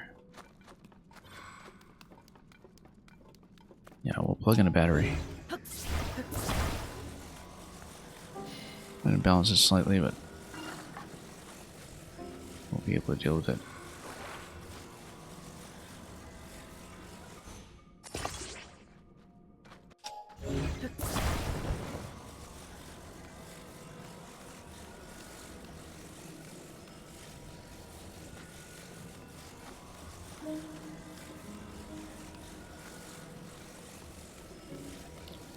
We'll place it right under the chasm.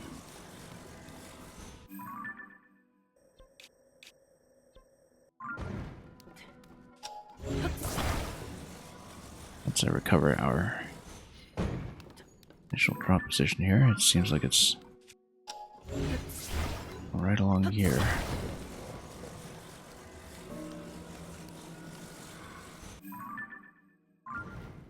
Close to it anyway. Yeah, it's a little ways over.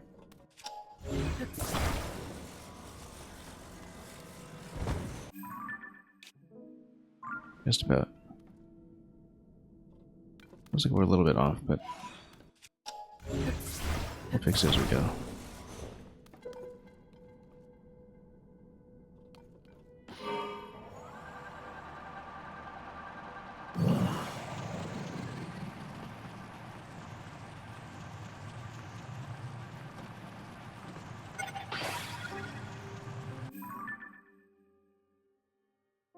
Too far forward.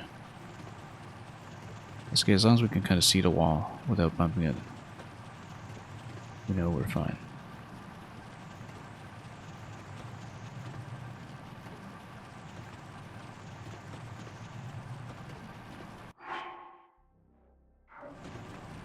And be aware of the temperature change as well as the zone transition. There we go, though. This takes it up really quickly. With this much battery, we just have no trouble getting out.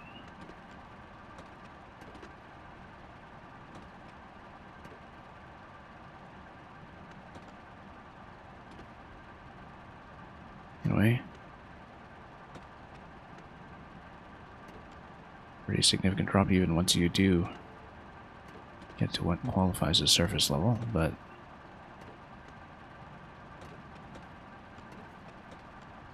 looks like we will have just enough battery life to get all the way up top.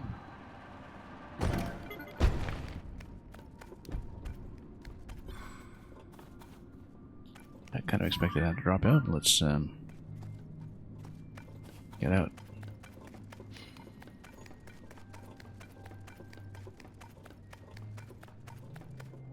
Okay, so much for the light routes. All done.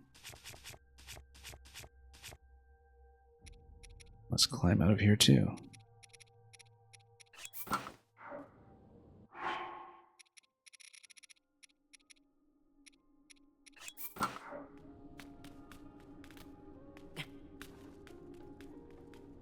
Like to climb out of here. There we go.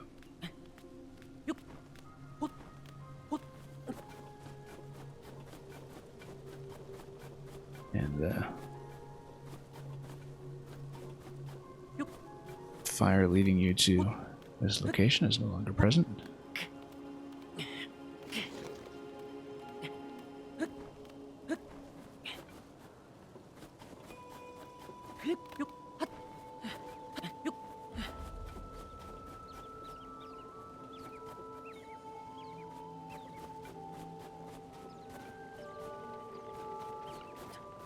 Okay, so with that out of the way, we've got a couple of things we can do. We should head up here and kind of gradually prepare to make it to the Wind Temple interaction. However, before we do that, we should check the shops for ingredients in case we can get anything useful.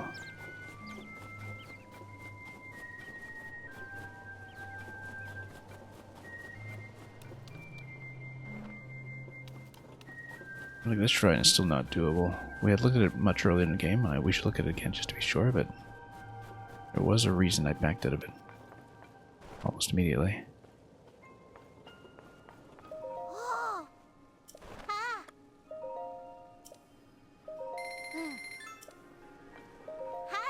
What we really need is milk. Things haven't been the same since Lon Lon Wrench went out of business. Ah, look at that. Goat butter and an apple. Had we seen something like that? We'll see. Wheat and butter. Rock salt and fish. Wheat, butter, sugar for a cake. We should try with a carrot because we needed to make the carrot cake.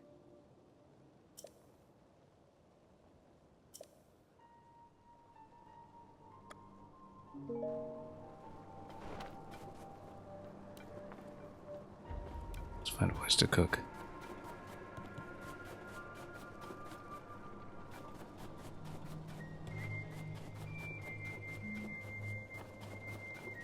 Wait, let's read this again.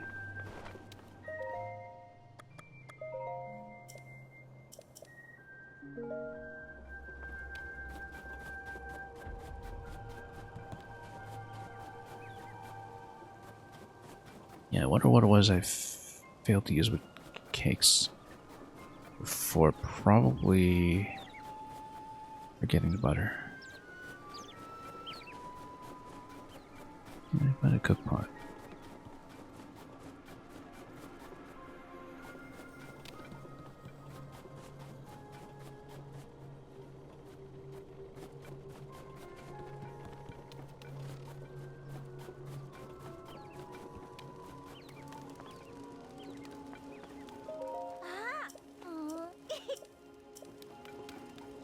And yeah.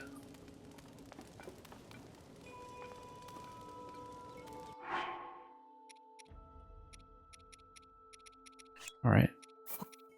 And we're actually pretty low on wheat.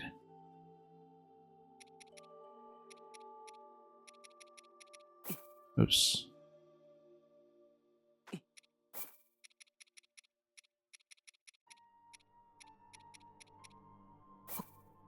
We're a bit limited anyway in what we can make.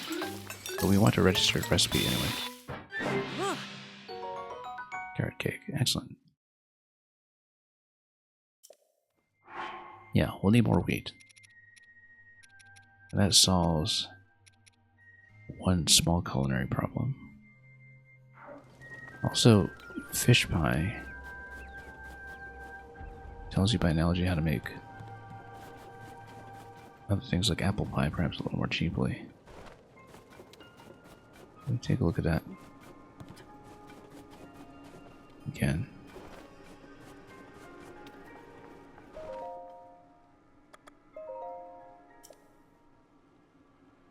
Wheat and butter. Wheat butter rock salt.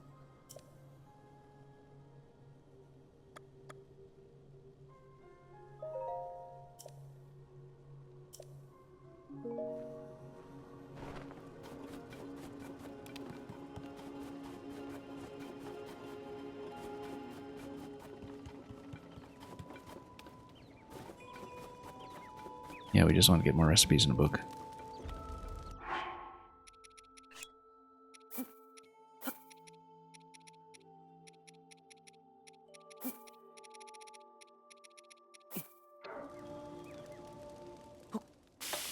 So does this give me an apple pie?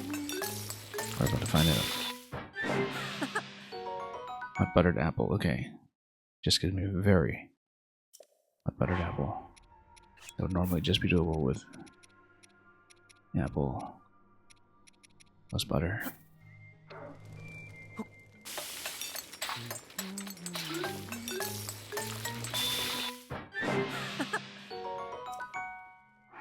It's actually very, very art efficient.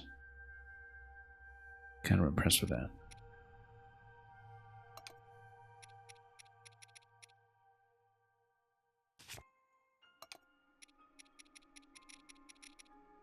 Also, let's check number of rows here.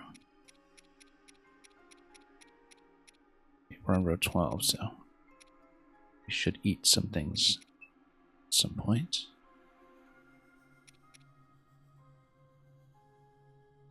I don't remember what it was I was trying to do with the omelet. I was trying to make a vegetable omelet, I think. And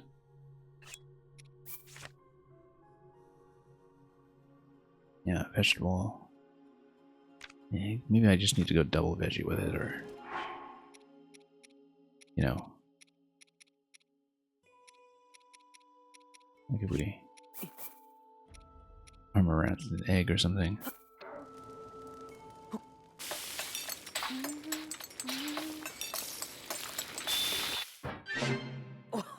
Tough omelet? No, it's not it. How does it qualify as a vegetable omelet?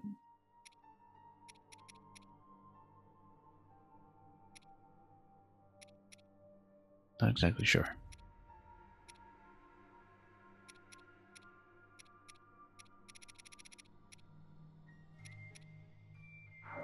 I'll have to find it out elsewhere.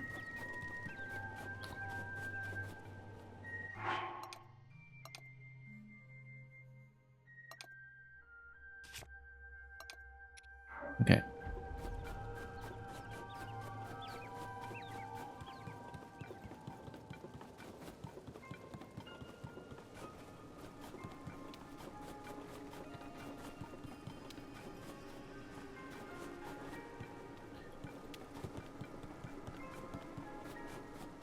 So given our current location, probably viable to head up to the northeast,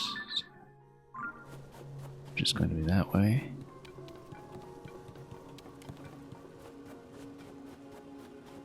Find a good launch point for that.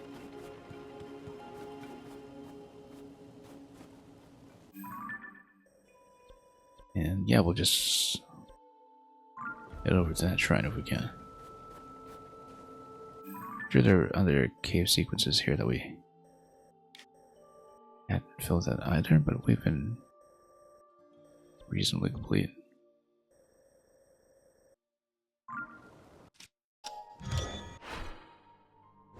Let's go steering stick.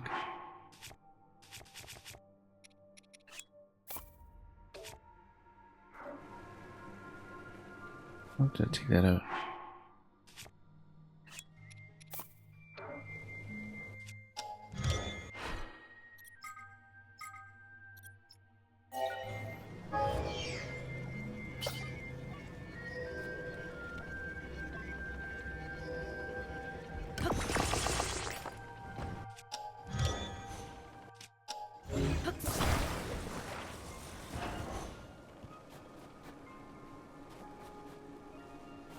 And yeah, we'll just fly out of here. A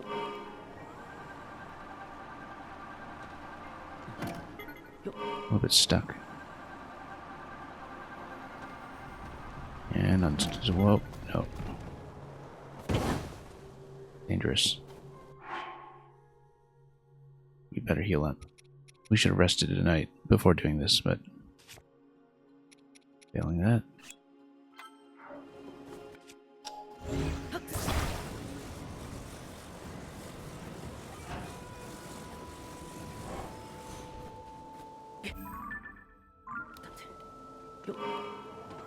Let's get back up to Solomon's spot.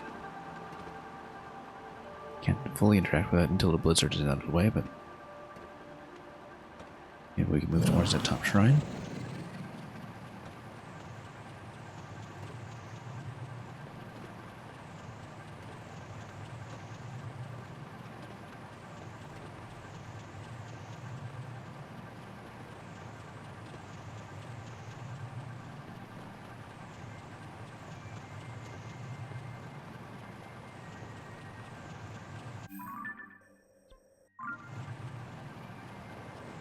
Yeah, we'll be able to cover quite a lot of ground here.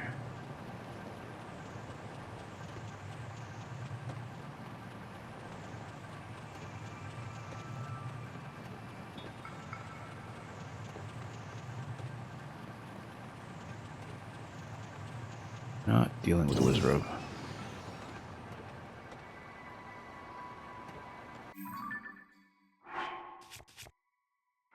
I do have room in my weapon stash to just pick up the sapphire.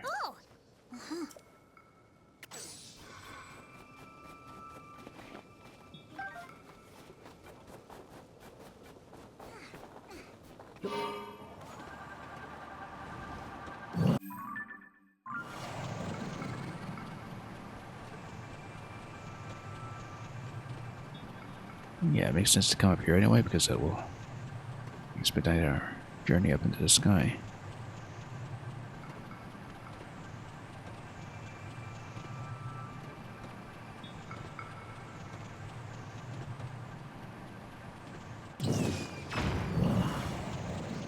Kind of need more ice tails, a lot more ice tails, in fact, but not gonna bother making a stop.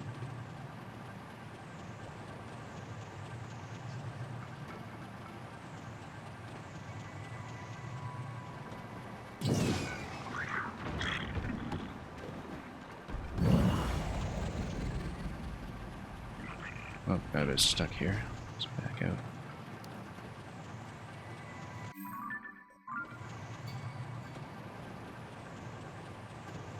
Rock circle there already got filled.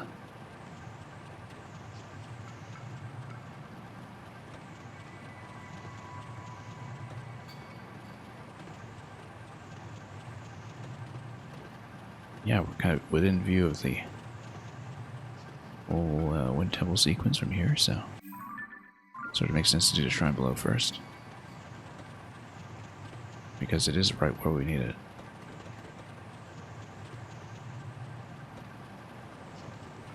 Oh, you know what? Red boss goblin, we actually do need this.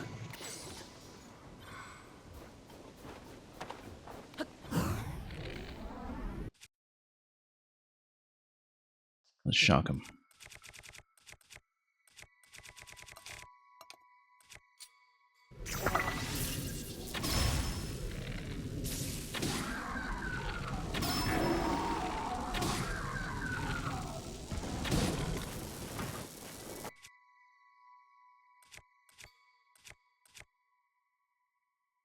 Boulder Sledge will probably just do it.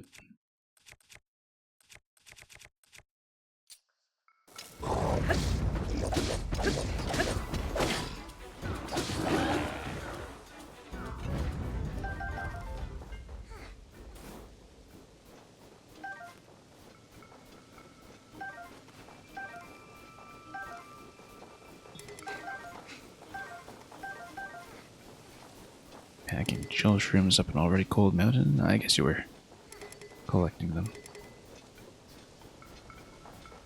I feel like running into every one of my sage allies is going to be a problem.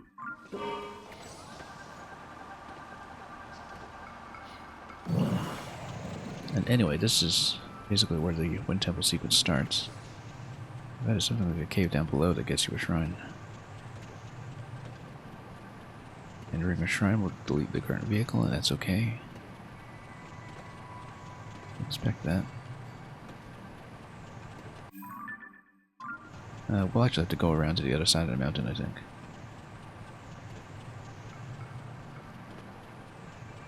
Campfire over there is probably something important. Check that as well since we're busy wrapping around. We know at some point that we need to meet the stand around for X number of minutes guy again. Been wondering where he was. It's possible this might even be it. We have the cold suit, so... Oh yeah, no, this is just sell me spot.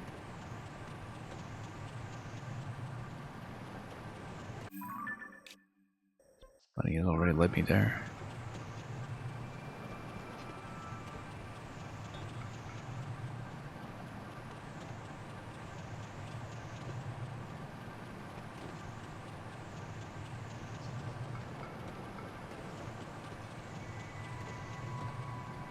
So here we'll just come around the rear face and run out of battery. That is fine.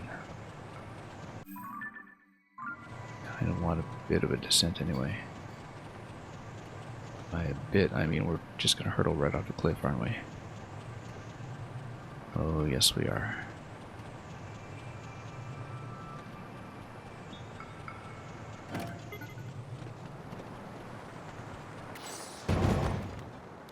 That. Oh. Oh, that was a little far. Out of view of my camera. Unfortunately, that's just gone. No way is that coming back. That's okay.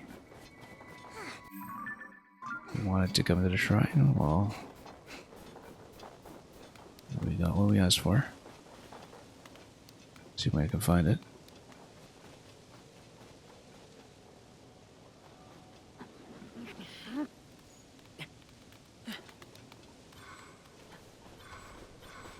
Surely it's not that far down. So this to my right.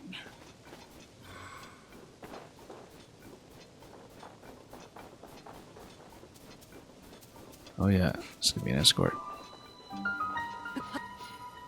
From where, I wonder? You tell me it's off the side of the cliff.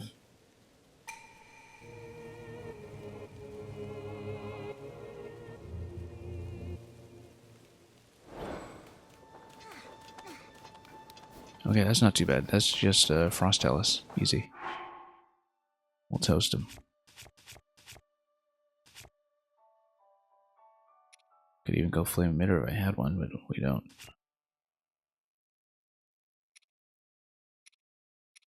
So yeah, we'll just smack him. It's nothing remotely going to be an issue.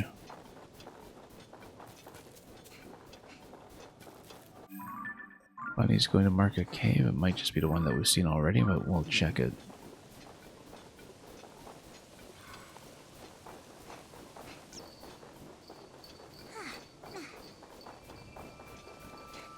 This might be something new, actually. Yeah, it is new. Oh, Boko Squad.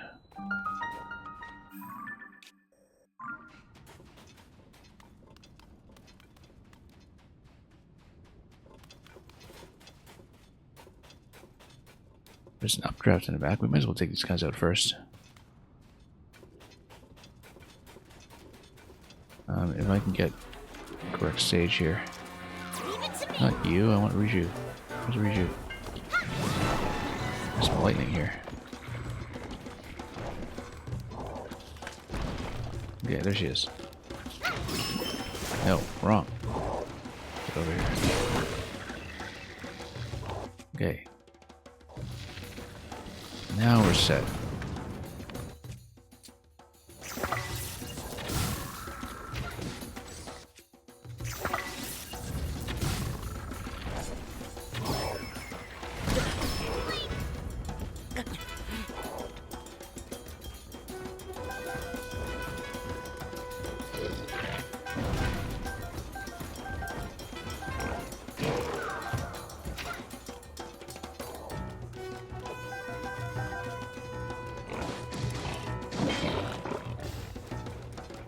Anyway, let's...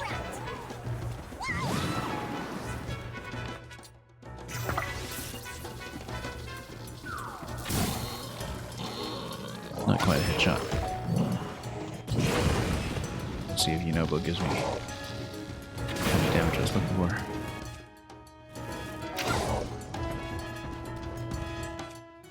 We have a slightly better attacking weapon that... Oh, yeah, we can go Frost with him. And then... Oh, no, don't throw that.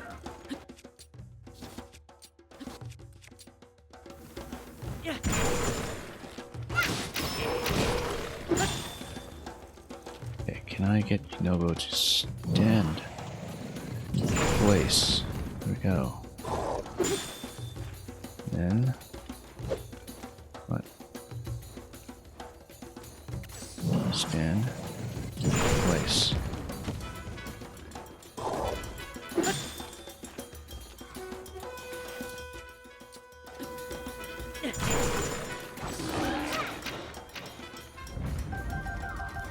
Too bad about that weapon throw. That must have wrecked your ability somewhat. Yeah, we can drop this one.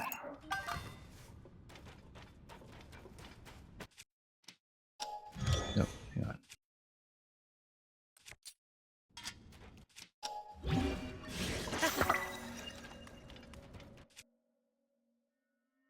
We can actually use the previous one to do a bit of my mining here before we pick up the new one.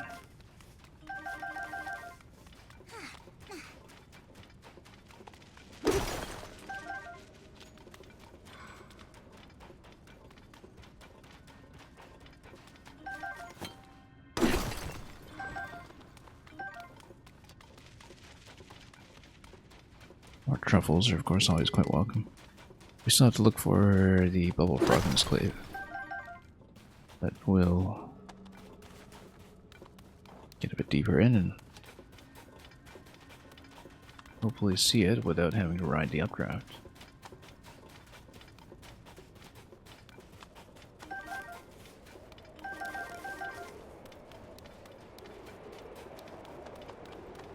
Yeah, we can probably just climb it. There's a bombable spot over there, actually. It's fairly obvious.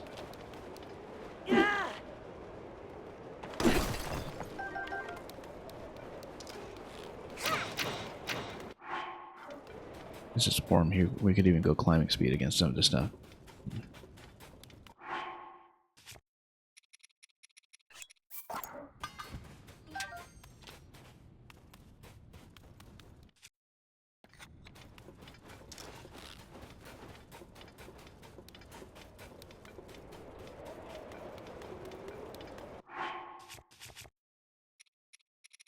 By which I mean...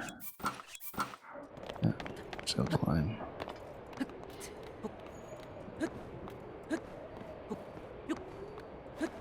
And then this location is pretty easily smashable. If we can land there with Yunobo, all the better, but if not, we'll just smack our way through.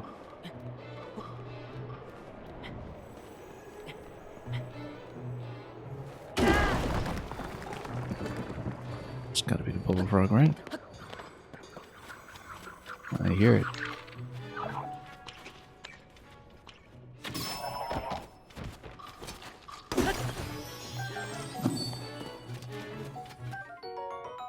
And we can check whatever's up top, although ultimately I'll want to go back down to the shrine. Oh, isolate. Don't know if we want to deal with it, actually. Sends you all the way up top, but really wanted to do that, we could just ride it up with a vehicle, I think. I think I'd rather just go back down for now and do the shrine first while we know where it is. Sends you really quite high up though, and we'll keep in mind for the pathway back up, since we'll want to move towards the Wind Temple anyway.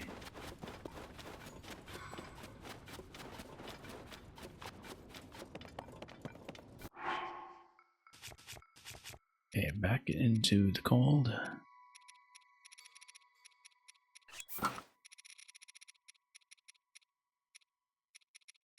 Snow boots, where are you? And you're here somewhere. There we go.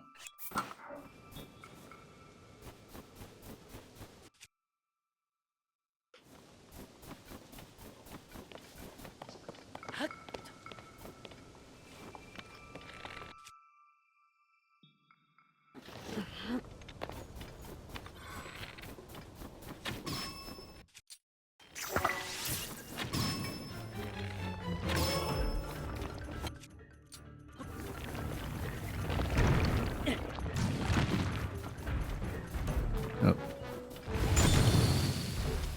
We might need something a little sturdier here.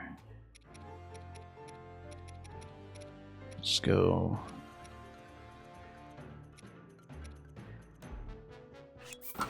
Okay, actually no. We want to be unfreezable.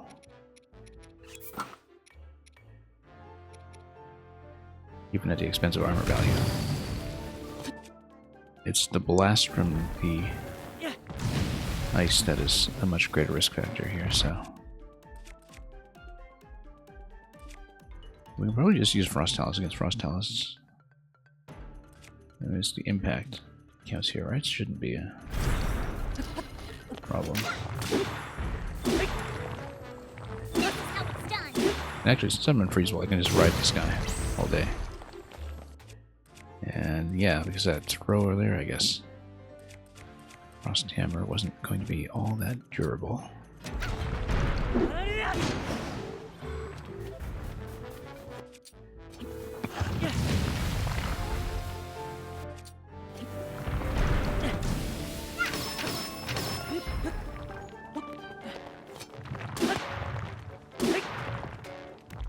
Anyway, it's going to be pretty easy. Fight here, I'm not too concerned.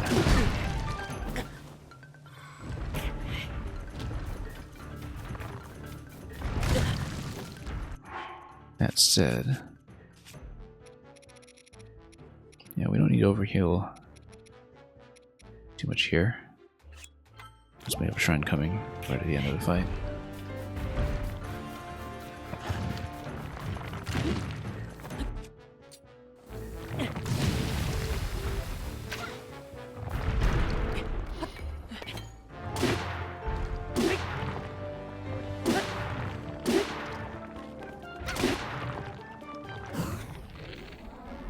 Oops.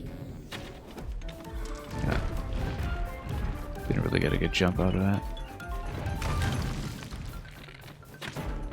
Oops. There we go. Come on down.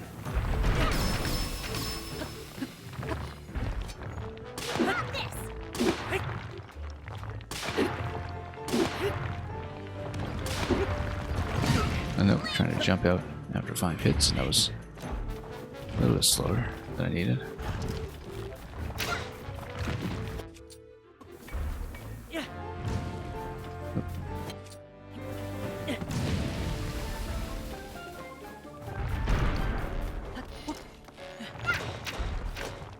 They should do it now. We'll actually get a jump and finish with arrows.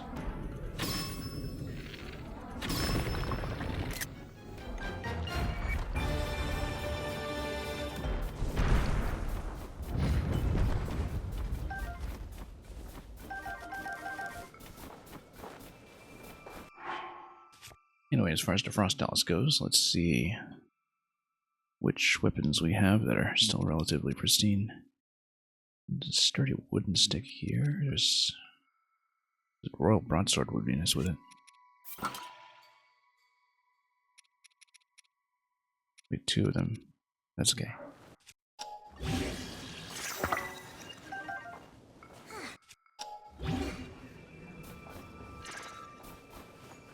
Alright, let's bring it back.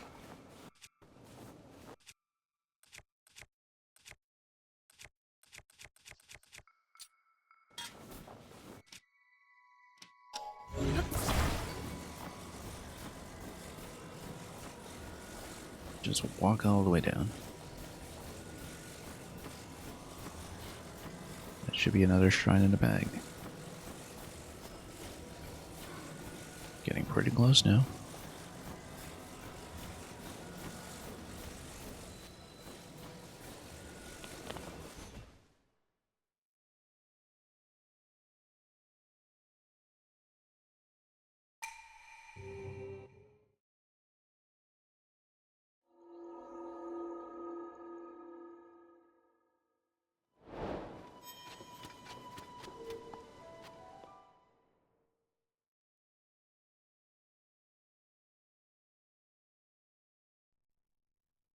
This will be number 130. And as expected, it is going to be an instant reward.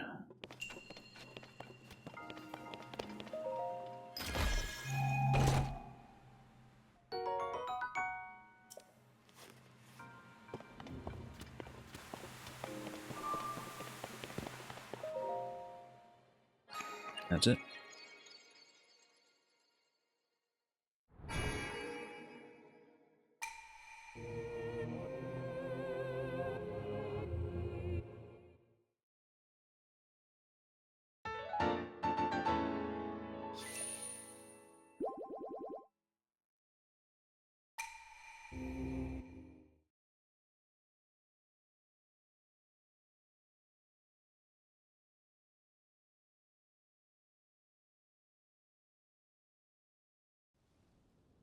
Well, it looks like we're in pretty good shape.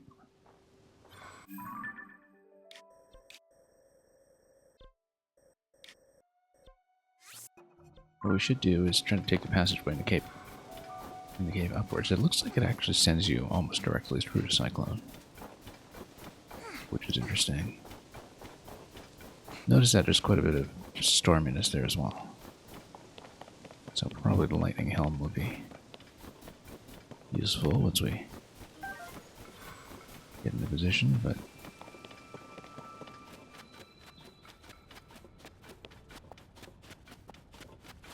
yeah, actually doing the 4 rotor rapid ascent vehicle here might be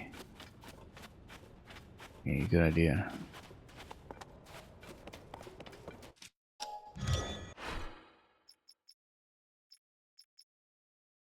This is also quad rotor, but I think we'll do it with a flat platform. Let's get a steering stick out again.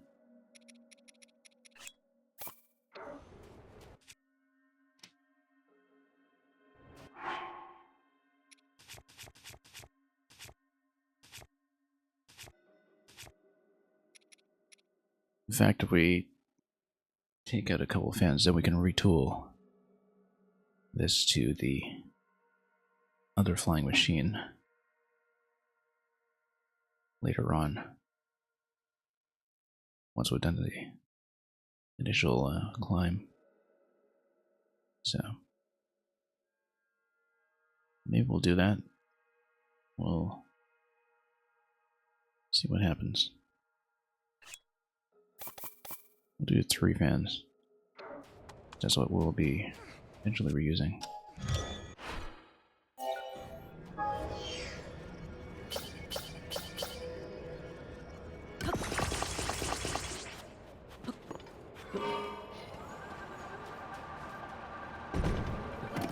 Hang on. I actually want to stabilize over this, but with a stabilizer it would actually be more difficult to send this forward.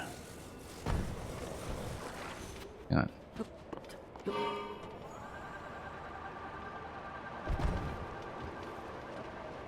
Nope, not quite. Yeah, because the updraft is going to just tip this thing right away. And then the correct play is to put it in the middle, and if the updraft tosses it, then we call it back.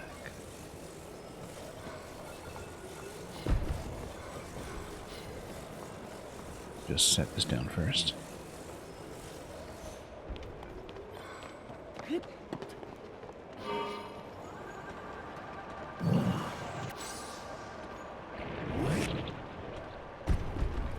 Wow, that's quick. Let's see what we can get out of this. Come on. Fortunately,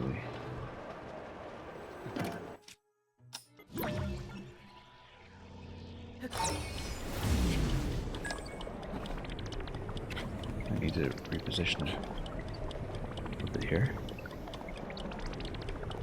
Can I grab my stick? You're not gonna let me grab my stick. There we go.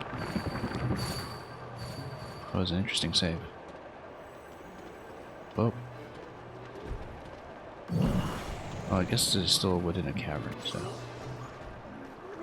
didn't have to do that much with it. It's not an open cavern. Or is it? No, it looks like they go out that way.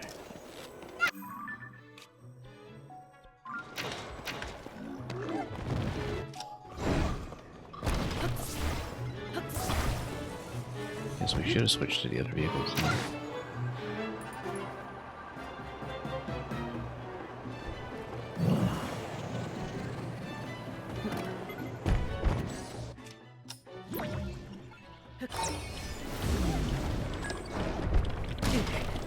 Oh, come on.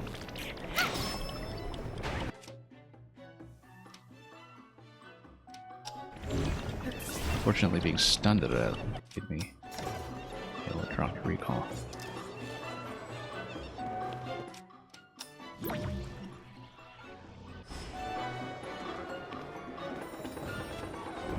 Well, that's okay because we've confirmed that this is not actually a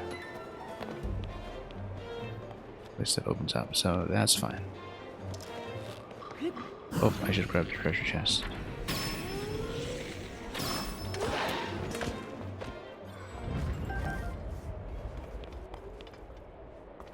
Well, that's okay, we can climb back up there again. The current vehicle. We really should be retooling. Okay. Nope. Wait, did we lose it? We lost it. No, we didn't.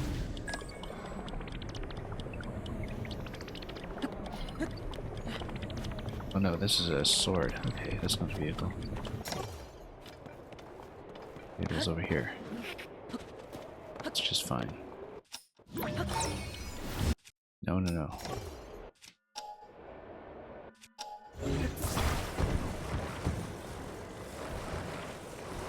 Yeah, we should rebuild it. It's not what we need at this point anymore. Cost me the 3 zone to rebuild it. To the other mode. Which...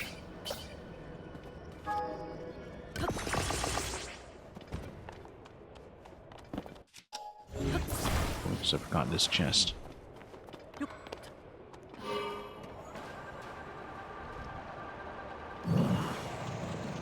Oh. I guess maybe the updraft or something is kicking me back and I'm unable to. Oh. Well, because there's a gust of wind blowing back this way, I just haven't overpowered it. You know what? That's okay. We should have done it in the first place. Let's use this as a recall platform. And just bridge my way over.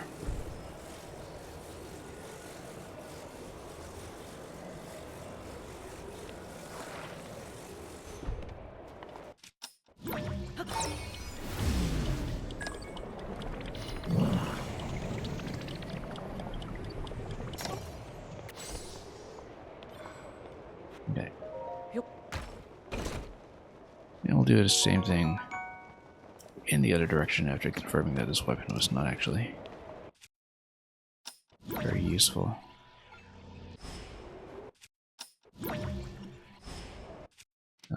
Just to make sure I know where it's going, let's place it.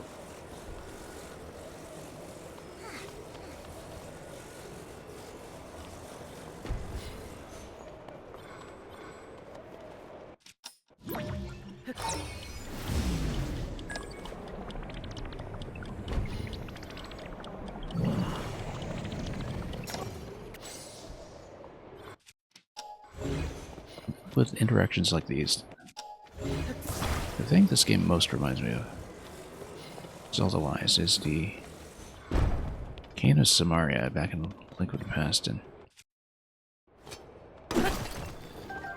what a big deal it was at the time that you could just create your own platforms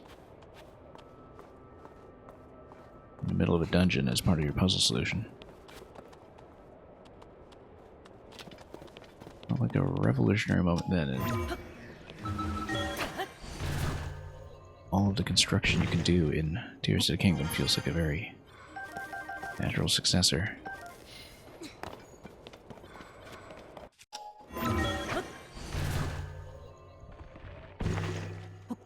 You know, that feeling of extreme agency over your possible puzzle solutions. Soldier Spear Stick. I doubt we'll keep it. Yeah. It's already pre-attached. It's not very good anyway. We'll go this way. We'll also take this guy out. Probably with lightning. Oh, come on. Lightning, get over here. I really do have a problem just standing still sometimes. I need to. Oh.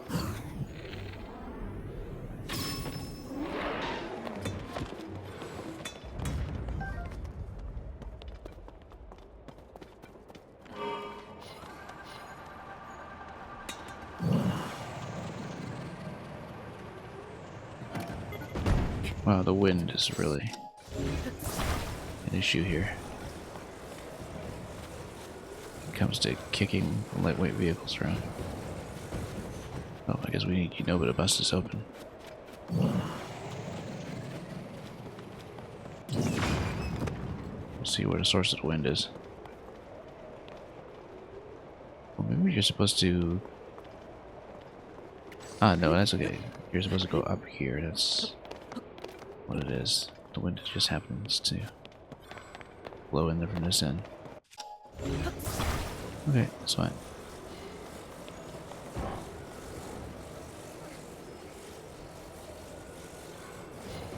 Okay, lift it. Recall it up and pull it.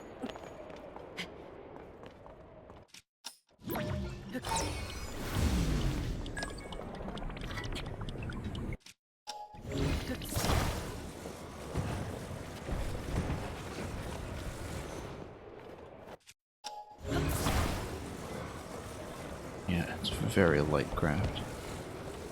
This one. Which means that before we go up, we should... Well, first of all, check the exit here.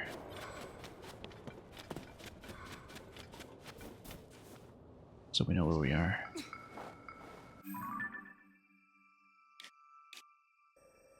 Yeah, pretty lengthy cave system.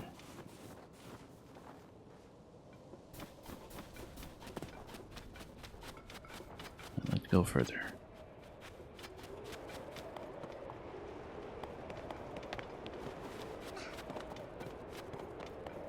And we can't, probably just one level further. We can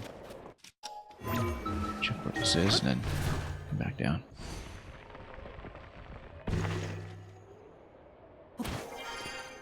Just a little mining nook, actually. It's nothing more substantial than that.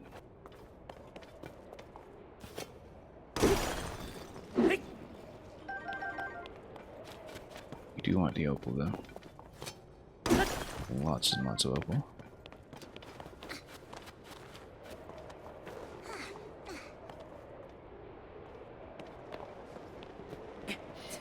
And yeah, nothing else going on here, so...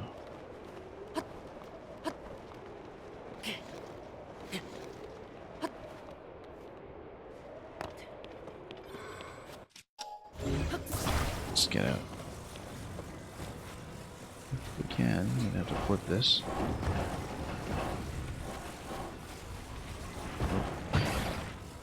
That's okay, we'll reattach it.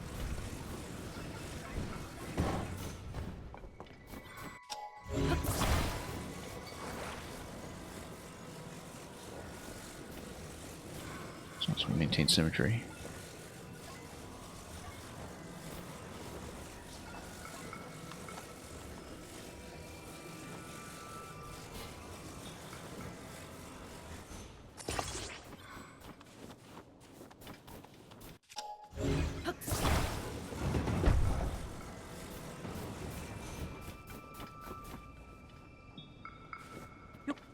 Okay.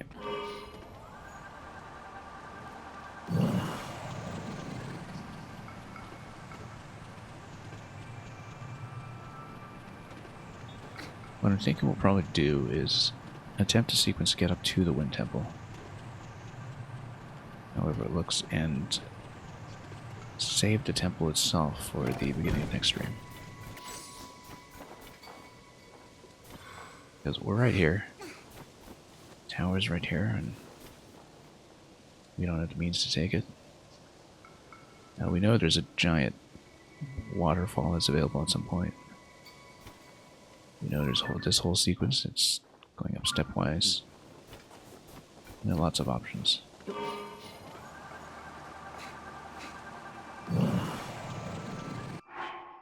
And we should also get back to Korra. My first hat, even though we'll see what we need for data layers. I mean, we're not walking around in snow right away. Let's some extra cold defense.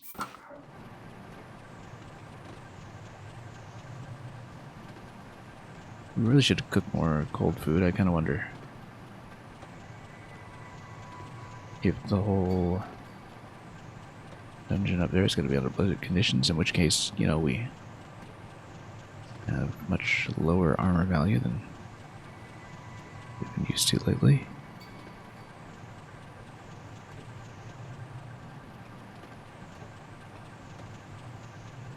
Yeah, look at that. Nice and easy ridge.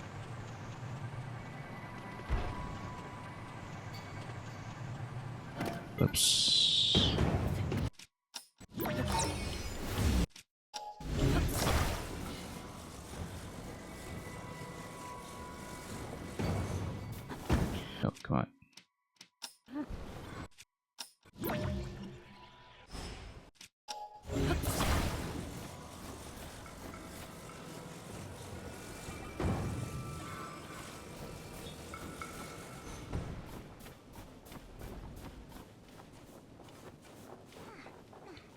And you know, while we could skip over things... Oh, there's a shrine up there.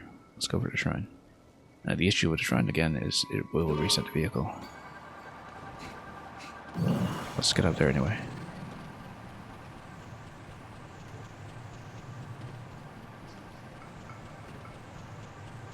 Yeah, as with a water temple, we don't want to skip over absolutely everything. We might see some interesting treasure chests along the way, or other interactions with a shrine is obviously going to be one of the keys here.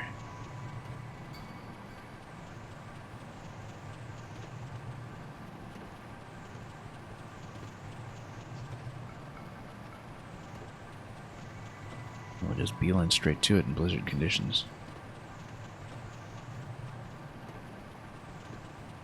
I suspect we'll need an additional charge just given the height that we have to cover here, but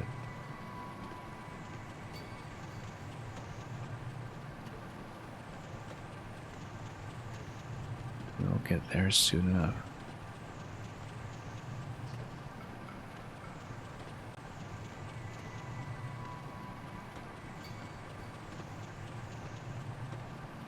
This vortex makes me suspect that we can't just fly into it.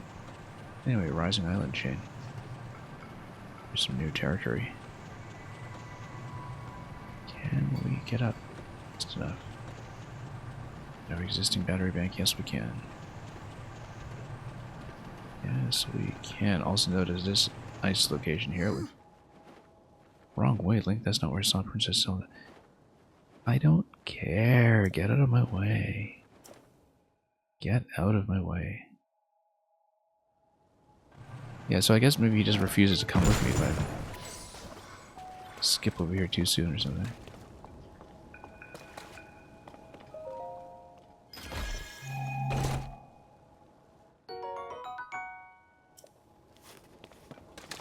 I have to say that so far, Tulin does seem like the weak link of this game. When it comes to the supporting cast, just because of the way that he does the thing that you really should not do in a game like this, which is trying to force you onto a path. Or nudge you onto a path.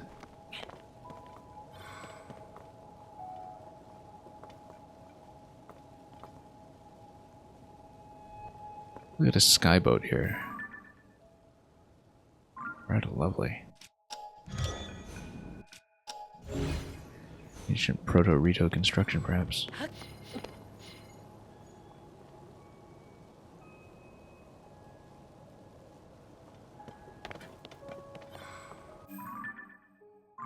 So, given that Tulin refused to come up here, I wonder if that means I have to go back down to follow a particular chain of interactions with him, and then come all the way back. That would be extremely annoying if so, but if he just refuses to come up until I've, you know, talked to him in specific locations that I can't even remember because we've been away from this for several weeks. This location, rather. Because, yeah, look at that. Got so many boats up there. I guess that's where the Rito evacuees may be. They're all kind of caught up at the bottom of the storm.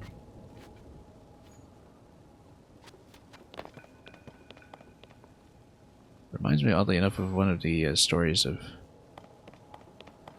Christopher Priest's Dream Archipelago. That involved airplanes just kind of swirling endlessly around a vortex. Anyway. I really hope I don't have to go down to get him. That would be very, very annoying. Go to into Skylands. Well, that's where I am. Not your business to tell me I went the wrong way.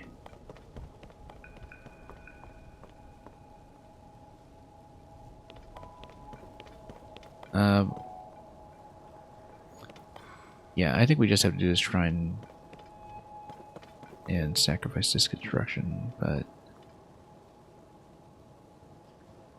We'll do it.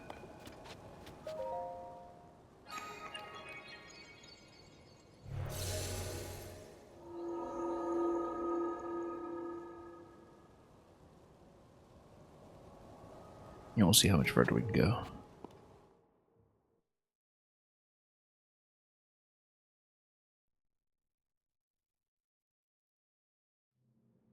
This will be number 131 once we complete it.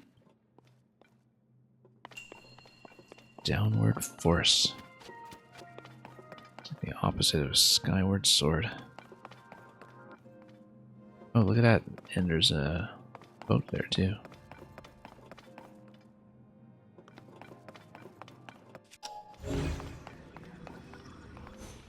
I think we just need to tap this with an arrow.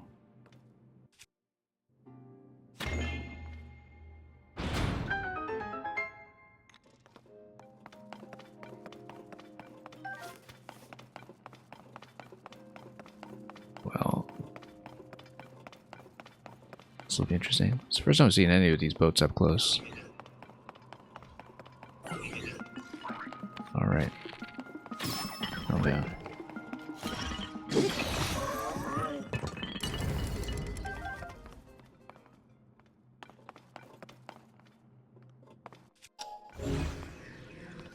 The thing is, it's meant to ascend through this. Well, we're about to find out what this does. Oh, interesting.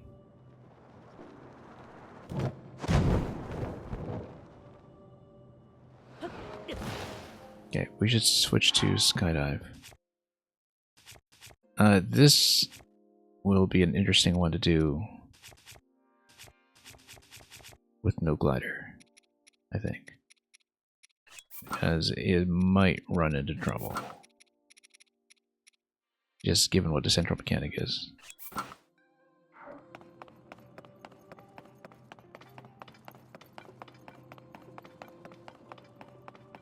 I could see this one running into trouble.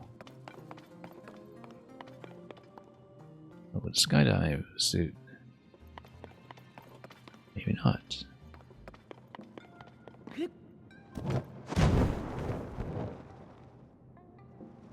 Oh. Yeah, this might be an issue. We'll have to wait for that to come back. And you can get a little bit of momentum.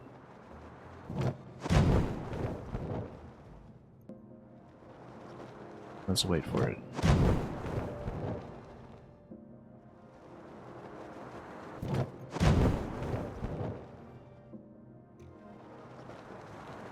This will be pretty interesting to do. Okay, let's pitch for it here. If we can. Oh, just barely missing it. Yeah, if we have a bit more forward momentum and we land a bit further, I think that's actually doable. Like, we basically need to just jump into this and go. Skydive suit does solve a few issues. Possibly that, plus something like the rocket. Nope, no. Too much of a dive.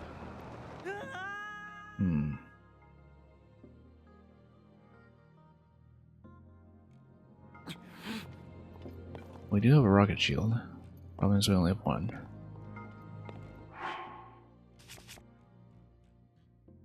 No, actually we don't have a rocket shield because I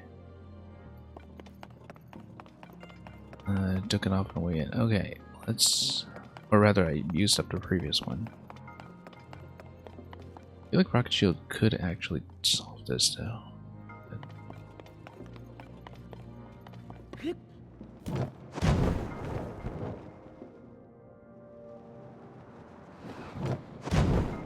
off the edge like that.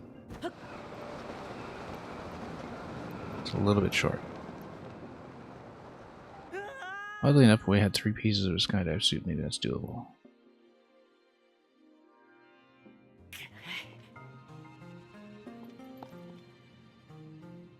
I feel like rocket shield can do it. Then we still have to bounce on top of that. we reach the final point here, and then that would probably be a bounce plus ascend. Yeah.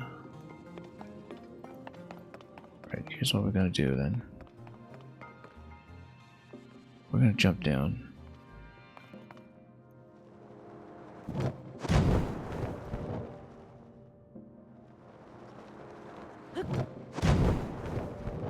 We're going to head back. That's a big hit.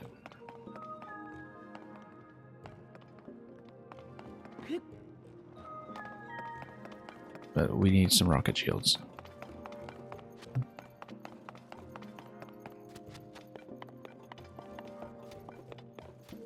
We'll see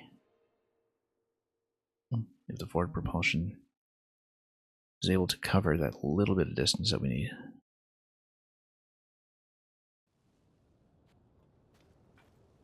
Coming out of the skydive though.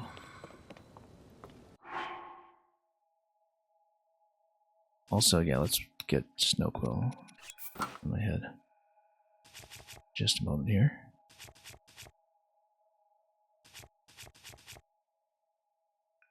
Shield wise, we put on 2 of these. Possibly 3. I want to keep the Gerudo shield though, so let's go 2 rockets.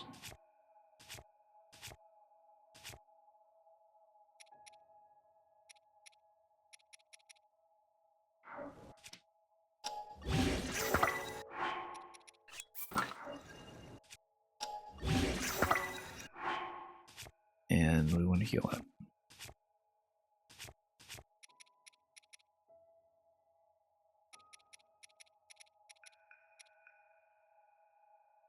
Let's clear some inventory. Obviously don't need heat resistance here, but we do need to clear a bit of space, so.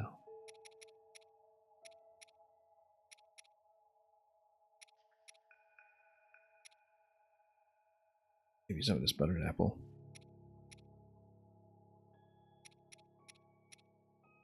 Actually, yeah, let's go with some of the big dishes.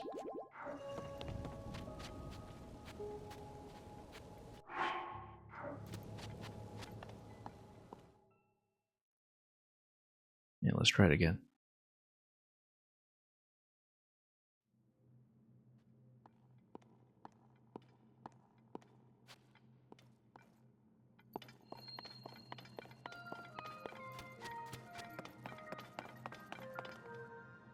Downward force, you say? You know, maybe if I dive particularly hard into the initial platform, we can get more height. This is called downward force. And you do have this rebound. It seems important here. Like if you go like this, what happens if you dive really hard? Nothing much. Okay.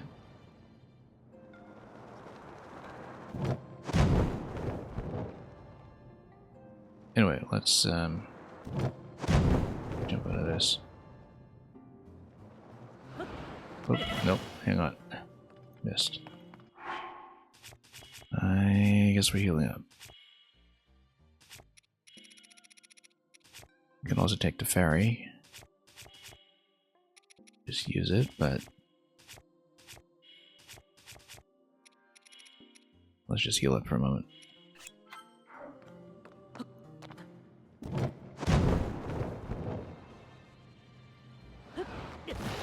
Okay, much better.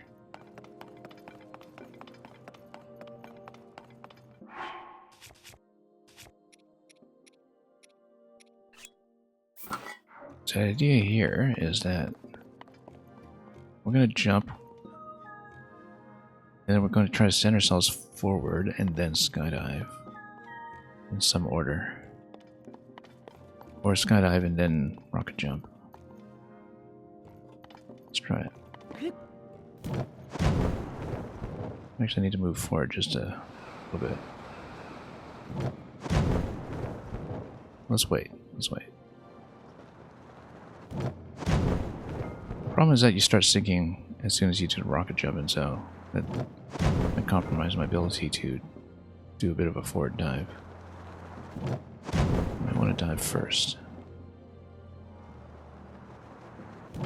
Just to pitch ourselves forward.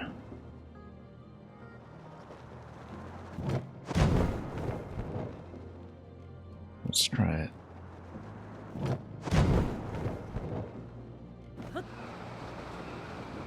Oh no, once you enter the dive, you can't shield. So what we should do is we should rocket shield and then dive.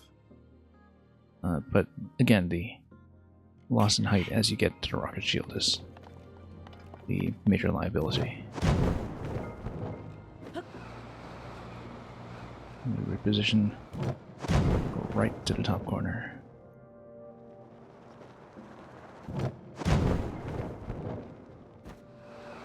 We'll reposition a little bit here. Let's get a good angle.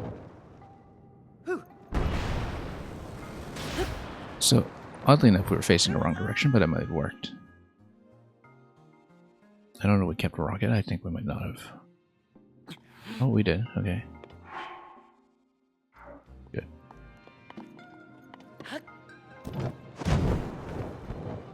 So if that's the case, we should actually go as it's coming in.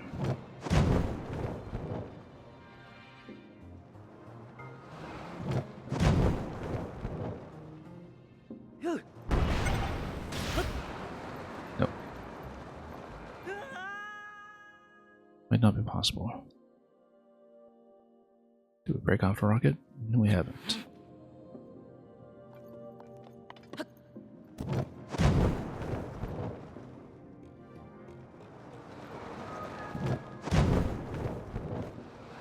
Yeah, we might have to skip this one. Might fall in the category of just doable but really fussy. We're just a little bit off where we need to go.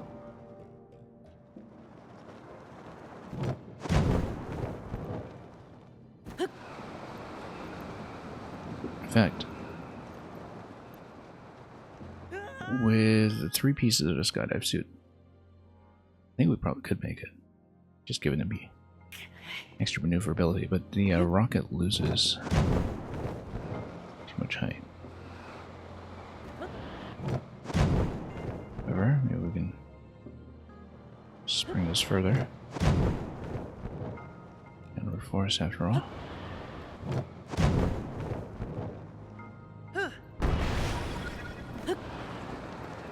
Nope, got dive too early. We should have sustained the rocket actually instead of only firing it part way.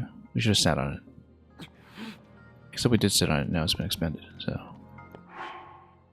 maybe that doesn't work. Maybe we're just wasting rockets again.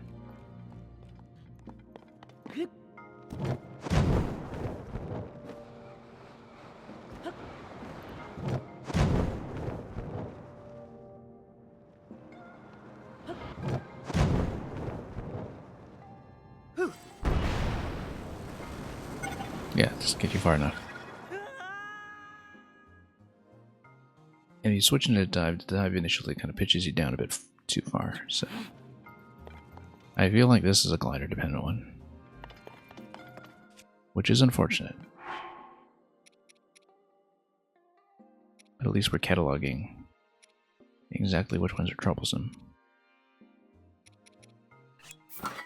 We've got fairly durable shields to stand this kind of thing. So yeah, let's get back out. We'll need to take a pretty big hit coming out of here, but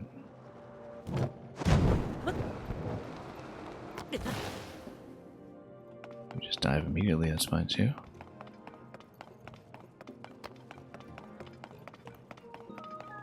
Too bad, because it means we also lost a vehicle outside as well.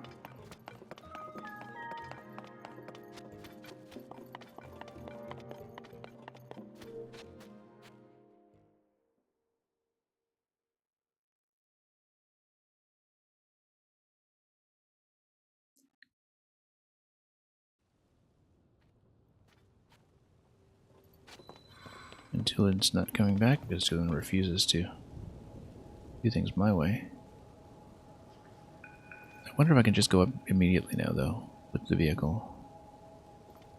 You know, I probably could, even though you're meant to. Do that whole sequence.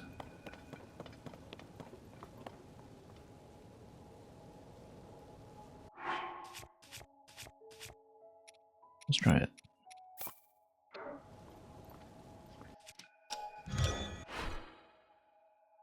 And yeah, we'll want some controlled landings. Let's go with this one, not the rapid ascender.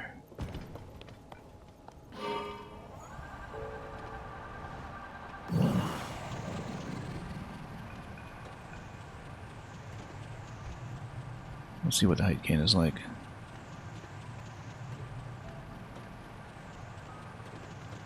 And whether we are even allowed to continue or if we run into trouble.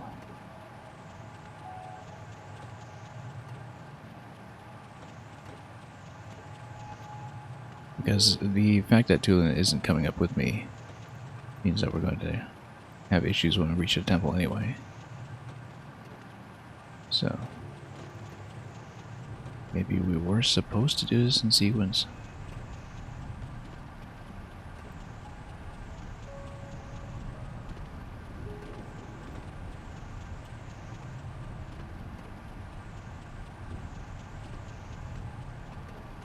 Which again is kind of unfortunate. Certainly wish it didn't enforce that.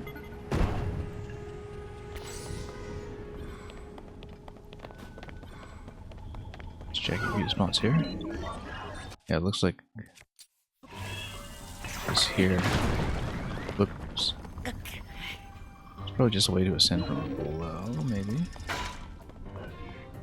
Yeah, everybody coming up that way. Instead of playing my way. Oh, there's a balloon here too, actually. Whoa, whoa, whoa, let's not get knocked off. Oh, come on.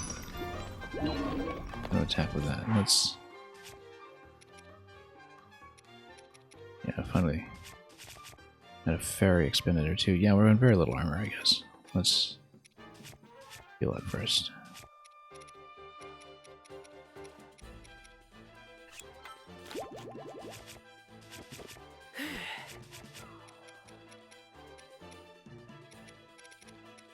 And we'll need one piece of cold gear, but the other ones are somewhat flexible, so.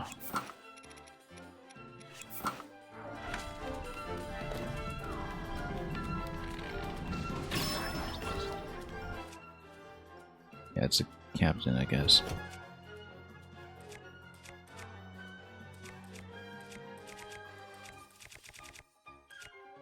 We'll use the...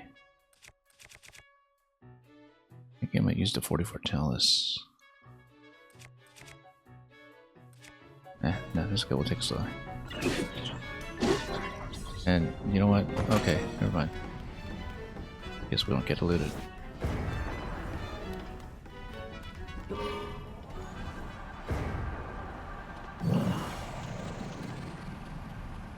This, of course, looks like another ascension point.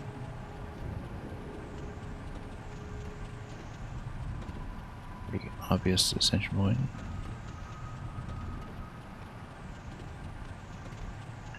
One of the arcs are occupied. Here we go. Passengers, or if they're just gonna float about.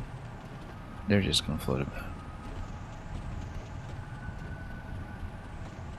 I don't know if maybe Tulin will be willing to rejoin me at the end or something, or if we do, in fact, need to escort him through all Stephen's platform by platform, which seems kind of needlessly restrictive.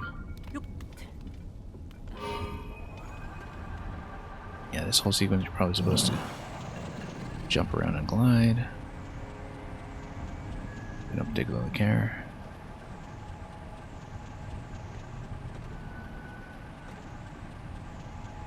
Just head straight up if it will let me.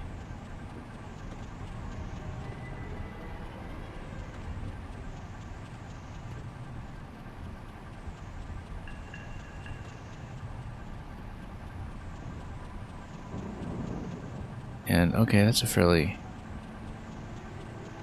notable ice pool down below, which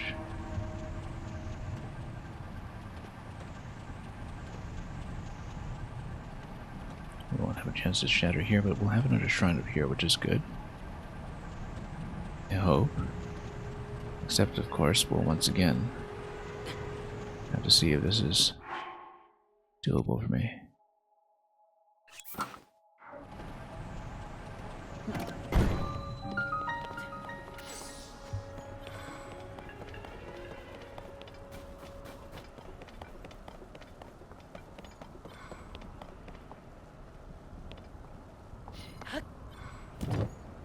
Oh, no, that's not what I wanted.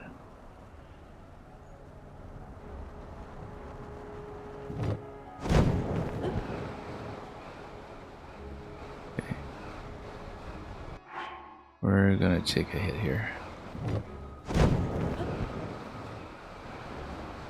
Okay, let's go dive down right away. That's okay, we'll reload health at the shrine.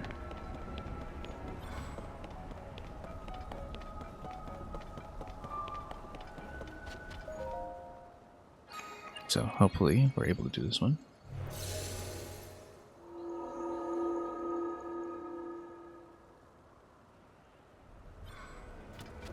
Two shrines on the same pre-dungeon sequence. Rather generous. I suppose it's to accommodate the kind of people who actually use fast travel. Oh, and this one just gives you the reward, which is good.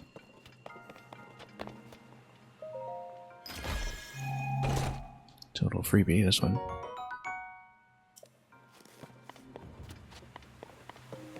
Yeah, I think we will stop here.